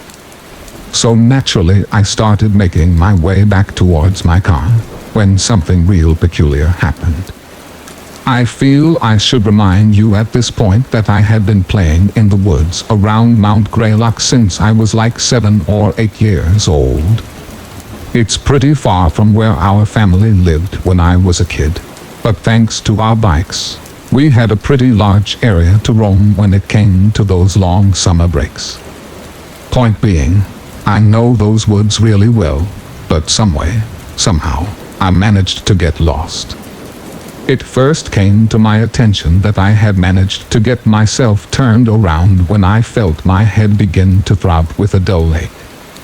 I stopped walking for a moment, rubbing my eyes and the ridge of my nose to try and massage away the ache. But when I opened my eyes again and looked around, I felt a faint flash of panic running through me. I did not recognize my surroundings, and I cannot understate how jarring that was for me. To be somewhere I had been visiting all my life, only for it to feel utterly foreign to me. I actually had to take a moment to take out my compass just to try and get a bearing of where I was headed, but to my surprise, the compass needle kept slowly moving around. Even when I had got it to sit still on a supposed bearing, it slowly began creeping around again. Now, this was much less of a problem than it might appear. Sure, it was unnerving, but there are ways around a faulty compass. Like, for one, moss mostly grows on the north side of a tree, the side that gets the most sunlight. So that provided an easy way of determining which way was north. At least, it usually would, because as I inspected various trunks, I realized the sun was hanging in the southern portion of the sky. That, or the moss in the area grew mostly on the south section of the tree trunks. I get that it's not entirely out of the question, but that was yet another detail that just seemed to fry my brain. Nothing made sense, and the less that it did, the more the feeling of pure panic began to bubble up in my chest. But to panic in that situation, in any kind of situation, is to welcome defeat, degradation, and death. I kept myself calm, told myself that there was a rational explanation for everything that was occurring, and walked off in the direction I was almost sure the nearest highway was. It was then that I came across something I had never, ever seen in those woods before. Something that seemed so out of place that it was frankly terrifying. In all the years I had spent roaming those woods with my brother as a kid, I had never seen anything like the old, run-down cabin that stood before me. And I mean it was old, as in there was no way it could have been built any later than the 70s. So just how me and my brother had missed this place was utterly beyond me. The obvious thing to do was to knock on the cabin door, see if anyone was home, and as much as I might find it humiliating, ask for directions. But as I walked closer and closer towards the front door, I felt the most unusual sensation. I put it down to general tiredness. Maybe my blood sugar was low. I'm not entirely sure, but for whatever reason, each footstep that took me closer to the cabin seemed more and more difficult. By the time I was actually bringing a closed fist up to knock on that old wooden door, it felt like something was physically repelling me from it, whispering directly into my brain, "Leave this place and never return, do not look back, never look back." When I finally knocked, the door creaked open slightly, revealing the dilapidation behind it. Whatever bolts or locks that were on the door had long since been worn away, and the inside of the cabin was just as run down and rotten as the outside. It was evidently abandoned, but there was a curious order to the furniture that led me to believe that every so often, the cabin did actually receive some visitors, aside from me. But something in the corner of the cabin drew my attention. What I'm about to attempt to describe is quite frankly indescribable. I know it was a wooden idol of some kind. A small statuette sat atop of a stone altar. But, and I appreciate that this is intensely confusing to visualize, I could not make sense of what I was looking at. It was like my brain was completely incapable of computing the information my eyes were feeding it. And with that, my headache returned again, along with a kind of anxiety so crushing that I felt like I was going to have a panic attack.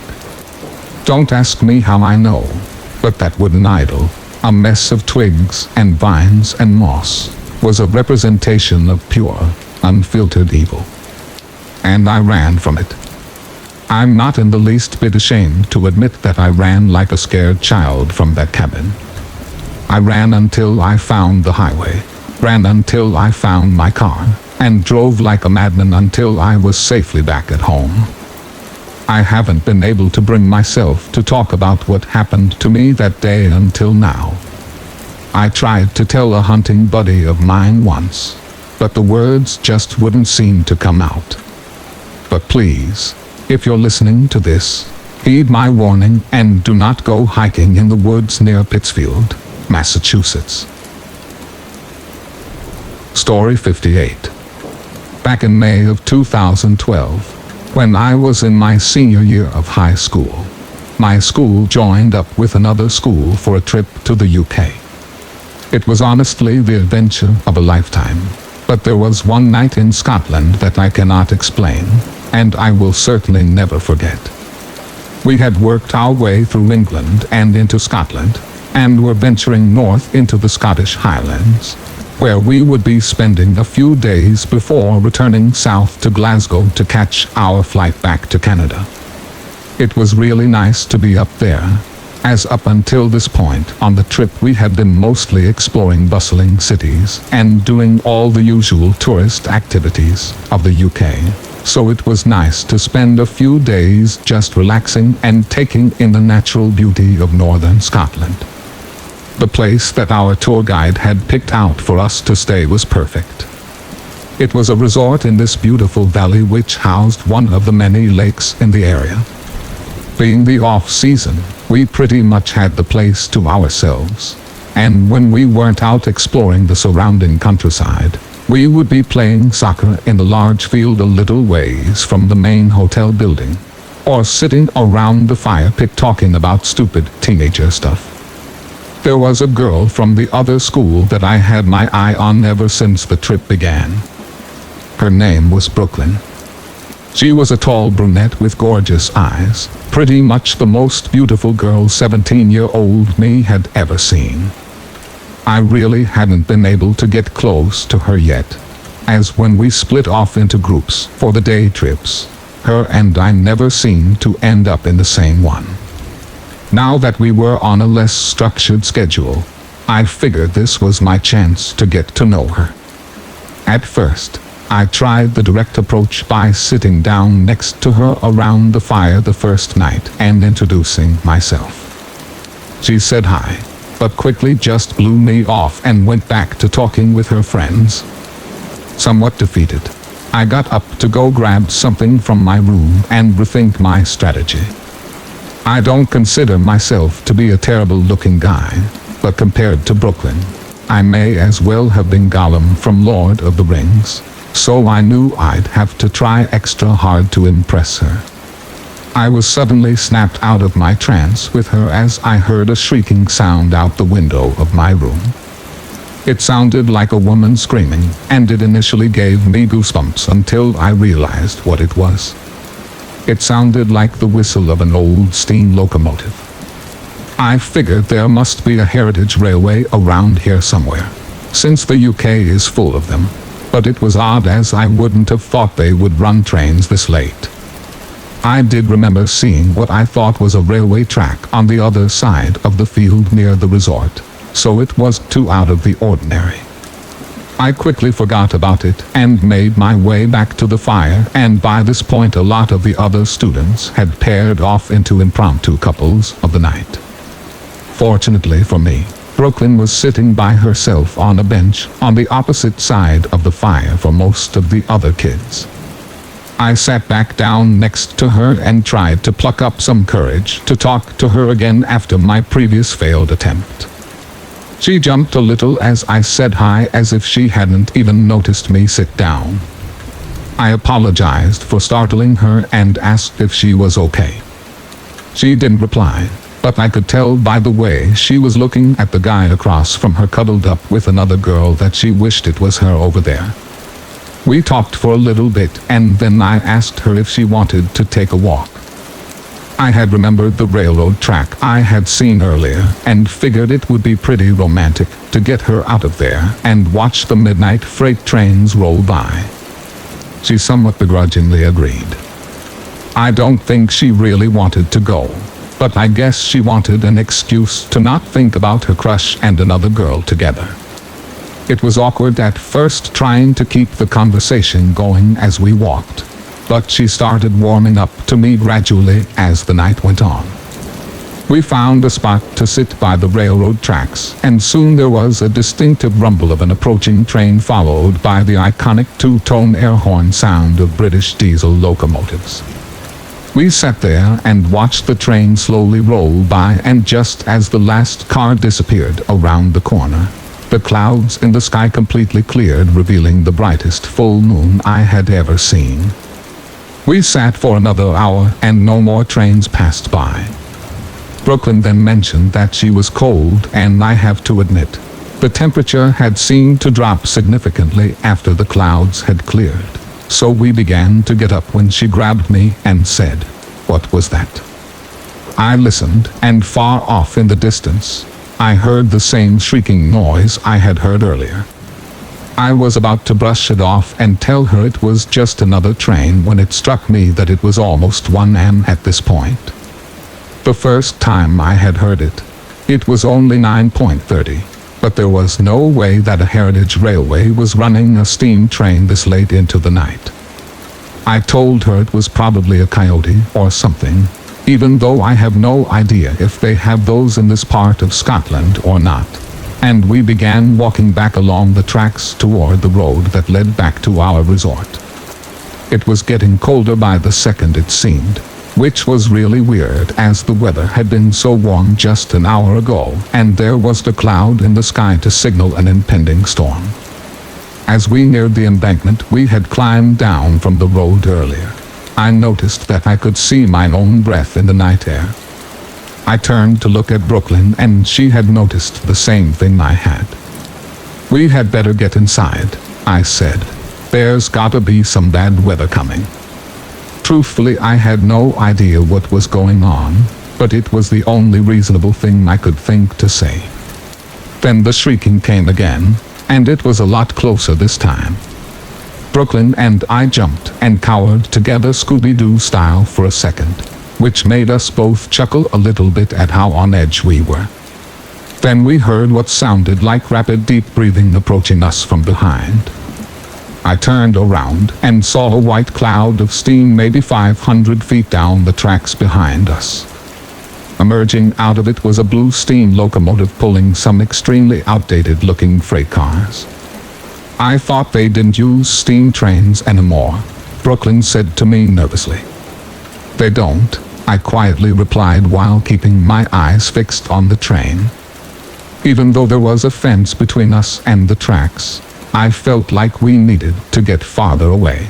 But my morbid curiosity got the better of me, and I walked a little bit closer to the tracks. I figured it's a train. It's not like it can come off the tracks and hurt me, right? Brooklyn stayed farther back as I approached the fence.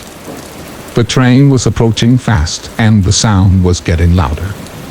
It was a beautifully decorated blue locomotive with the letters CR painted on the tender on each side of what appeared to be some kind of coat of arms. It let out a deafening shriek, and the engineer waved his hat to us as the train passed by. We were also blasted with coldest wind that we had ever felt, which made me finally retreat away from the train tracks. We began to run since we were now freezing, and by the time Brooklyn and I made it back up the hill to the road, there was no sign of the train anymore, and the clouds were beginning to return as well as the warmth. When we got back to the resort, our tour guide was outside having a smoke. He asked us how our walk had been, and we decided not to mention the mysterious train, but we did mention that it had gotten cold when the clouds had cleared up. He looked at us funny and said that it had been warm and overcast all night as far as he had noticed. Brooklyn and I said goodnight and went to our rooms. I stayed up a little while longer on my laptop trying to see if there were any local legends of ghost trains in the area. There were none, which didn't surprise me. It didn't really strike me as a ghost train though, as the only peculiar thing about it was that it was so outdated and the sudden cold snap as it passed by. From my research, I did uncover that CR stood for Caledonian Railway, and that the engine I had seen was an 812 class, which were built in the late 1800s and were used in the region up until the 1960s. These locomotives were actually the basis for the characters of Donald and Douglas from the Thomas the Tank Engine TV show, and one of them, number 828, actually has survived into preservation and been restored to working condition. I don't think the restored engine is what I saw that night though. I doubt it would have been running that late at night, and also number 828 was supposedly in England at that time according to Wikipedia. Plus, even if it was number 828, that still doesn't explain the cold snap it seemed to bring with it. I'm not one to jump to conclusions, but I believe that what we saw that night was not from this world. I know that sounds insane, and trust me it is, but I can't think of any other explanation. It wasn't transparent or spooky looking or anything like what you would expect a ghost to look like. It looked exactly like how I would imagine it had looked when it was still in service. So real and normal looking, yet also very unsettling by its mere presence outside of its time period. I don't believe that the train or its crew had any malicious intent, as the engineer seemed rather friendly as he waved to us. I believe it might be the spirits of the old railway men who used to ride on these rails back when the steam power still ruled the world. Brooklyn just pretended the whole night never happened. I don't think it was out of fear of the possible ghost encounter, but rather to stop rumors of us hooking up from spreading. Her and I did talk about it the next morning in private, and she did admit to me that she had heard the whistle shrieking again while she was lying in bed. I was unsuccessful in getting her number though, so after we got back to Canada I never saw her again, even though we only lived 30 minutes apart. So if you're ever in Scotland near a railway line at night and the clouds suddenly part and the temperature starts to fall, be on the lookout for a blue Caledonian steam locomotive and its crew as they ride on into the night, delivering their cargo to a destination likely beyond our world. Story 59. When I was growing up, I lived in rural Alabama, about 30 miles north of a place called Mount Pinson. There really wasn't anything around, just houses. Nothing like a neighborhood in the traditional sense. No stores, nothing. We had one police officer, and he was pretty friendly. He was my best friend's uncle. He would often let us ride around with him because nothing really ever happened. There wasn't a recorded murder or anything beyond someone being drunk and a public nuisance. He didn't even arrest people for that. He would just ferry them home.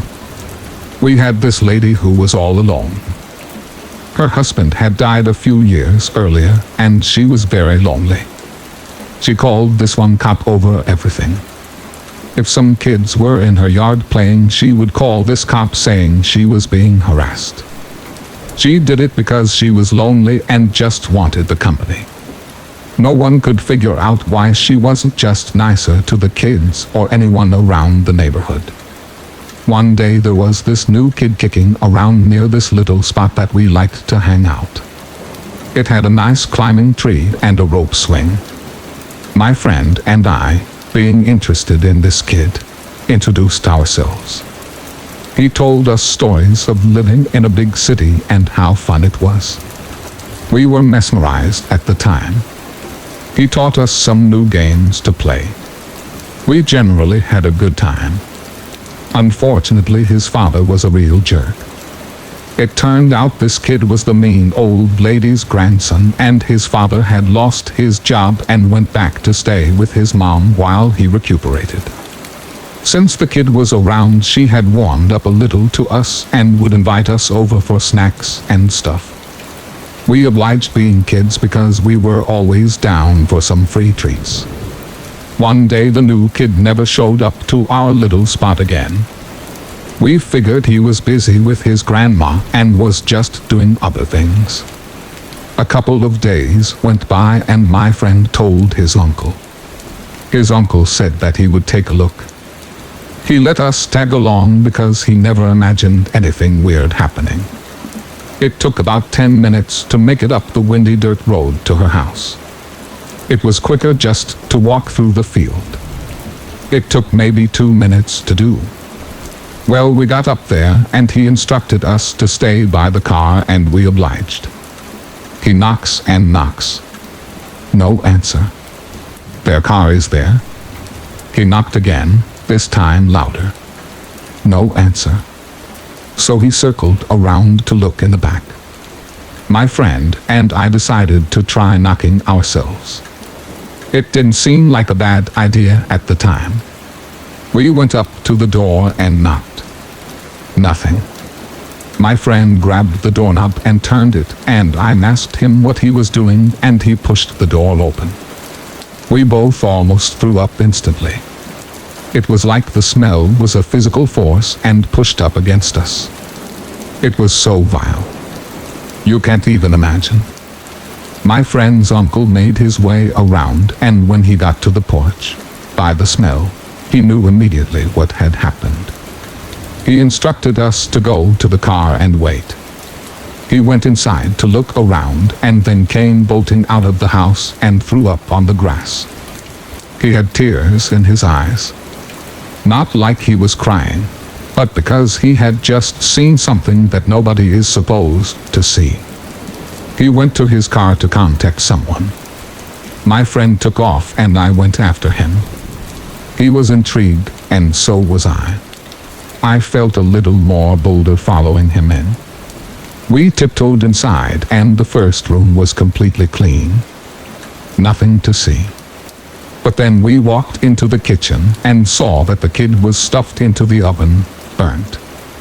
He had clawed at the glass front of the door and actually scratched it. You could see his hands, his face. It looked like he was still alive trying to get out. My friend and I just sat there in complete shock for what seemed like eternity. It was so surreal. My friend's uncle snapped us back to reality as he came running in the house and grabbed us, screaming, yelling, telling us never to disobey him again. He took us both outside and we just sat there. The entire evening we didn't say a word to each other or anyone. My friend's uncle dropped me off later. I never saw my friend again. The uncle said that he couldn't handle it and went to live with some family members in the city. My family moved a year later. I've never been near that house again. The uncle ended up drinking himself to death because of depression. A farm that was near that house ended up having some sort of infestation and they lost all of their crops. This weird circle of death seemed to expand around that house. Story 60. When I was growing up, my little brother, who was 3 at the time, used to sleepwalk through our house at night. He would walk down to the basement where I slept and crack open my door between 11 and 2 a.m. He would then slowly push it open and shuffle inside. When I would ask what he was doing, he would always stare at the floor and say, "Where's Mom?" I would tell him that she was upstairs, and he would repeat, "Where's Mom?" Each night I would take him back upstairs and lead him back to bed where he would fall asleep. One night, at about 1 a.m., I awoke to hear crying at the bottom of the stairs. I walked out to investigate, and he was sitting on a bottom step. I asked him what was wrong, and again he said, "Where's Mom?" I told him she was upstairs and we should go get her. "No," he said, staring at the floor. "There's a bloody head following me." "What?" I asked. He looked up from the floor, stared me right in the eyes, opened his mouth, and let out the shrillest blood-curdling scream I have ever heard in my life. It scared the living hell out of me. It was so loud that the whole family got out of their beds to see what was going on. After that, I had never asked him what he was doing downstairs. I would just take a nap. I would take him back to his room immediately. Story 61. This happened in 1996. I was in my mid-20s. For quick background and setting, I am a female and I was living with my parents at the time.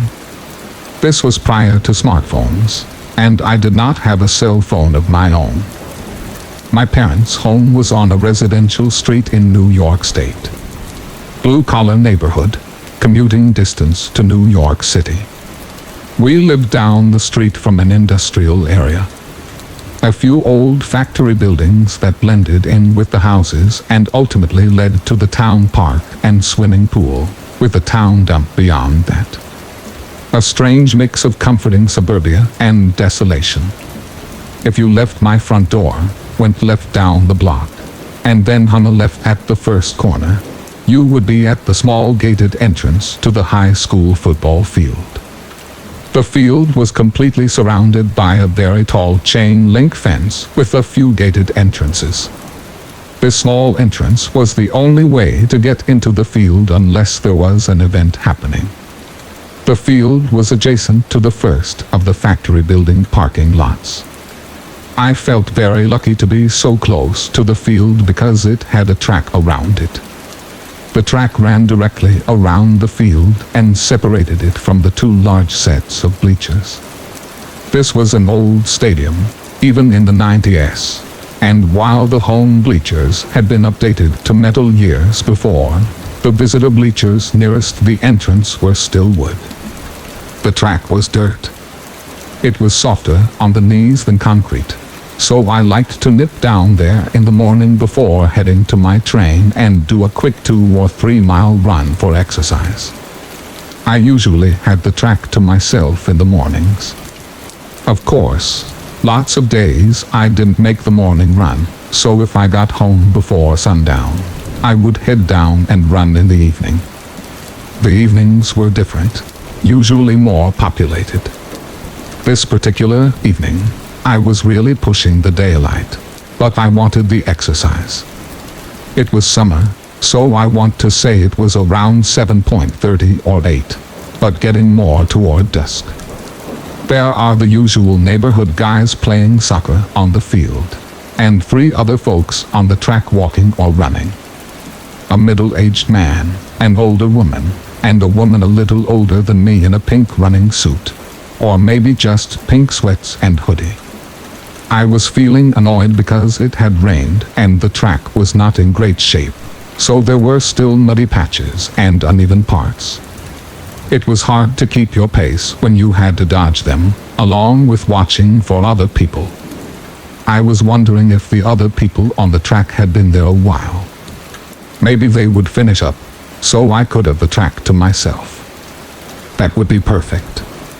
I was getting into it, listening to my music. And after 3 or 4 laps I looked around to see that the older woman and the middle-aged man were gone. Yes, just the soccer guys and the pink lady now. I was doing my best to keep away from her on the track. The soccer guys started to gather up their stuff and walk off the field toward the gate, at the corner by the old bleachers, dispersing back to their homes. It's just me and her now. I glanced back over my shoulder to see where she was. She was closer to me than I had thought she should be, so I picked up the pace. She canted much longer. Maybe I'll get my last mile in peace, I think. Then I see she is gaining on me. She's picking up her pace, and I notice she is looking at me. She's looking at me, expectantly, like she wants something from me. Do I know her? I really don't want to get into a conversation right now. I go a little faster as I'm passing the home side bleachers. She breaks into a full-on sprint and is suddenly on my left, reaching out to grab my arm. I'm startled. We both stop in our tracks, and I pull off my headphones. She leans in close and says low and slow, "I was going to leave earlier, but you were still here, and I didn't want to leave you alone." Oh, great. I back up and start to cut her off and tell her that I'm fine, no problem. But then she says it. "There's a man under the bleachers." At that point, I looked past her across the field, and I see him sitting under the old wooden bleachers all the way at the back, against the cement wall, kind of blending in. I can make out the grayish hair, beard, and white tank top. He's just sitting there on something, a bucket maybe, watching. "I can't stay any later," she said quietly. "I have to go. Be careful." She starts to walk away. "Thanks," I said. "I'll walk out with you, because I have nothing to prove, and I'm going to cut my run short tonight." As we headed out of the gate, keeping an eye on the bleachers, she said something that stuck with me. She looked up at the tall fence around the narrow opening and said, "One way in, one way out." She got in her car, we waved, and I headed down the block to my house as she drove off. I told my mom about it, and we decided he may have just been a homeless man sheltering under there. I would still use the track while I lived there, but only if there were other people. I always looked under the bleachers. I never saw the man again, and I never saw the pink lady again, either. I did see the soccer guys and the older woman and middle-aged man, and lots of other folks, but not her. When I think back on it, it still freaks me out that I ran past him several times that night and did not notice him. And I wouldn't have noticed him if it wasn't for that nice woman. She purposely stayed with me and made me painfully aware of how often I was running in what amounted to a cage with just one way in and one way out. Story 62. My grandparents lived on a farm in the middle of Nebraska. They had just got married, moved in together, and had their first baby. The baby was only a few months old and needed to be watched, but it was early morning and the cows had to be milked. My grandfather couldn't have done the work alone. He needed my grandmother to help. The labor was easy and only took a short while to be finished, and the baby, my aunt, had been fed a while ago and was sleeping soundly. So, my grandfather and my grandmother both went to the barn to milk the cows, leaving my aunt asleep. They finish milking the cows and my grandmother heads back to the house while my grandfather stays in the barn to continue working. But when she approaches the house, my grandmother notices the door is ajar and swinging gently in the wind. She figures it is probably nothing, but is nervous just the same. She calls for my grandfather, who reluctantly comes to soothe her nerves. They enter the house together and hear the sound of the toilet flush just ending. It was strange, but farmhouses in this area at this time had rather shoddy plumbing, so while they become more nervous, they remained calm. They then picked up their paces and headed towards the cradle where my aunt was screaming. The light hanging down from the ceiling is swinging violently as if it was just thrown on. My grandmother goes to pick up my aunt and notices a black hair on her white gown. Both of my grandparents had white blonde hair, and there is no one around, and there is no reasonable explanation for this hair being there. My grandmother becomes hysterical when my grandfather notices the latch to the attic is swinging as though someone had just crawled up inside of it. He goes towards it, readying himself to open it. My grandmother lunges at him and convinces him in between her sobs to leave instead. They jump in the truck and drive to town. They never found out if anyone was in the house or not. However, a week later, Charlie Starkweather was found less than 30 miles away from their home. He was, I believe, the largest serial killer in America for a short time when these events transpired. Story 63. My family used to rent a house in town, along with my aunt and uncle when I was very young, that we eventually moved out because of very strange things that happened while we lived there. But the most memorable and final straw was the night that my aunt was using the toilet and just happened to look down at this small hole in the floor that had been there since we moved in, and she saw a man standing in the basement, looking right back up at her, smiling. My aunt ran out of the bathroom and screamed for my uncle. After explaining to him that there was a man in the basement, my uncle went and got my dad and they both went down the stairs, where they found nothing but footprints in the dirty floor where someone had been standing and moving around, directly underneath the hole. Story 64. I was super excited to get my first apartment. It was in an old antebellum house that was split into 4 units. A very cool place to live. However, every time I was taking a shower, I would get this overwhelmingly creepy feeling, like somebody was watching me. Then the dreams started. I kept dreaming about this old lady in a pink nightgown. Sometimes she just looked frail and sweet, and she would say that I should go with her. She never said where we would go. Other times, the dreams were terrifying. Her eye sockets were empty. Her hair was greasy, stringy, and falling out. Her mouth was twisted in a tormented scream, and she would frantically claw the air, trying to grab me. The longer that I lived there, the more menacing the dreams got. Also, the feeling of unease and the feeling of being watched in the shower increased dramatically. By the time we moved out, I couldn't close my eyes in the shower. It sounds silly, but I had this overwhelming feeling that I was going to die if I had my eyes closed for too long. After moving out, I discussed all these weird feelings with a friend of mine who had recently moved into a house across the street from the old apartment. I was trying to laugh it off. He said that another friend of his used to live in the apartment above mine several years ago. An old lady died in what used to be my apartment. Nobody else wanted to live in that unit for more than a couple of months at a time. The building recently burned down. The fire started in my old apartment. They still don't know what started the fire.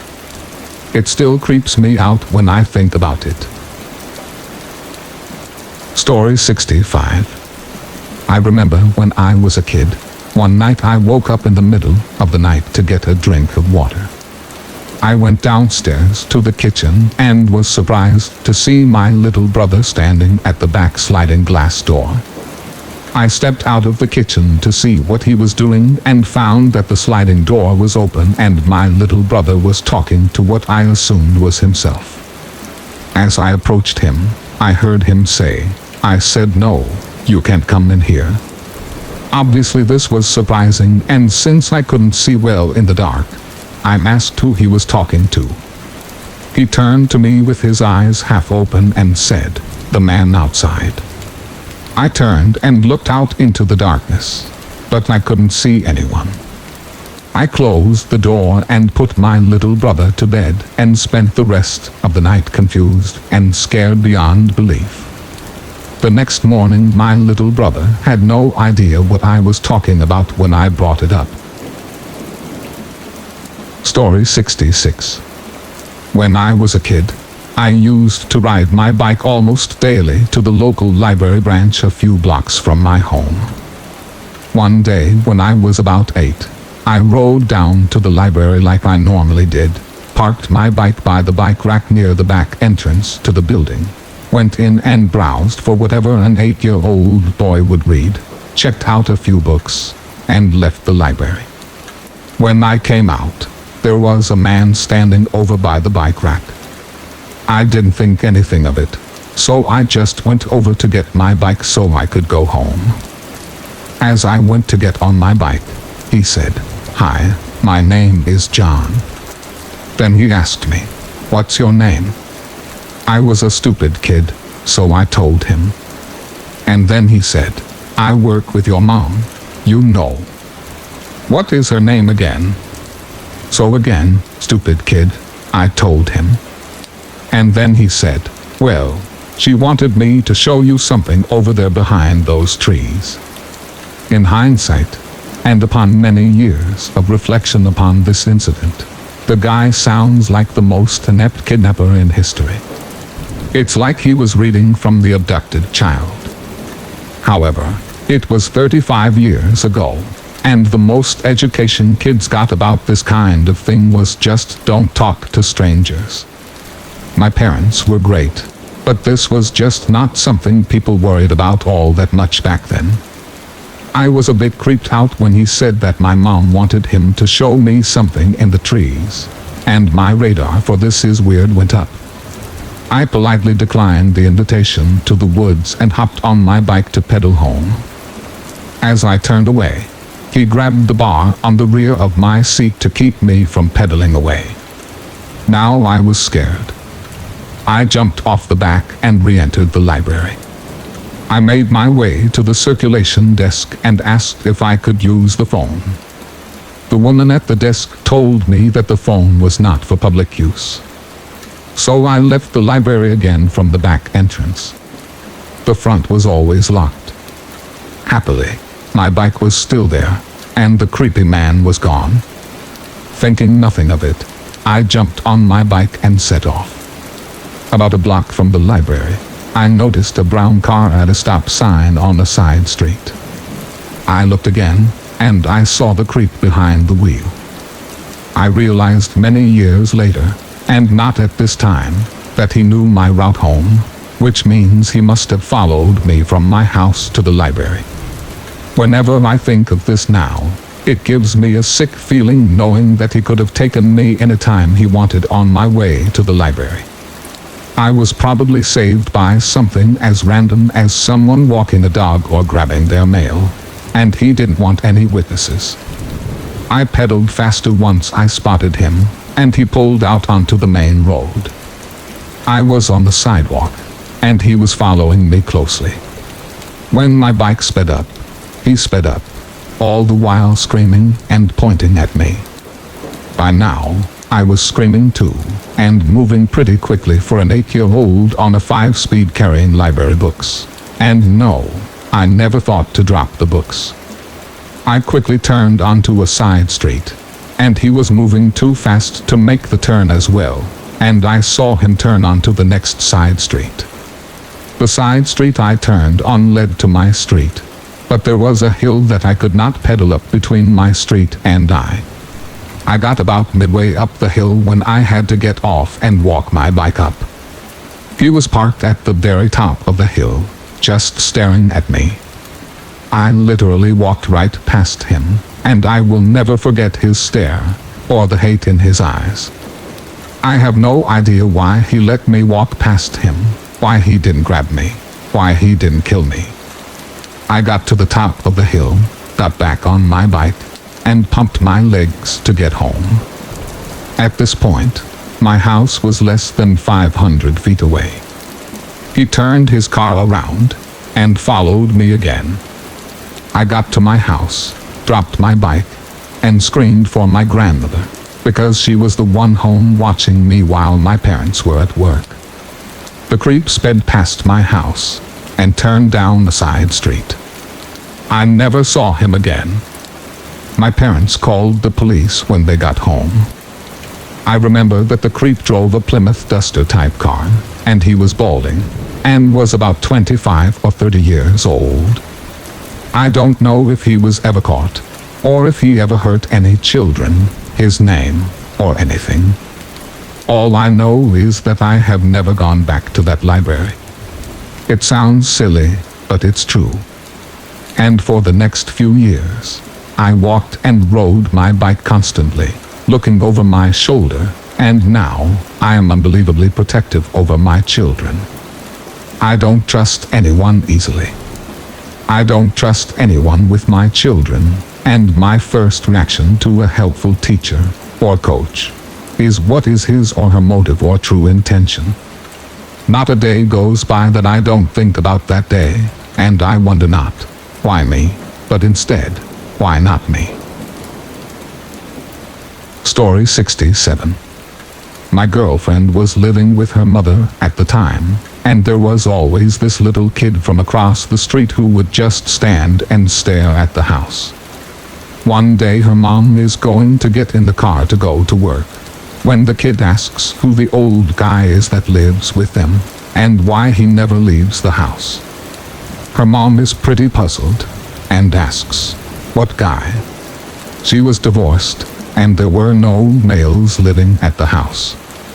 The kid looks up to the second-story window that he is always staring at, points, and says, "The guy who was always standing there staring out the window." Kind of scared, her mom replies that there is no guy that lives with them. She said the kid turned whiter than a sheet, and just turned and ran. After that, it was like he did everything he could to avoid the house, or even look at it. Story 68. I was in Taiwan one year when I was younger, and had traveled to a busy night market. These are popular gatherings that usually operate in the evening.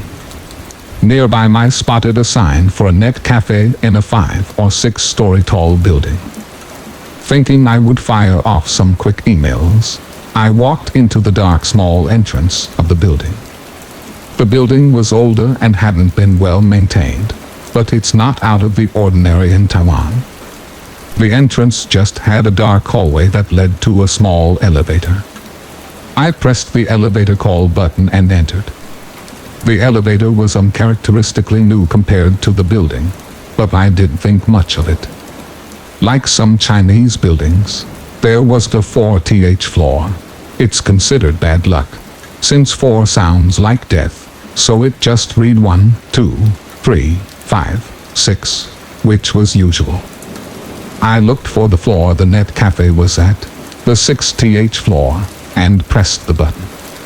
It lurched into action quietly, and began the ascent.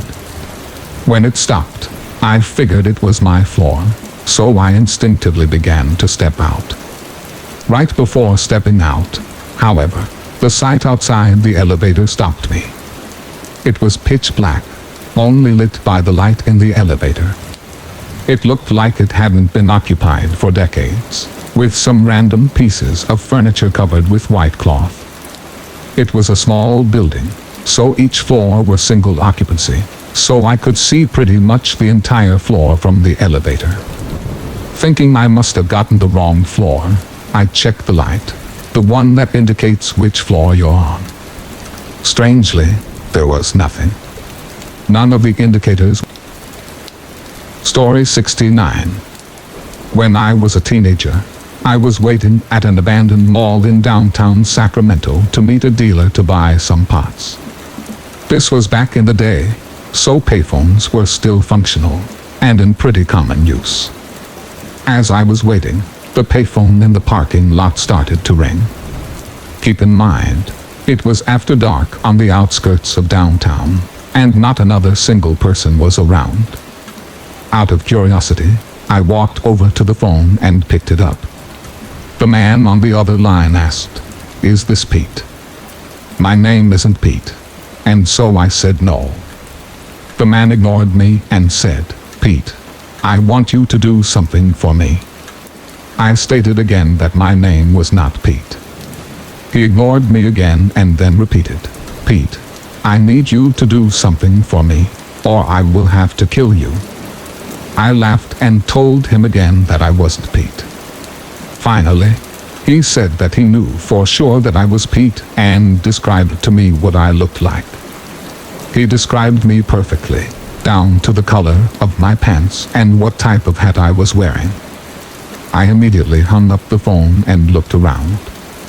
There was nobody, and I mean not a single person anywhere. I got into my car and drove out of there as fast as I could. It was bizarre as hell. Someone was watching me from somewhere. Story 70. Several months ago, my cat went missing in the woods, and I had to look for him. It was late at night, and the moon was a thin crescent, so the only source of light was my flashlight. I had seen my cat several times, but he seemed to be scared of something. Every time I got close, he would run further away. At a certain point, he got scared of something and ran back towards the house. I started to make my way back and saw a man. He was just standing there, absolutely still. He had black hair and a dark jacket on. I could make out all his facial features, except his eyes, where there just seemed to be a shadow. I called out to him, but he didn't respond. I then said, "I can see you, you know," and was greeted with silence. I turned and walked a few steps, and then turned around. The man was a few feet closer. I turned, walked some more, and then turned around again. This time, he was partially hidden behind a tree. I didn't need any more warning. I ran as fast as I could back to my house, where my cat was wanting to come in. I locked all the doors and sat on my sofa until I calmed down. Ever since that night, every few weeks, I hear a noise. Late at night, it sounds like a rhythmic tapping on my window. There are no trees close to my house, and most of the nights that this has happened, it's not windy outside. Every time, I have been scared to look, probably for the better. The last thing that I want to see is that man standing there with no eyes. Story 71. When I was 14, I went on a cruise with my parents. The cruise honestly was a very cheap one. My parents did not like it. At night, there were people in their 20s partying and being incredibly loud all night long, and my parents found it very difficult to relax anywhere other than their stateroom. I had more fun than they did, especially because they allowed me to walk around by myself sometimes. I had to be back in my room by 10 o'clock, but from like 8 o'clock to 10, I could pretty much walk around and do whatever I wanted. I tried to talk to a few other teenagers that I saw, but I didn't really make any friends. One night, I was sitting on the top deck, just scrolling on my phone. I was right next to the railing, which was about 5 feet high, but I was about 10 yards away from it, sitting at a table, minding my own business, just enjoying the night air. Honestly, looking over the side of the ship and into the dark abyss of the black ocean at night was the creepiest thing I had ever seen. I looked over the railing a few times on that cruise, and I will never forget what it looked like. It looked like death. Cold, black, lonely death. It was funny honestly, because during the day, the ocean was bright blue and beautiful, super peaceful. At night, not so much. So as I sit in my chair with my feet up on another chair, I looked up to my left and saw a man and woman walk out of the stairway door, and they were obviously very drunk. They were falling over and slurring their words like crazy. I couldn't even understand what they were saying to each other. The huge umbrella that would normally be standing up and positioned into the hole in the center of the table I was sitting at was laying down next to me, next to the table and my chair, blocking my vision from these people. I had to lean back to see them. They stumbled over to the railing of the ship, and immediately. Story 72. 5 years ago I worked as a CNA at an East Tennessee nursing home.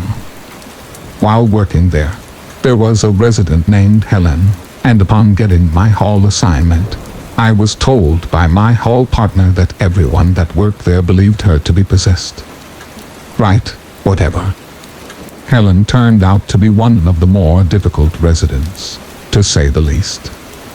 She was wheelchair-bound, and would scoot herself up and down the hall, muttering to herself, and sometimes, without warning, she would attack someone close to her, be it a fellow resident, staff, or visitor, clawing, hitting, kicking, until she was pulled off of the poor person. She did have incredible strength when these attacks happened, and she would growl these deep, guttural growls. We ended up having to keep her isolated in a room alone, with her wheelchair locked to keep the other residents safe. A few months into the job, I switched to night shift on the same hall because the shift differential was a little over $1 more on the hour.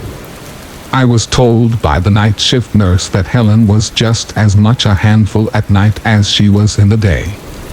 One night, a new charge nurse had gotten assigned to my hall. In the mornings before day shift started, the nurse had to give all morning meds. I warned her not to interact with Helen unless I was with her.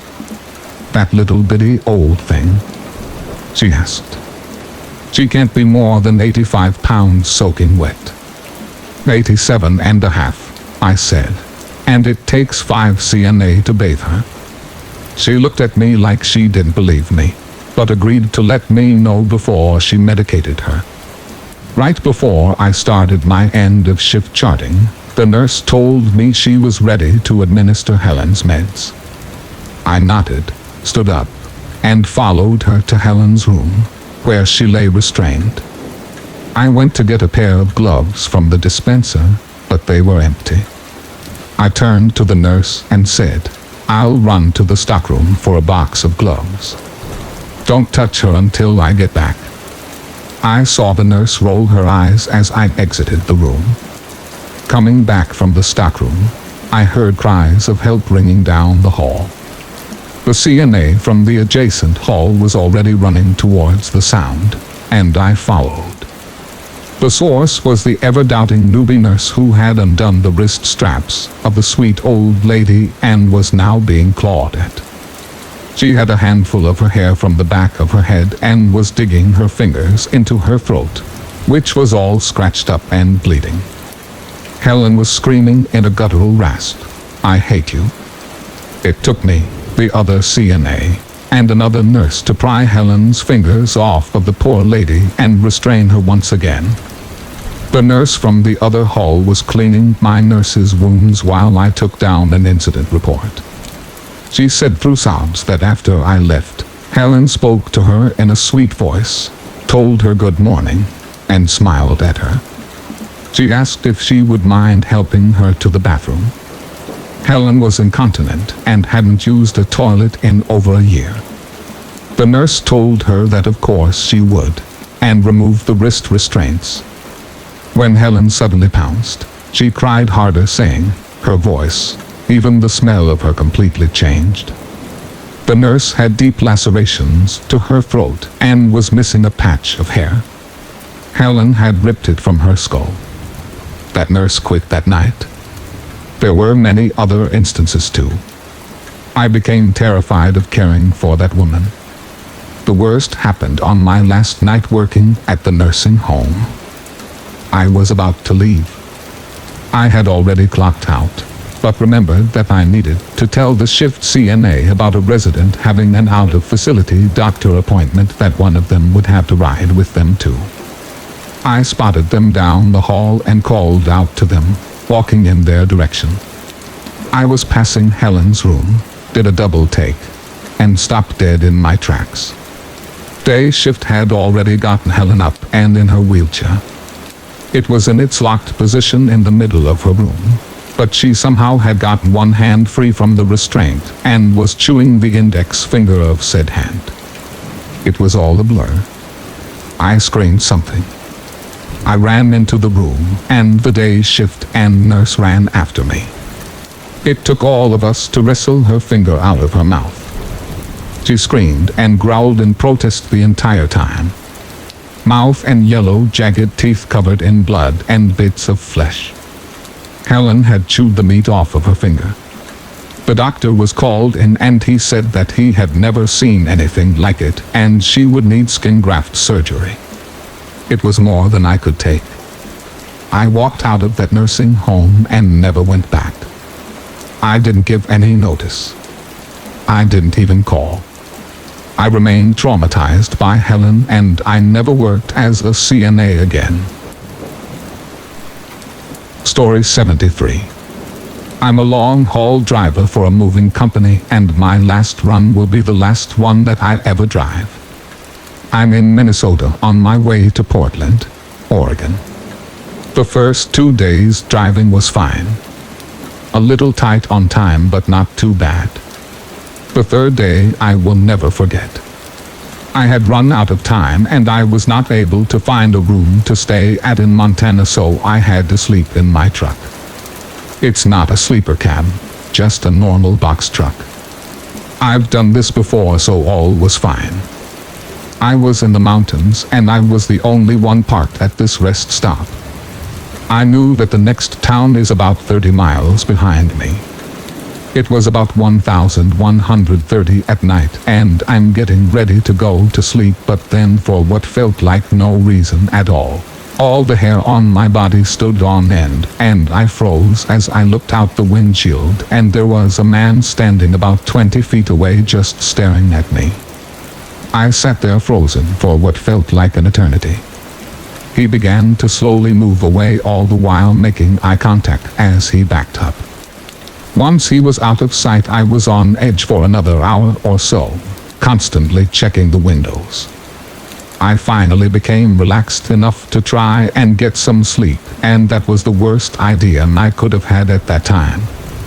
I was abruptly woken up by this scream. It sounded like nothing I can describe. It was harrowing and terrifying. I'm a big guy. I was in my 20s and 6 foot tall, but this sound woke me up and put me into such a panic and fear that I will never forget. I turned on all the lights in the truck and what I saw I can never unsee. The man was standing right in front of the truck, completely naked, with blood all over his face. He began rapidly running around the truck, pounding on the doors and trying to open them. I was so terrified I couldn't move. He began to throw rocks at the windows and they began to crack. This broke me out of my trance of pure fear and I started my truck. I floored it, trying to get away as fast as the truck would go, but it wasn't accelerating as it should. It crawled forward slowly and then I realized he had slashed all of the tires.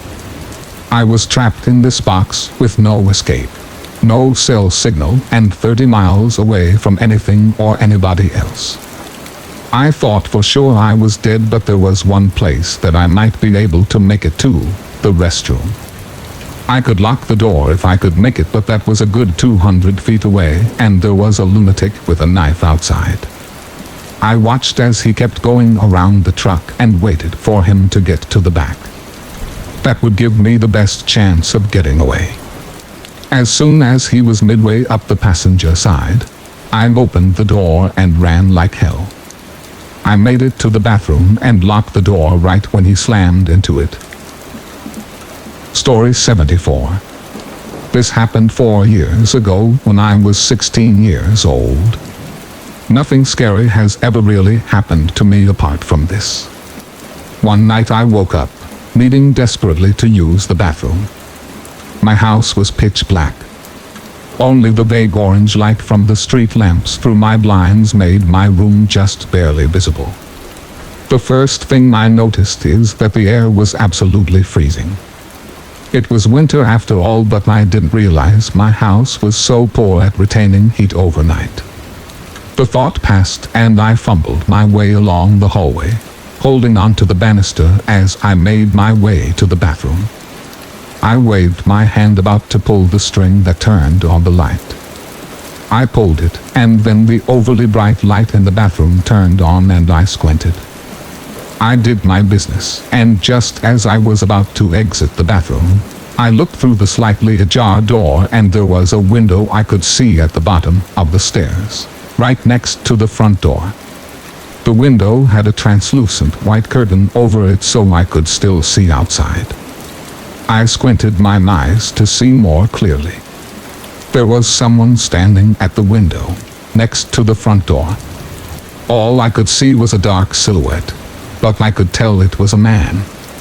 My initial thought was it must be a delivery. But wait, it's 4 o'clock in the morning. There's no way this is a delivery. My heart began to thump furiously against my chest as I watched. The person didn't move. They just stood there for what seemed like forever but was really less than a minute. Thoughts raced through my head. As I contemplated my actions, they suddenly just turned and walked away. I stood in place, blinking, and then when my legs finally obeyed my thoughts a few seconds later, I quickly ran down the stairs to check if the door was locked. It was. I pulled back the curtains and peered out the window, but the driveway and street were empty. All I could see was the early morning frosted pavements and orange streetlights. Surely they didn't go down the path to my backyard. I sprang into action again and ran to the kitchen to my back door. It was wide open. It was pitch black outside, and I was terrified beyond belief. I ran and slammed the back door as quickly as I could and locked it with fumbling fingers. I then stood there not knowing what to do next. I strained my ears listening for something, anything, but all I heard was deafening silence. I looked through the curtains again and didn't see anyone. I woke up my mom and she checked the house with me. We never found anyone and nothing has ever happened since. I honestly don't know what to make of this experience, but it was truly something that you would see in a horror movie, and it was the scariest night of my life. Story 75. I experienced sleep paralysis one time. I was 9 years old and in 4th grade. It was the middle of March, which meant that the parent-teacher conferences started in my school. I wasn't a kid. I never did homework and was too hyper in class. My teachers hated me. I knew that they would tell my parents what a piece of garbage kid I was. Therefore, it was always a stressful time. On top of the impending grounding I was sure to receive, my grandmother died the week before. We weren't very close, but at that age, I wasn't accustomed to death. It was traumatizing watching the cancer destroy her. The morning my mom got the call about her passing, she kept my sister and I home from school while she went to deal with the aftermath. My sister had no further experience than I did dealing with it, so she was no help. I got really sick from the stress. My school would be a half day to make time for the conferences without making teachers stay too late in the day. Being that I was stressed and still dealing with my grandmother's death, I ended up taking a nap. For me, that was uncommon because I have had insomnia my entire life. Also, since it was half a day, it was about 3 p.m. and not dark outside so I could see my entire bedroom. My sister was outside with her friends and my parents were still at work at the time, so I was alone. My bed had all of my school stuff on it, so I was very uncomfortable. With the light from outside, my stress, discomfort, and issues sleeping, I believe I couldn't fall soundly asleep, causing me to wake suddenly. I felt strange. I couldn't move anything besides my eyes. I looked down and saw a woman sitting next to my bed. The woman had brown hair and a bun, a heart-shaped pretty face, and was wearing a faded old tan dress. The dress reminded me of something from Little House on the Prairie. She wasn't somebody I remember seeing before. She was crying and looking down at her hands. Next to her was a wooden bucket full of water and a white cloth floating at the top. She noticed me looking at her and smiled. That moment, it became difficult to breathe. She started reaching up to my face, saying that it would all be okay. I shut my eyes as she wrapped her fingers around my throat. I started to cry. I suddenly woke up and felt normal again. When I told my mom, she didn't believe me. Nobody in all of the years I have told this story has believed me, except for my sister when she experienced sleep paralysis herself. And now that I'm older, I realize that what I went through, likely, was caused by chronic stress. Story 76. On April 24th, just a couple weeks ago, my boyfriend and I drove from Minnesota down through Iowa and Nebraska to Colorado for a family emergency.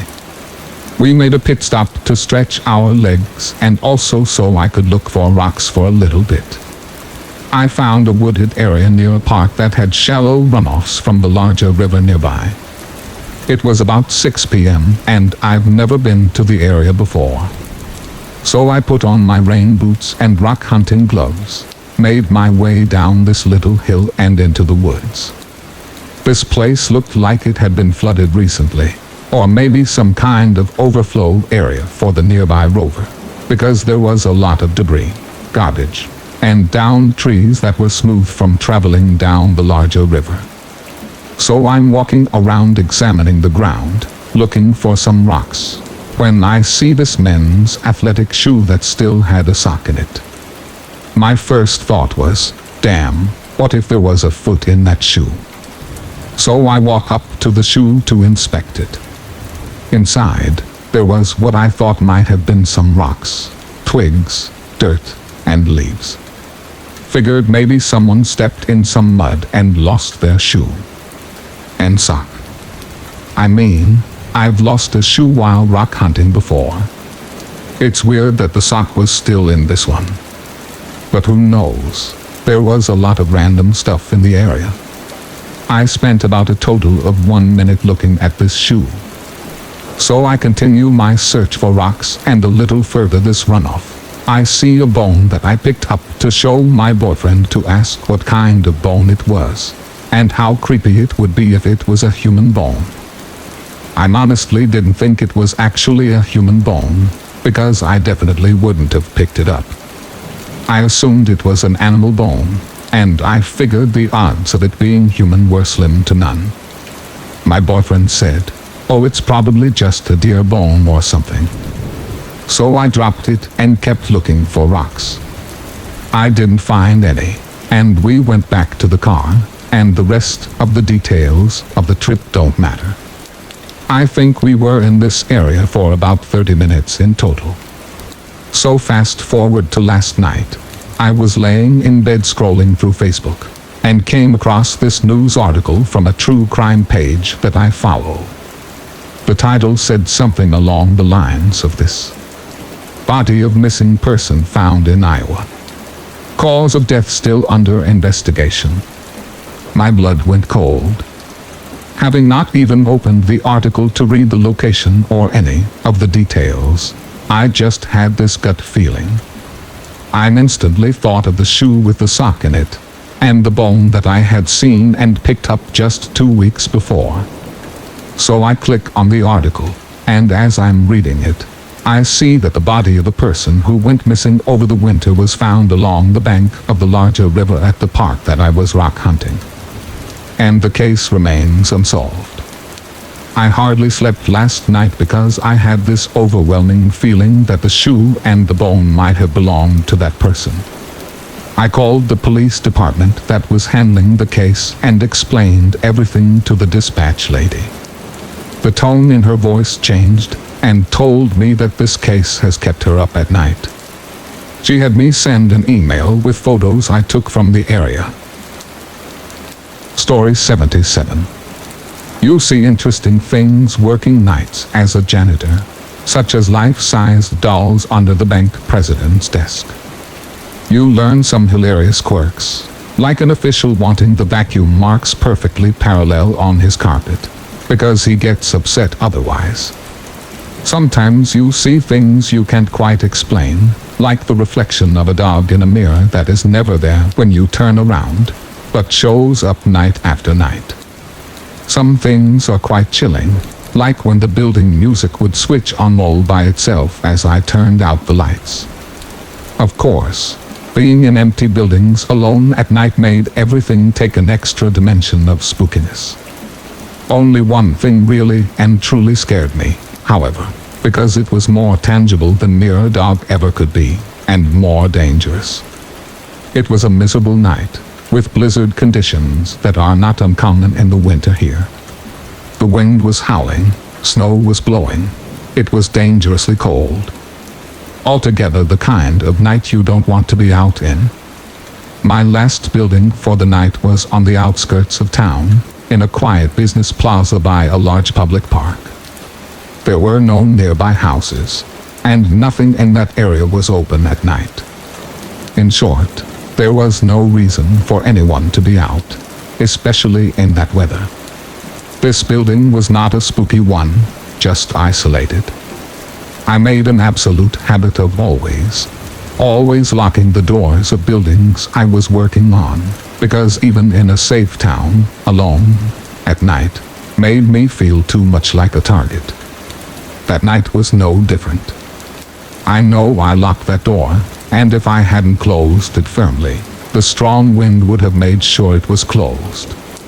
I went about my usual routine, turning all the lights on all 3 floors, and then setting up my supplies. The building had an odd layout, with a sort of bird's nest loft that the boss's office was in overlooking the main floor. I usually started with the loft, and headed up there, but realized that I had forgotten something, and headed back down. I was distracted, and the building always annoyed me, but I wasn't listening to music, and didn't have earbuds in.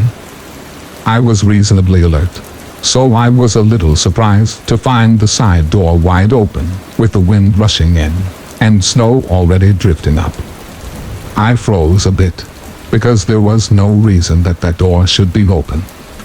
I checked the parking lot quickly, in case the building owner had for some reason showed up in the middle of the night. No cars but mine. After locking the door, I started searching the building, starting with the basement. I didn't see anyone, and nothing was disturbed. As my search reached the loft level, the reflection of the basement lights in the stairwell. Story 78. This happened to me last summer. My mom and brother went to California for a week to go visit family, so that just left me alone with my dad. I had just taken him to work since his was revoked, and I went home to take a quick nap before I had to go to work myself. I woke up at around 9 a.m. and started to get ready for work, when I suddenly started to hear some noises. I sat in silence, and I heard this sliding glass door which is underneath my bedroom open. I just stood in my room confused and listened. I then heard heavy foot. Story 79. Between the ages of 4 and 12, I was friends with a boy named Jack. Jack was always a bit of a strange kid, but being my neighbor, he was my first friend in life. Jack and I used to play outside every day, whether it was football, going to the park, or even tag in the street. You name it, we did it. One weekend in the summer when we were 8 years old, it was a scorching hot day, and 2 of the kids in our street were having a water fight. Having some water guns in our shed, I thought it would be a great idea to fill one up and join in. So as the day goes on, we are having a great time, and a few other kids had joined in with their water guns. This is when Jack comes out with one of those insulated flasks. Without warning, he hurls this flask at me, but luckily he missed. The flask hit the pavement, and as the water came out, I saw steam rising from the ground. Jack's mom came rushing out of her house and screamed at Jack, telling him to get inside. Being 8 years old, I didn't realize just how serious this was. A couple years later, me and Jack went to our local park. When we got to the park, Jack asked me if I wanted to see something cool. He then pulled out a BB gun. Jack said that he got it off of his dad, who said that he could shoot cans with it. But when me and Jack went into the forest behind the park, Jack then started firing at random kids who were playing in the forest with us. I told him to stop a few times, but he told me to stop being so boring and continued with his crazy behavior. I then made my way home, where Jack would follow, shooting at me every so often, hitting me in the shins a few times. I told Jack to grow up and then told him I didn't want to hang out with him anymore, in school or after. I continued to see Jack in school, who would smile creepily at me and would motion slices across his throat. One day I was in my garden with my cousin playing, and we looked up to Jack's bedroom window, and I saw that with a tie he had made a noose, put it around his neck, and gestured with it that he was going to hang me, all the while with a sinister smile on his face. Jack became very odd, and with our houses being attached, and us unfortunately having the same back bedrooms, I would hear him hysterically laughing late at night and would hear bangs on the wall at ridiculous hours. Shortly after I turned 11 years old, Jack and his family moved away and life was so much more peaceful. I continued to grow up and lived out my mid-teens with great friends, and Jack became a distant memory as I eventually moved away to university. I'm 22 years old now, and when I visited home this past summer, my parents informed me that Jack had been admitted to a mental institution after he attempted to kill his mom. This shocked me, and I didn't quite know what to say, but these old memories began to flash back to me, and I recalled the event with the water. My dad actually told me that Jack's mother had told him that the water he threw at me that day was scalding. That day, Jack attempted to throw almost boiling hot water at me. I have no idea what was going through his mind, but I'm glad that he's getting the help that he so obviously needs.